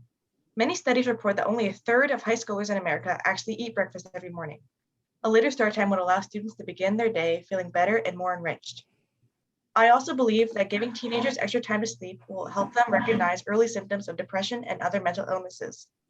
Early signs of depression include tiredness, lack of energy, loss or increase in appetite, and lack of motivation to do simple tasks. All of the symptoms I have stated are often associated with teenagers and are excused as normal behavior for our age group. This makes it extremely difficult to spot when we are struggling with depression. I often thought that the paralyzing fear of getting up in the morning and wanting nothing more than to stay in my bed all day was normal. I didn't know that I was depressed until I stopped hanging out with my friends, quit my clubs, and started failing my classes. When it cannot be brushed off as just being tired, we will be more likely to recognize when a student is depressed, and we will be able to get them to help sooner. I am only one of the many teenagers in Cherry Hill that has struggled with the 7:30 start time. As I've stated, An early start time prevents proper nutrition in the morning and hinders access to mental health treatment. The start time of our middle and high schools must be pushed back in order to stop this pattern of neglect. Thank you. Thank you. Okay, next we have Isa Sanyani. If you can go ahead and stand, I'm sorry if I butchered the name, I apologize. If you could state your full name and municipality, please. Hi, my name is Isa Sayani, and I live at 10 St. Moritz Lane in Cherry Hill, New Jersey. I'm here today, along with many of my peers, to discuss the issue of later start times. For many high school students, myself included, taking AP classes, having tons of homework, athletics, extracurriculars, a job, and more creates an extremely stressful schedule. Having to wake up so early to get to school just adds to this. Not only does the 7:30 start time add to the stress, but it also hinders our ability to complete all of these daily tasks. Studies such as a 2012 study from the AAP have proven that an earlier start time not only decreases success in academics, but also athletics. Students who sleep more than 8 hours are actually 68% less likely to get injured than their counterparts who sleep less. Not to mention, an earlier start times have been proven to cause a decrease in academic success, worse mental health, increase in car crashes, increased stress levels, and more. We need to set Cherry Hill students up for success. We need to prioritize students' health and safety. I understand that this is a logistical nightmare and will take a lot of organizing. However, there is no price that you can put on a student's health, safety, and well-being. If there's any time to act, it's now. With the pandemic, the one saving grace was the later start. It helped to cope with all of the stress we experienced. It was such a positive impact that I do not want taken away. It's made such a difference in my and other students' lives. We know the science. It's time to listen and act. Thank you. Thank you. Okay, next we have Christina Wiest. Hello, everyone. I'm Christina Wiest, and I'm a rising junior at Cherry Hill West and live at 324 Windsor Drive.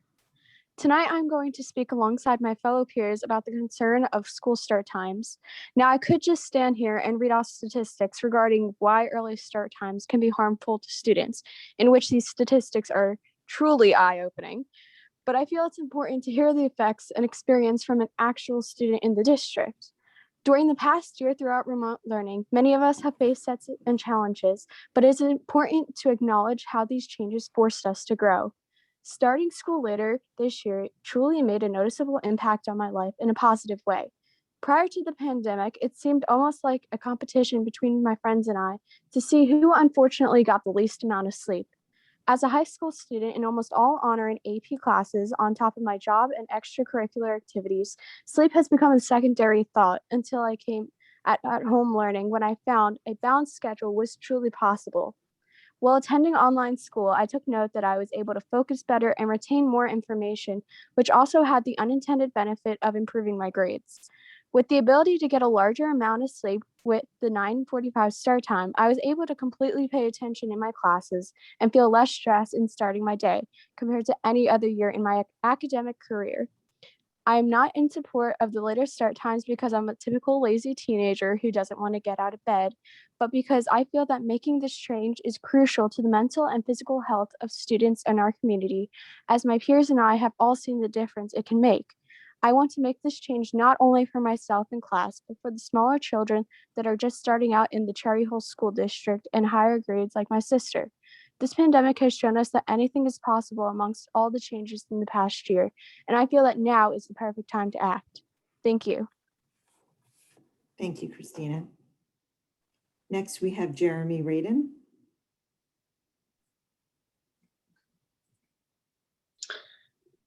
Hi, my name is Jeremy Radin. I'm a rising sophomore at Cherry Hill East.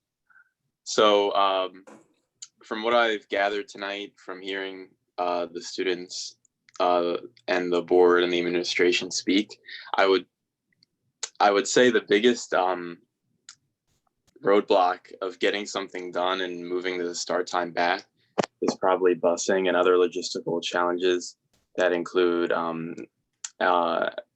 after school activities. I would strongly urge the board and the administration to solely dedicate a meeting to come up with ways that we can move back the start time for Cherry Hill East and Cherry Hill West. it will, I think it will have profound impact on the mental and physical health of students. And I hope we could keep the discussion going throughout the school year, and hopefully we could see a change for the 2022-2023 school year. Thank you, Jeremy. Next, I see Ved, if you could state your full name. Hi, my name's Vinayak Chidrawar. I go by Ved, and I live at 415 Superior Lane, Cherry Hill. So like over this pandemic year, waking up at 9:45, I've been able to get a lot more sleep, like stay awake in my classes and just be more alert overall. I'm a rising junior, and in my freshman year, when COVID first hit and the pandemic started, I wasn't getting very much sleep. I would sometimes fall asleep in classes. I already had a very heavy workload because I'd be taking all honors classes and I would have extracurriculars and all that. So the 7:30 start time, I wasn't getting very sleep. I even had my world civ teacher one time wake me up by smacking me with a piece of paper. But over this past year, the 9:45 start time, I've been getting like 8 to 10 hours of sleep, which is recommended for a teenager of my age. And it's just been very beneficial to my mental health, me paying attention in classes, getting better grades, etc. So, yeah. Thank you, Ved.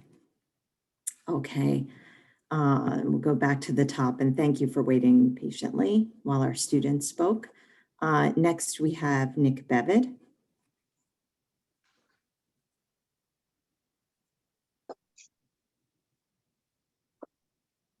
Hi, thank you. And I'm thrilled to be the first call of the second community speak that is not about circadian rhythm. This week, several of our neighboring school districts released their 2021-2022 return to school plans.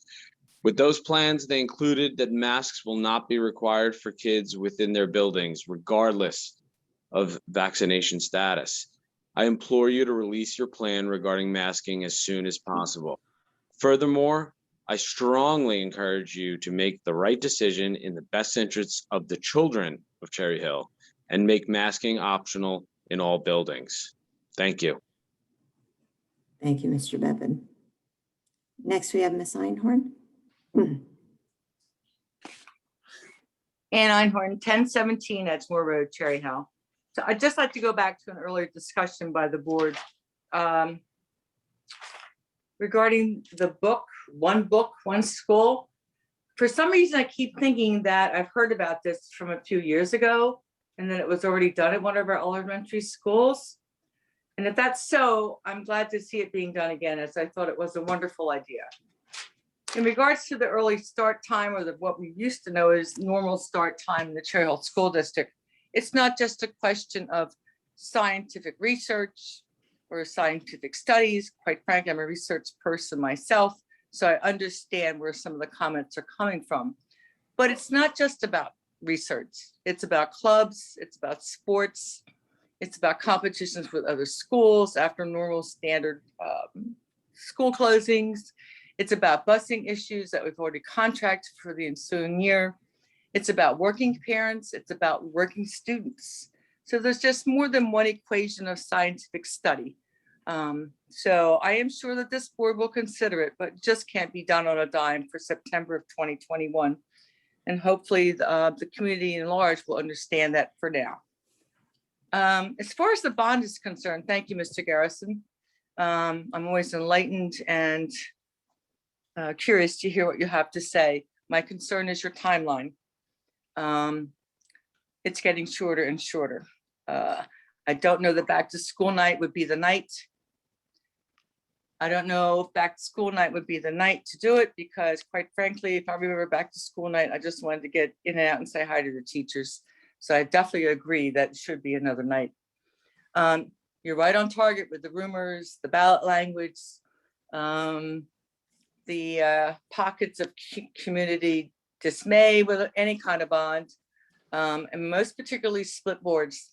With the last running of our board, of our bond, we did not have full approval nor support nor any help with a bond. So you have much to do, board members. I hope you're prepared to work and work hard, because you'll be our most outspoken and hopefully champions of a board to get these buildings repaired.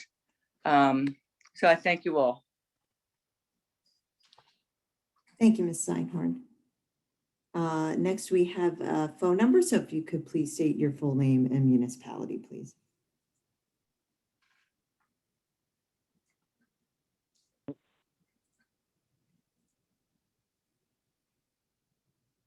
Okay, it looks like we've lost him. We'll come back.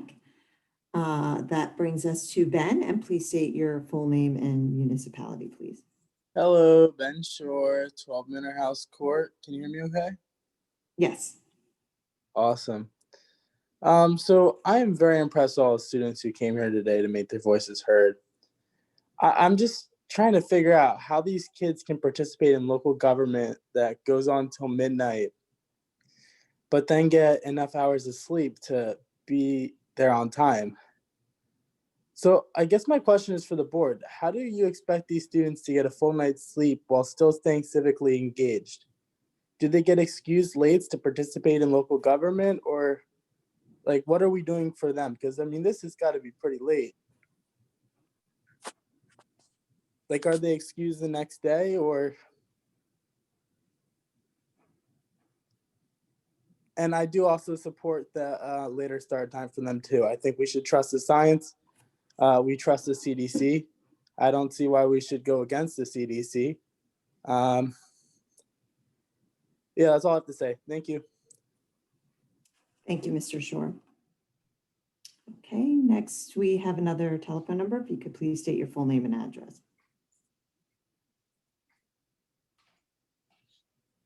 Hello, my name is Jeff Potowitz. I live at 110 Kilburn Drive, Cherry Hill, New Jersey. Two things. One, I wrote something, I'm going to read a part of it, but about there is the Delta virus coming. If you are older like me, the question is, do you want to come to a meeting that will be very, very crowded? I have no problem listening to it. I think there's still going to be an issue in the fall and even later, and I wish that you would reconsider people being able to call in. It's still a danger, and that I've been in that room where it was packed. And that also concerns me. You may have 50, 100 people in that room at times. So please allow people to still call in. Anyway, this is part of what I read, what I wrote. When former Senator, State Education Commissioner Repollet come to tour our school a few years ago, there was hope that the state would help us. It was obvious that our schools and community were not receiving for decades an adequate share of the funds we sent to Trenton, and it was causing harm to our community. Possibly we could receive a higher percentage of bond servicing from the state. Instead of 30% to 35%, 60% plus. Bond servicing percentages are not a percentage of all bond costs. We would need support from our leaderships to reach that and the other goal. However, the state has viewed and continues to view our community as wealthy Cherry Hill, where our local funds are limitless. In an article published in the New York Times in March of 2001, a member of the State Education Department was quoted as saying that the Cherry Hill School District and our community has no lack of money. We were being singled off.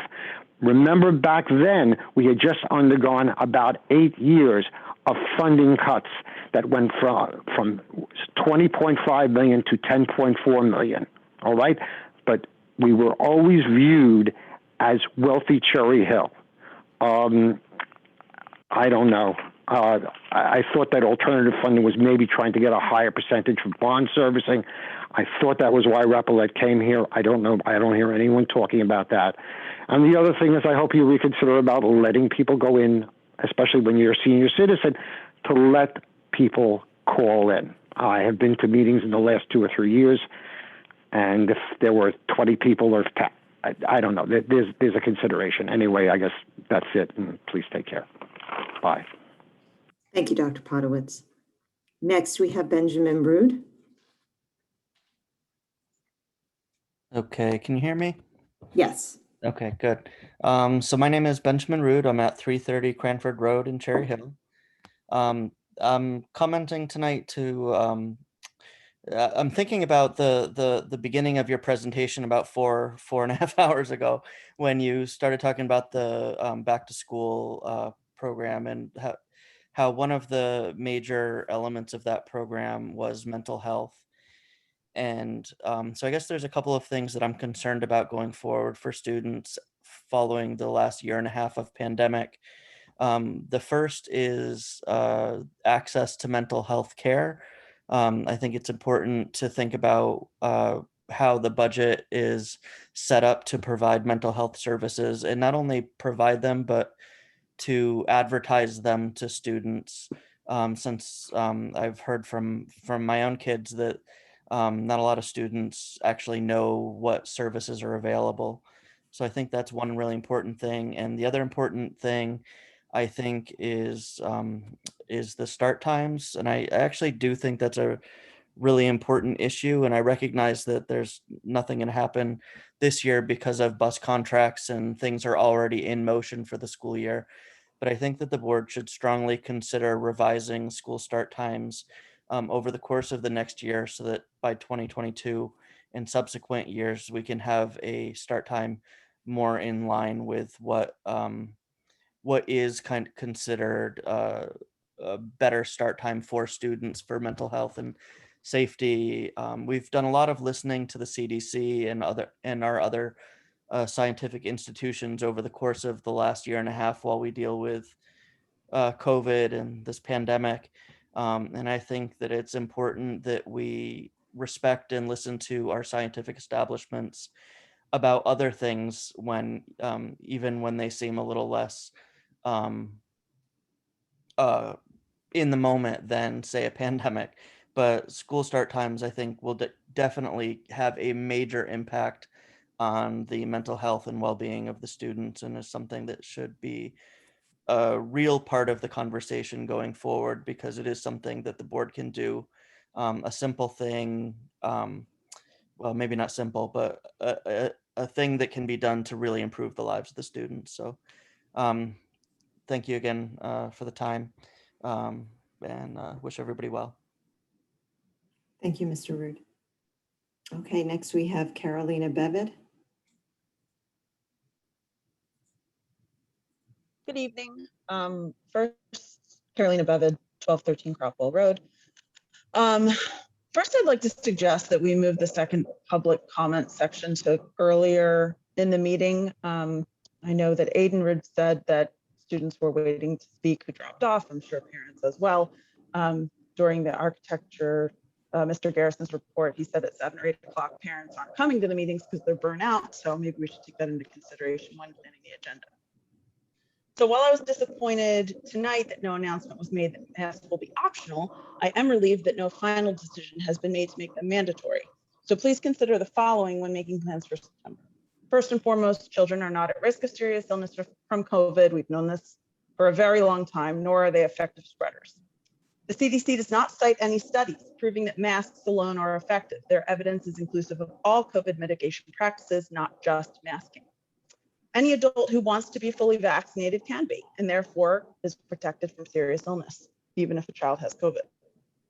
Masking children hinders their ability to develop social emotional skills and language acquisition.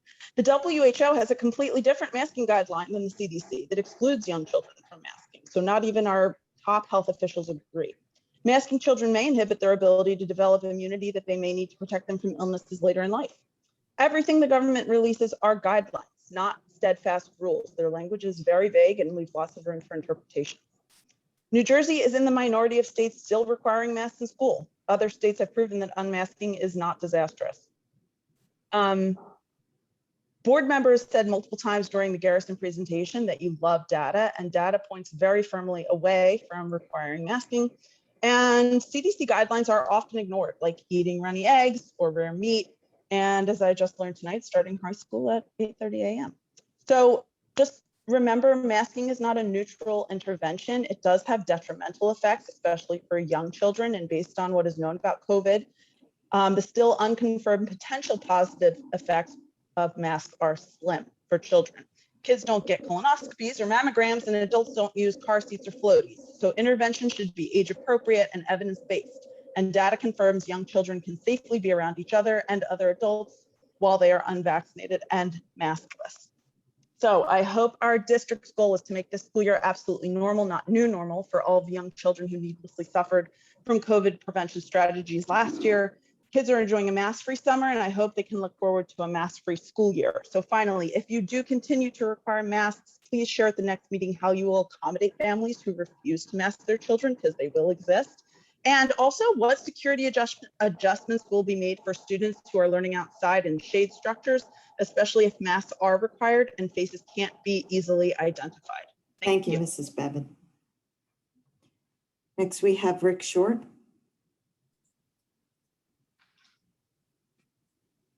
Rick Short, Cherry Hill, New Jersey. Can you hear me? Yes. Thank you. My question to the district is this. How can Dr. Kinde, the guru of critical race theory, make it into a PTA zone presentation on math curriculum? I have a quote here from Dr. King. One day live in a nation where they will not be judged by the color of their skin, but by the content of their character. I have a dream today. Dr. King's dream has been hijacked in Cherry Hill schools for the next 5 years. I have mounting evidence to prove that critical race theory has arrived. I asked the district on June 11th, are we teaching critical race?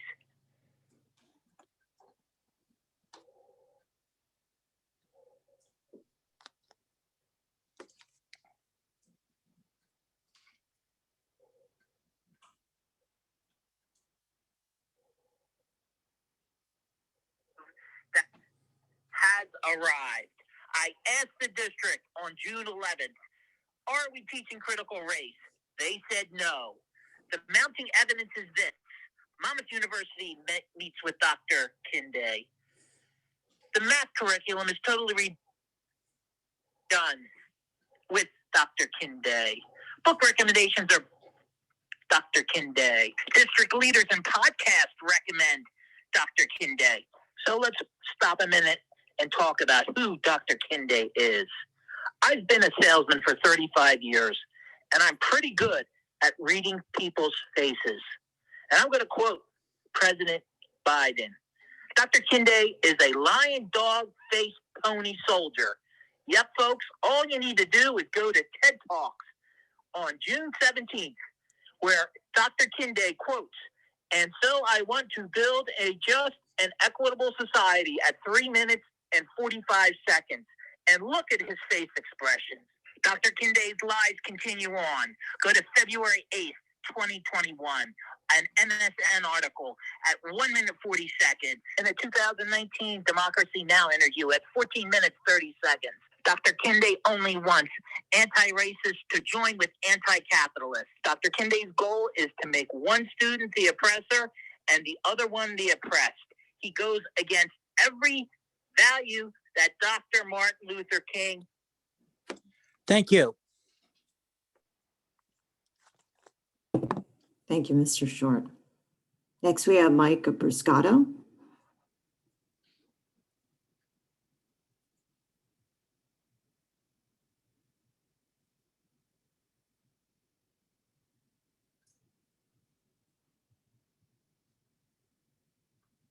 Are we able to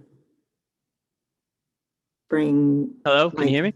Yes, we can hear Sorry you. about that. Let's talk more about masks if we could. My name is Mike Abrascato, Cherry Hill. In April 2021, a Stanford study found face masks are ineffective to block transmission of COVID and can actually cause health deterioration and premature death. Quote, the existing scientific evidences challenge the safety and efficacy of wearing face masks as preventative intervention for COVID. The data suggests both medical and non-medical face masks are ineffective to block human-to-human transmission of viral and infectious diseases such as COVID-19, supporting the usage of face masks. Wearing face masks has been demonstrated to have substantial adverse psychological and physiological effects. These include hypoxia, hypercapnia, shortness of breath, increased acidity and toxicity, activation of fear and stress response, rise in stress hormones, immune suppression, fatigue, headaches, decline in cognitive performance, predisposition for viral and infectious illnesses, chronic stress, anxiety, and depression. Long-term consequences of wearing face masks can cause health deterioration, developing and progression of chronic diseases, and premature death.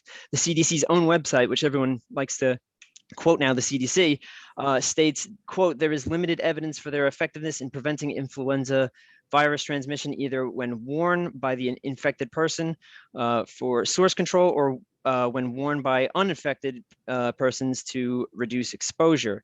Again, in June of this year, parents in Gainesville, Florida sent 6 masks to a lab in University of Florida requesting an analysis of contaminants found on the masks after they've been worn. The resulting report found that 5 masks were contaminated with bacteria, parasites, and fungi, including 3 with dangerous pathogenic and pneumonia-causing bacteria.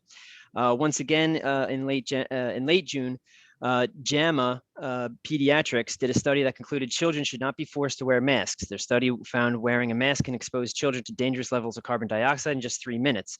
This study also showed children were exposed to carbon dioxide levels between 3 to 12 times healthy levels, with younger children being exposed to more dangerous levels than older ones.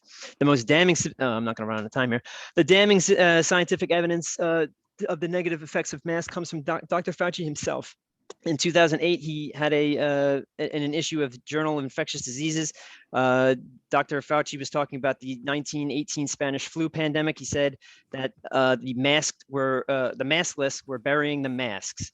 The pandemic favored a scenario which viral damage followed by bacteria pneumonia led to the vast majority of deaths. That's because the— Thank you, Mike. Okay, next we have Caden O'Neill.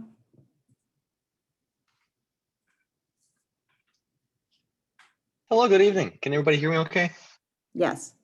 All right, thank you for the opportunity to speak today about mental health challenges related to COVID-19. My name is Caden O'Neill, and I'm a former student of Cherry Hill High School East, and I'm currently with the organization Rise Against Hate, a 501c3 nonprofit located in Cherry Hill, New Jersey. I live at 12 Manor House Court, Cherry Hill, and my statement will be brief and to the point. Our goal is to assess new, effective solutions for assisting students with mental health challenges in our community. The solution we humbly propose is an 8:30 a.m. or later school start time. Supportive considerations are as follows. Scientific research signifies schools starting between 8:30 a.m. and 9 a.m. are gold standards for creating high-quality academic and mental health environments. Notably, the Department of Defense Education Activity, or DODEA, a national champion for academic excellence, whose mission is to educate, engage, and empower military-connected students in every state, have adopted an 8:30 a.m. school start time model. Perhaps, under your leadership, we may similarly capitalize on the opportunity to adopt a later school start time, which will serve to reinforce publicly your board's commitment to academic excellence and mental health. Our team is firmly aware that effectuating positive solutions requires all of us. Please, take action by considering later school start times, which is merely one of myriad ways to assist students with mental health challenges. Your contribution changes lives. Your actions make it real. We stand by your leadership. Thank you. Have a good evening. Thank you, Caden. Next, we have Alana Yares. Alana Yaris, Cherry Hill. In the We Return to Learn, you talk about a screening tool. I know that many other local school districts and daycares require it to be submitted each day. Will Cherry Hill consider it being submitted instead of just a parent checking off the questions and keeping the answers to themselves? In 20.1 on the agenda, only 4 members of the Board of Education voted. Is that an issue of quorum if there are 9 members of the board and only 4 of them were able to vote for HIB incidences?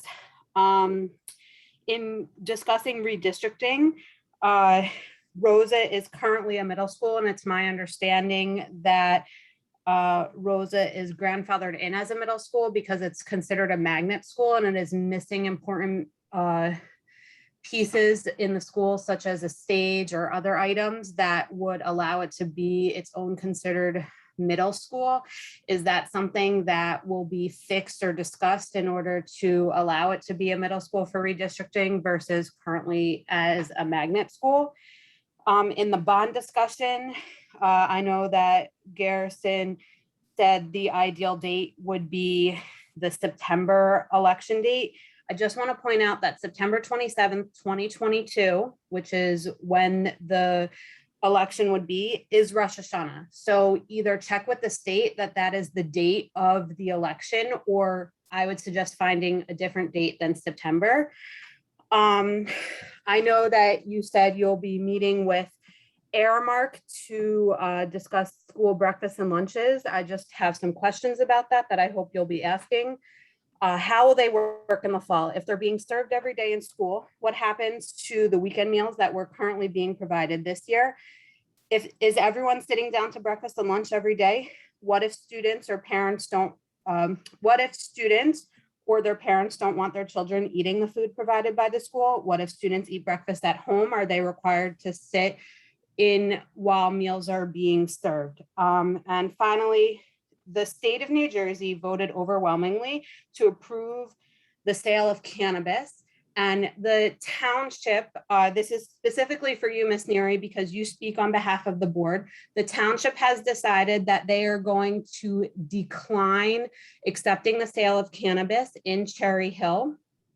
And that means that Cherry Hill will lose out on taxes that would probably go to help support the school district and their budget. So please, please speak out against the township about voting down to the sale of cannabis and the extra taxes that the school district will get. Thank you. Thank you, Mrs. Yaras. Next, it looks like we have Ms. Einhorn again.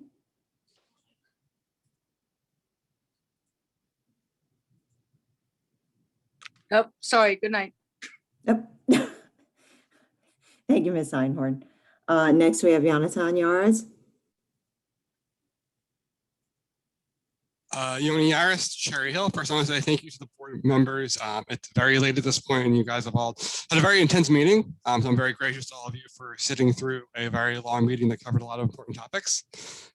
In terms of the redistricting, I think it's important that when we get to the elementary school, especially, that we bring parents in who are not yet going to be parents, who will be impacting the change. I'm probably a rarity in this where I'll be a parent through the late 2030s. So I'll see many of these changes through from start to finish with my youngest children. But I think it's really important when we're looking at these massive shifts, we have a tendency in this community to only focus on the here and now and those who are impacted now. But we have to look at future planning and bringing more people into the fold in order to cover that. I also would encourage that to be part of the bond discussion as well, because I didn't think when the bond was passed when I was a student that 20 plus years later, that would be the last major round of improvements made to the buildings. And then I just want to say, Doc, the Garrison presentation was incredible. I hope that gets posted. I think there's a lot of really impressive and just well-researched information. I want to applaud the students who spoke out about the start time. I remember coming to the board for the first time many years ago when it first got discussed, speaking out against it. When I was a student in the district, there was a massive mental health crisis and unfortunately a student suicide a year for many years. And it's my fear that we could head back to that again going into the next year. There's a very fragile time for students, and I really hope we re-examine that start time. I have never been a proponent of the 7:30 start time. It is horrible. And students should not be getting up and going out before dark. I imagine driving to school before it's properly light out. It just doesn't make sense. And it's time for us to take a step in the right direction toward that. And then lastly, a candidate for governor came out today bashing the LGBTQIA plus curriculum and was just totally obnoxious about it. And my hope that the board would consider reaching out to New Jersey School Board Association for a statement in support of our marginalized communities, where New Jersey has been a leader in creating an adaptive curriculum to cover all students, especially marginalized populations, to say that our students are not political pawns and that we will always build an education like you've done already with the African American Studies course for high school that support all students, and all students will be a part of education in Cherry Hill. Thank you. Thank you, Mr. Yaras. Okay, and finally we have Jill Gutman.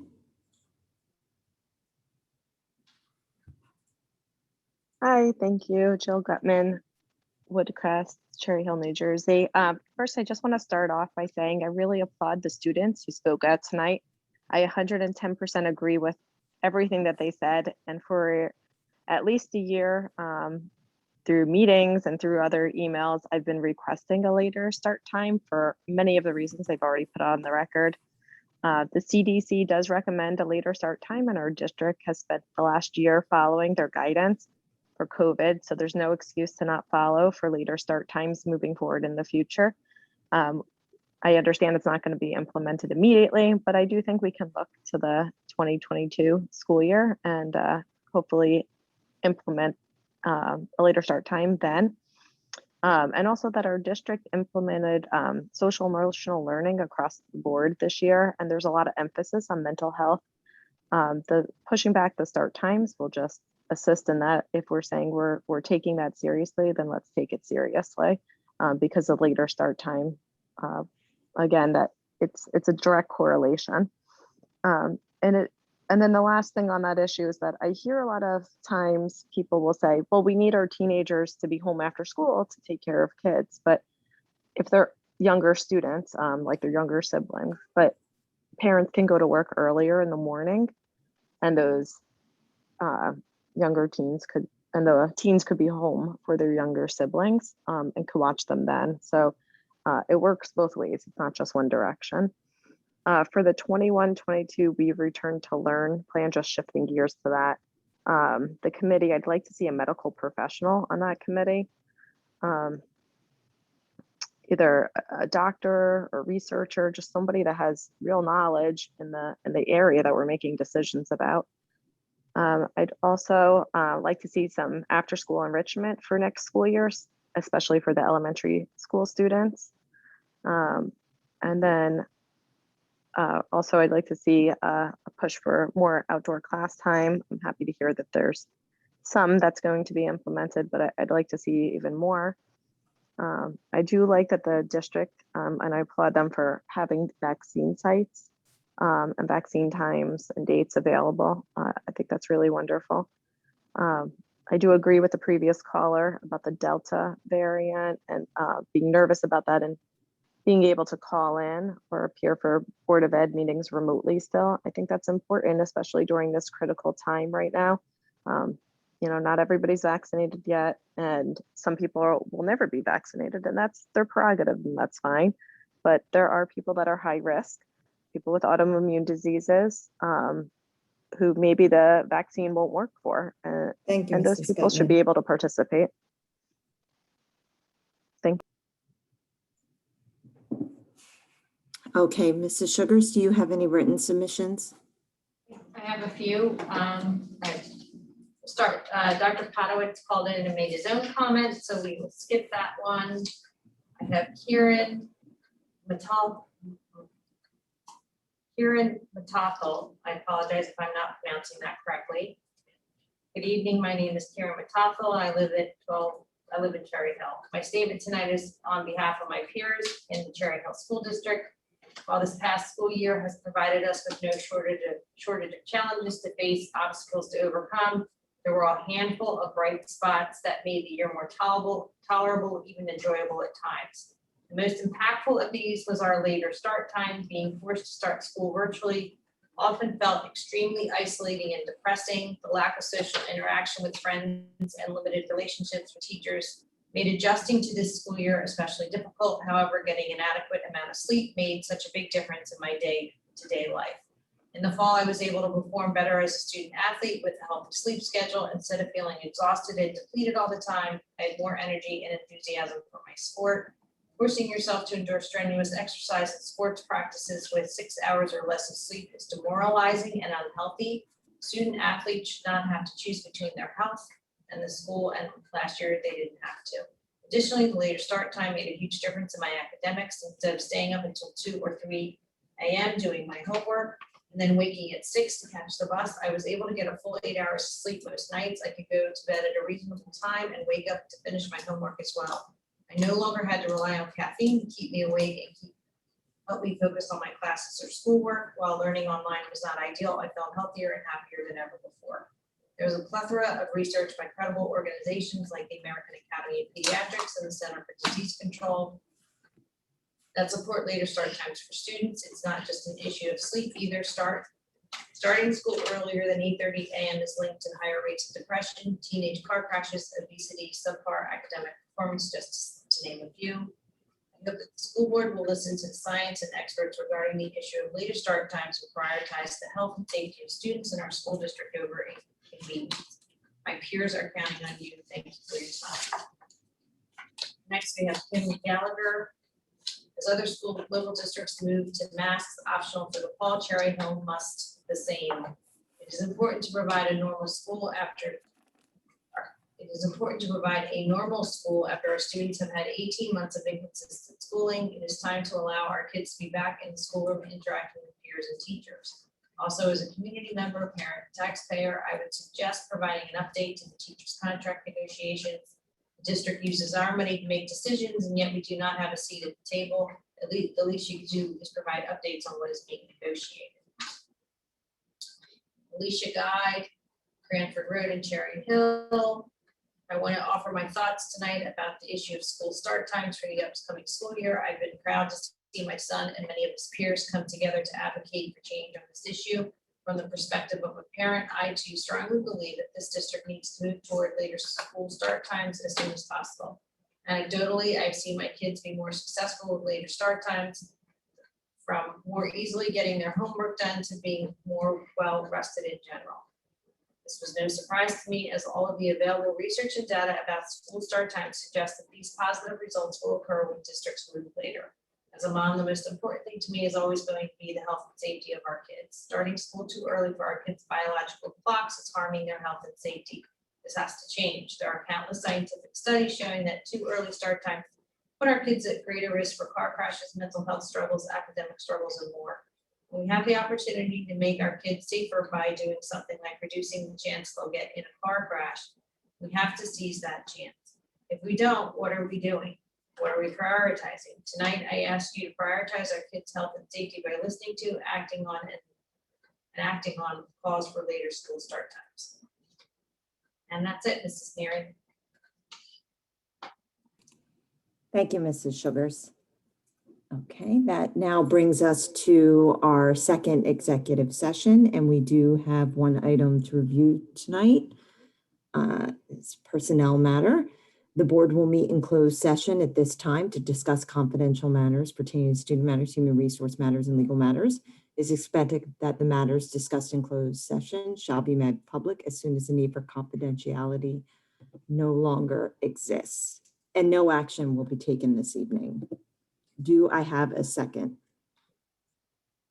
Ms. Stern, all in favor? Okay, great. Thank you.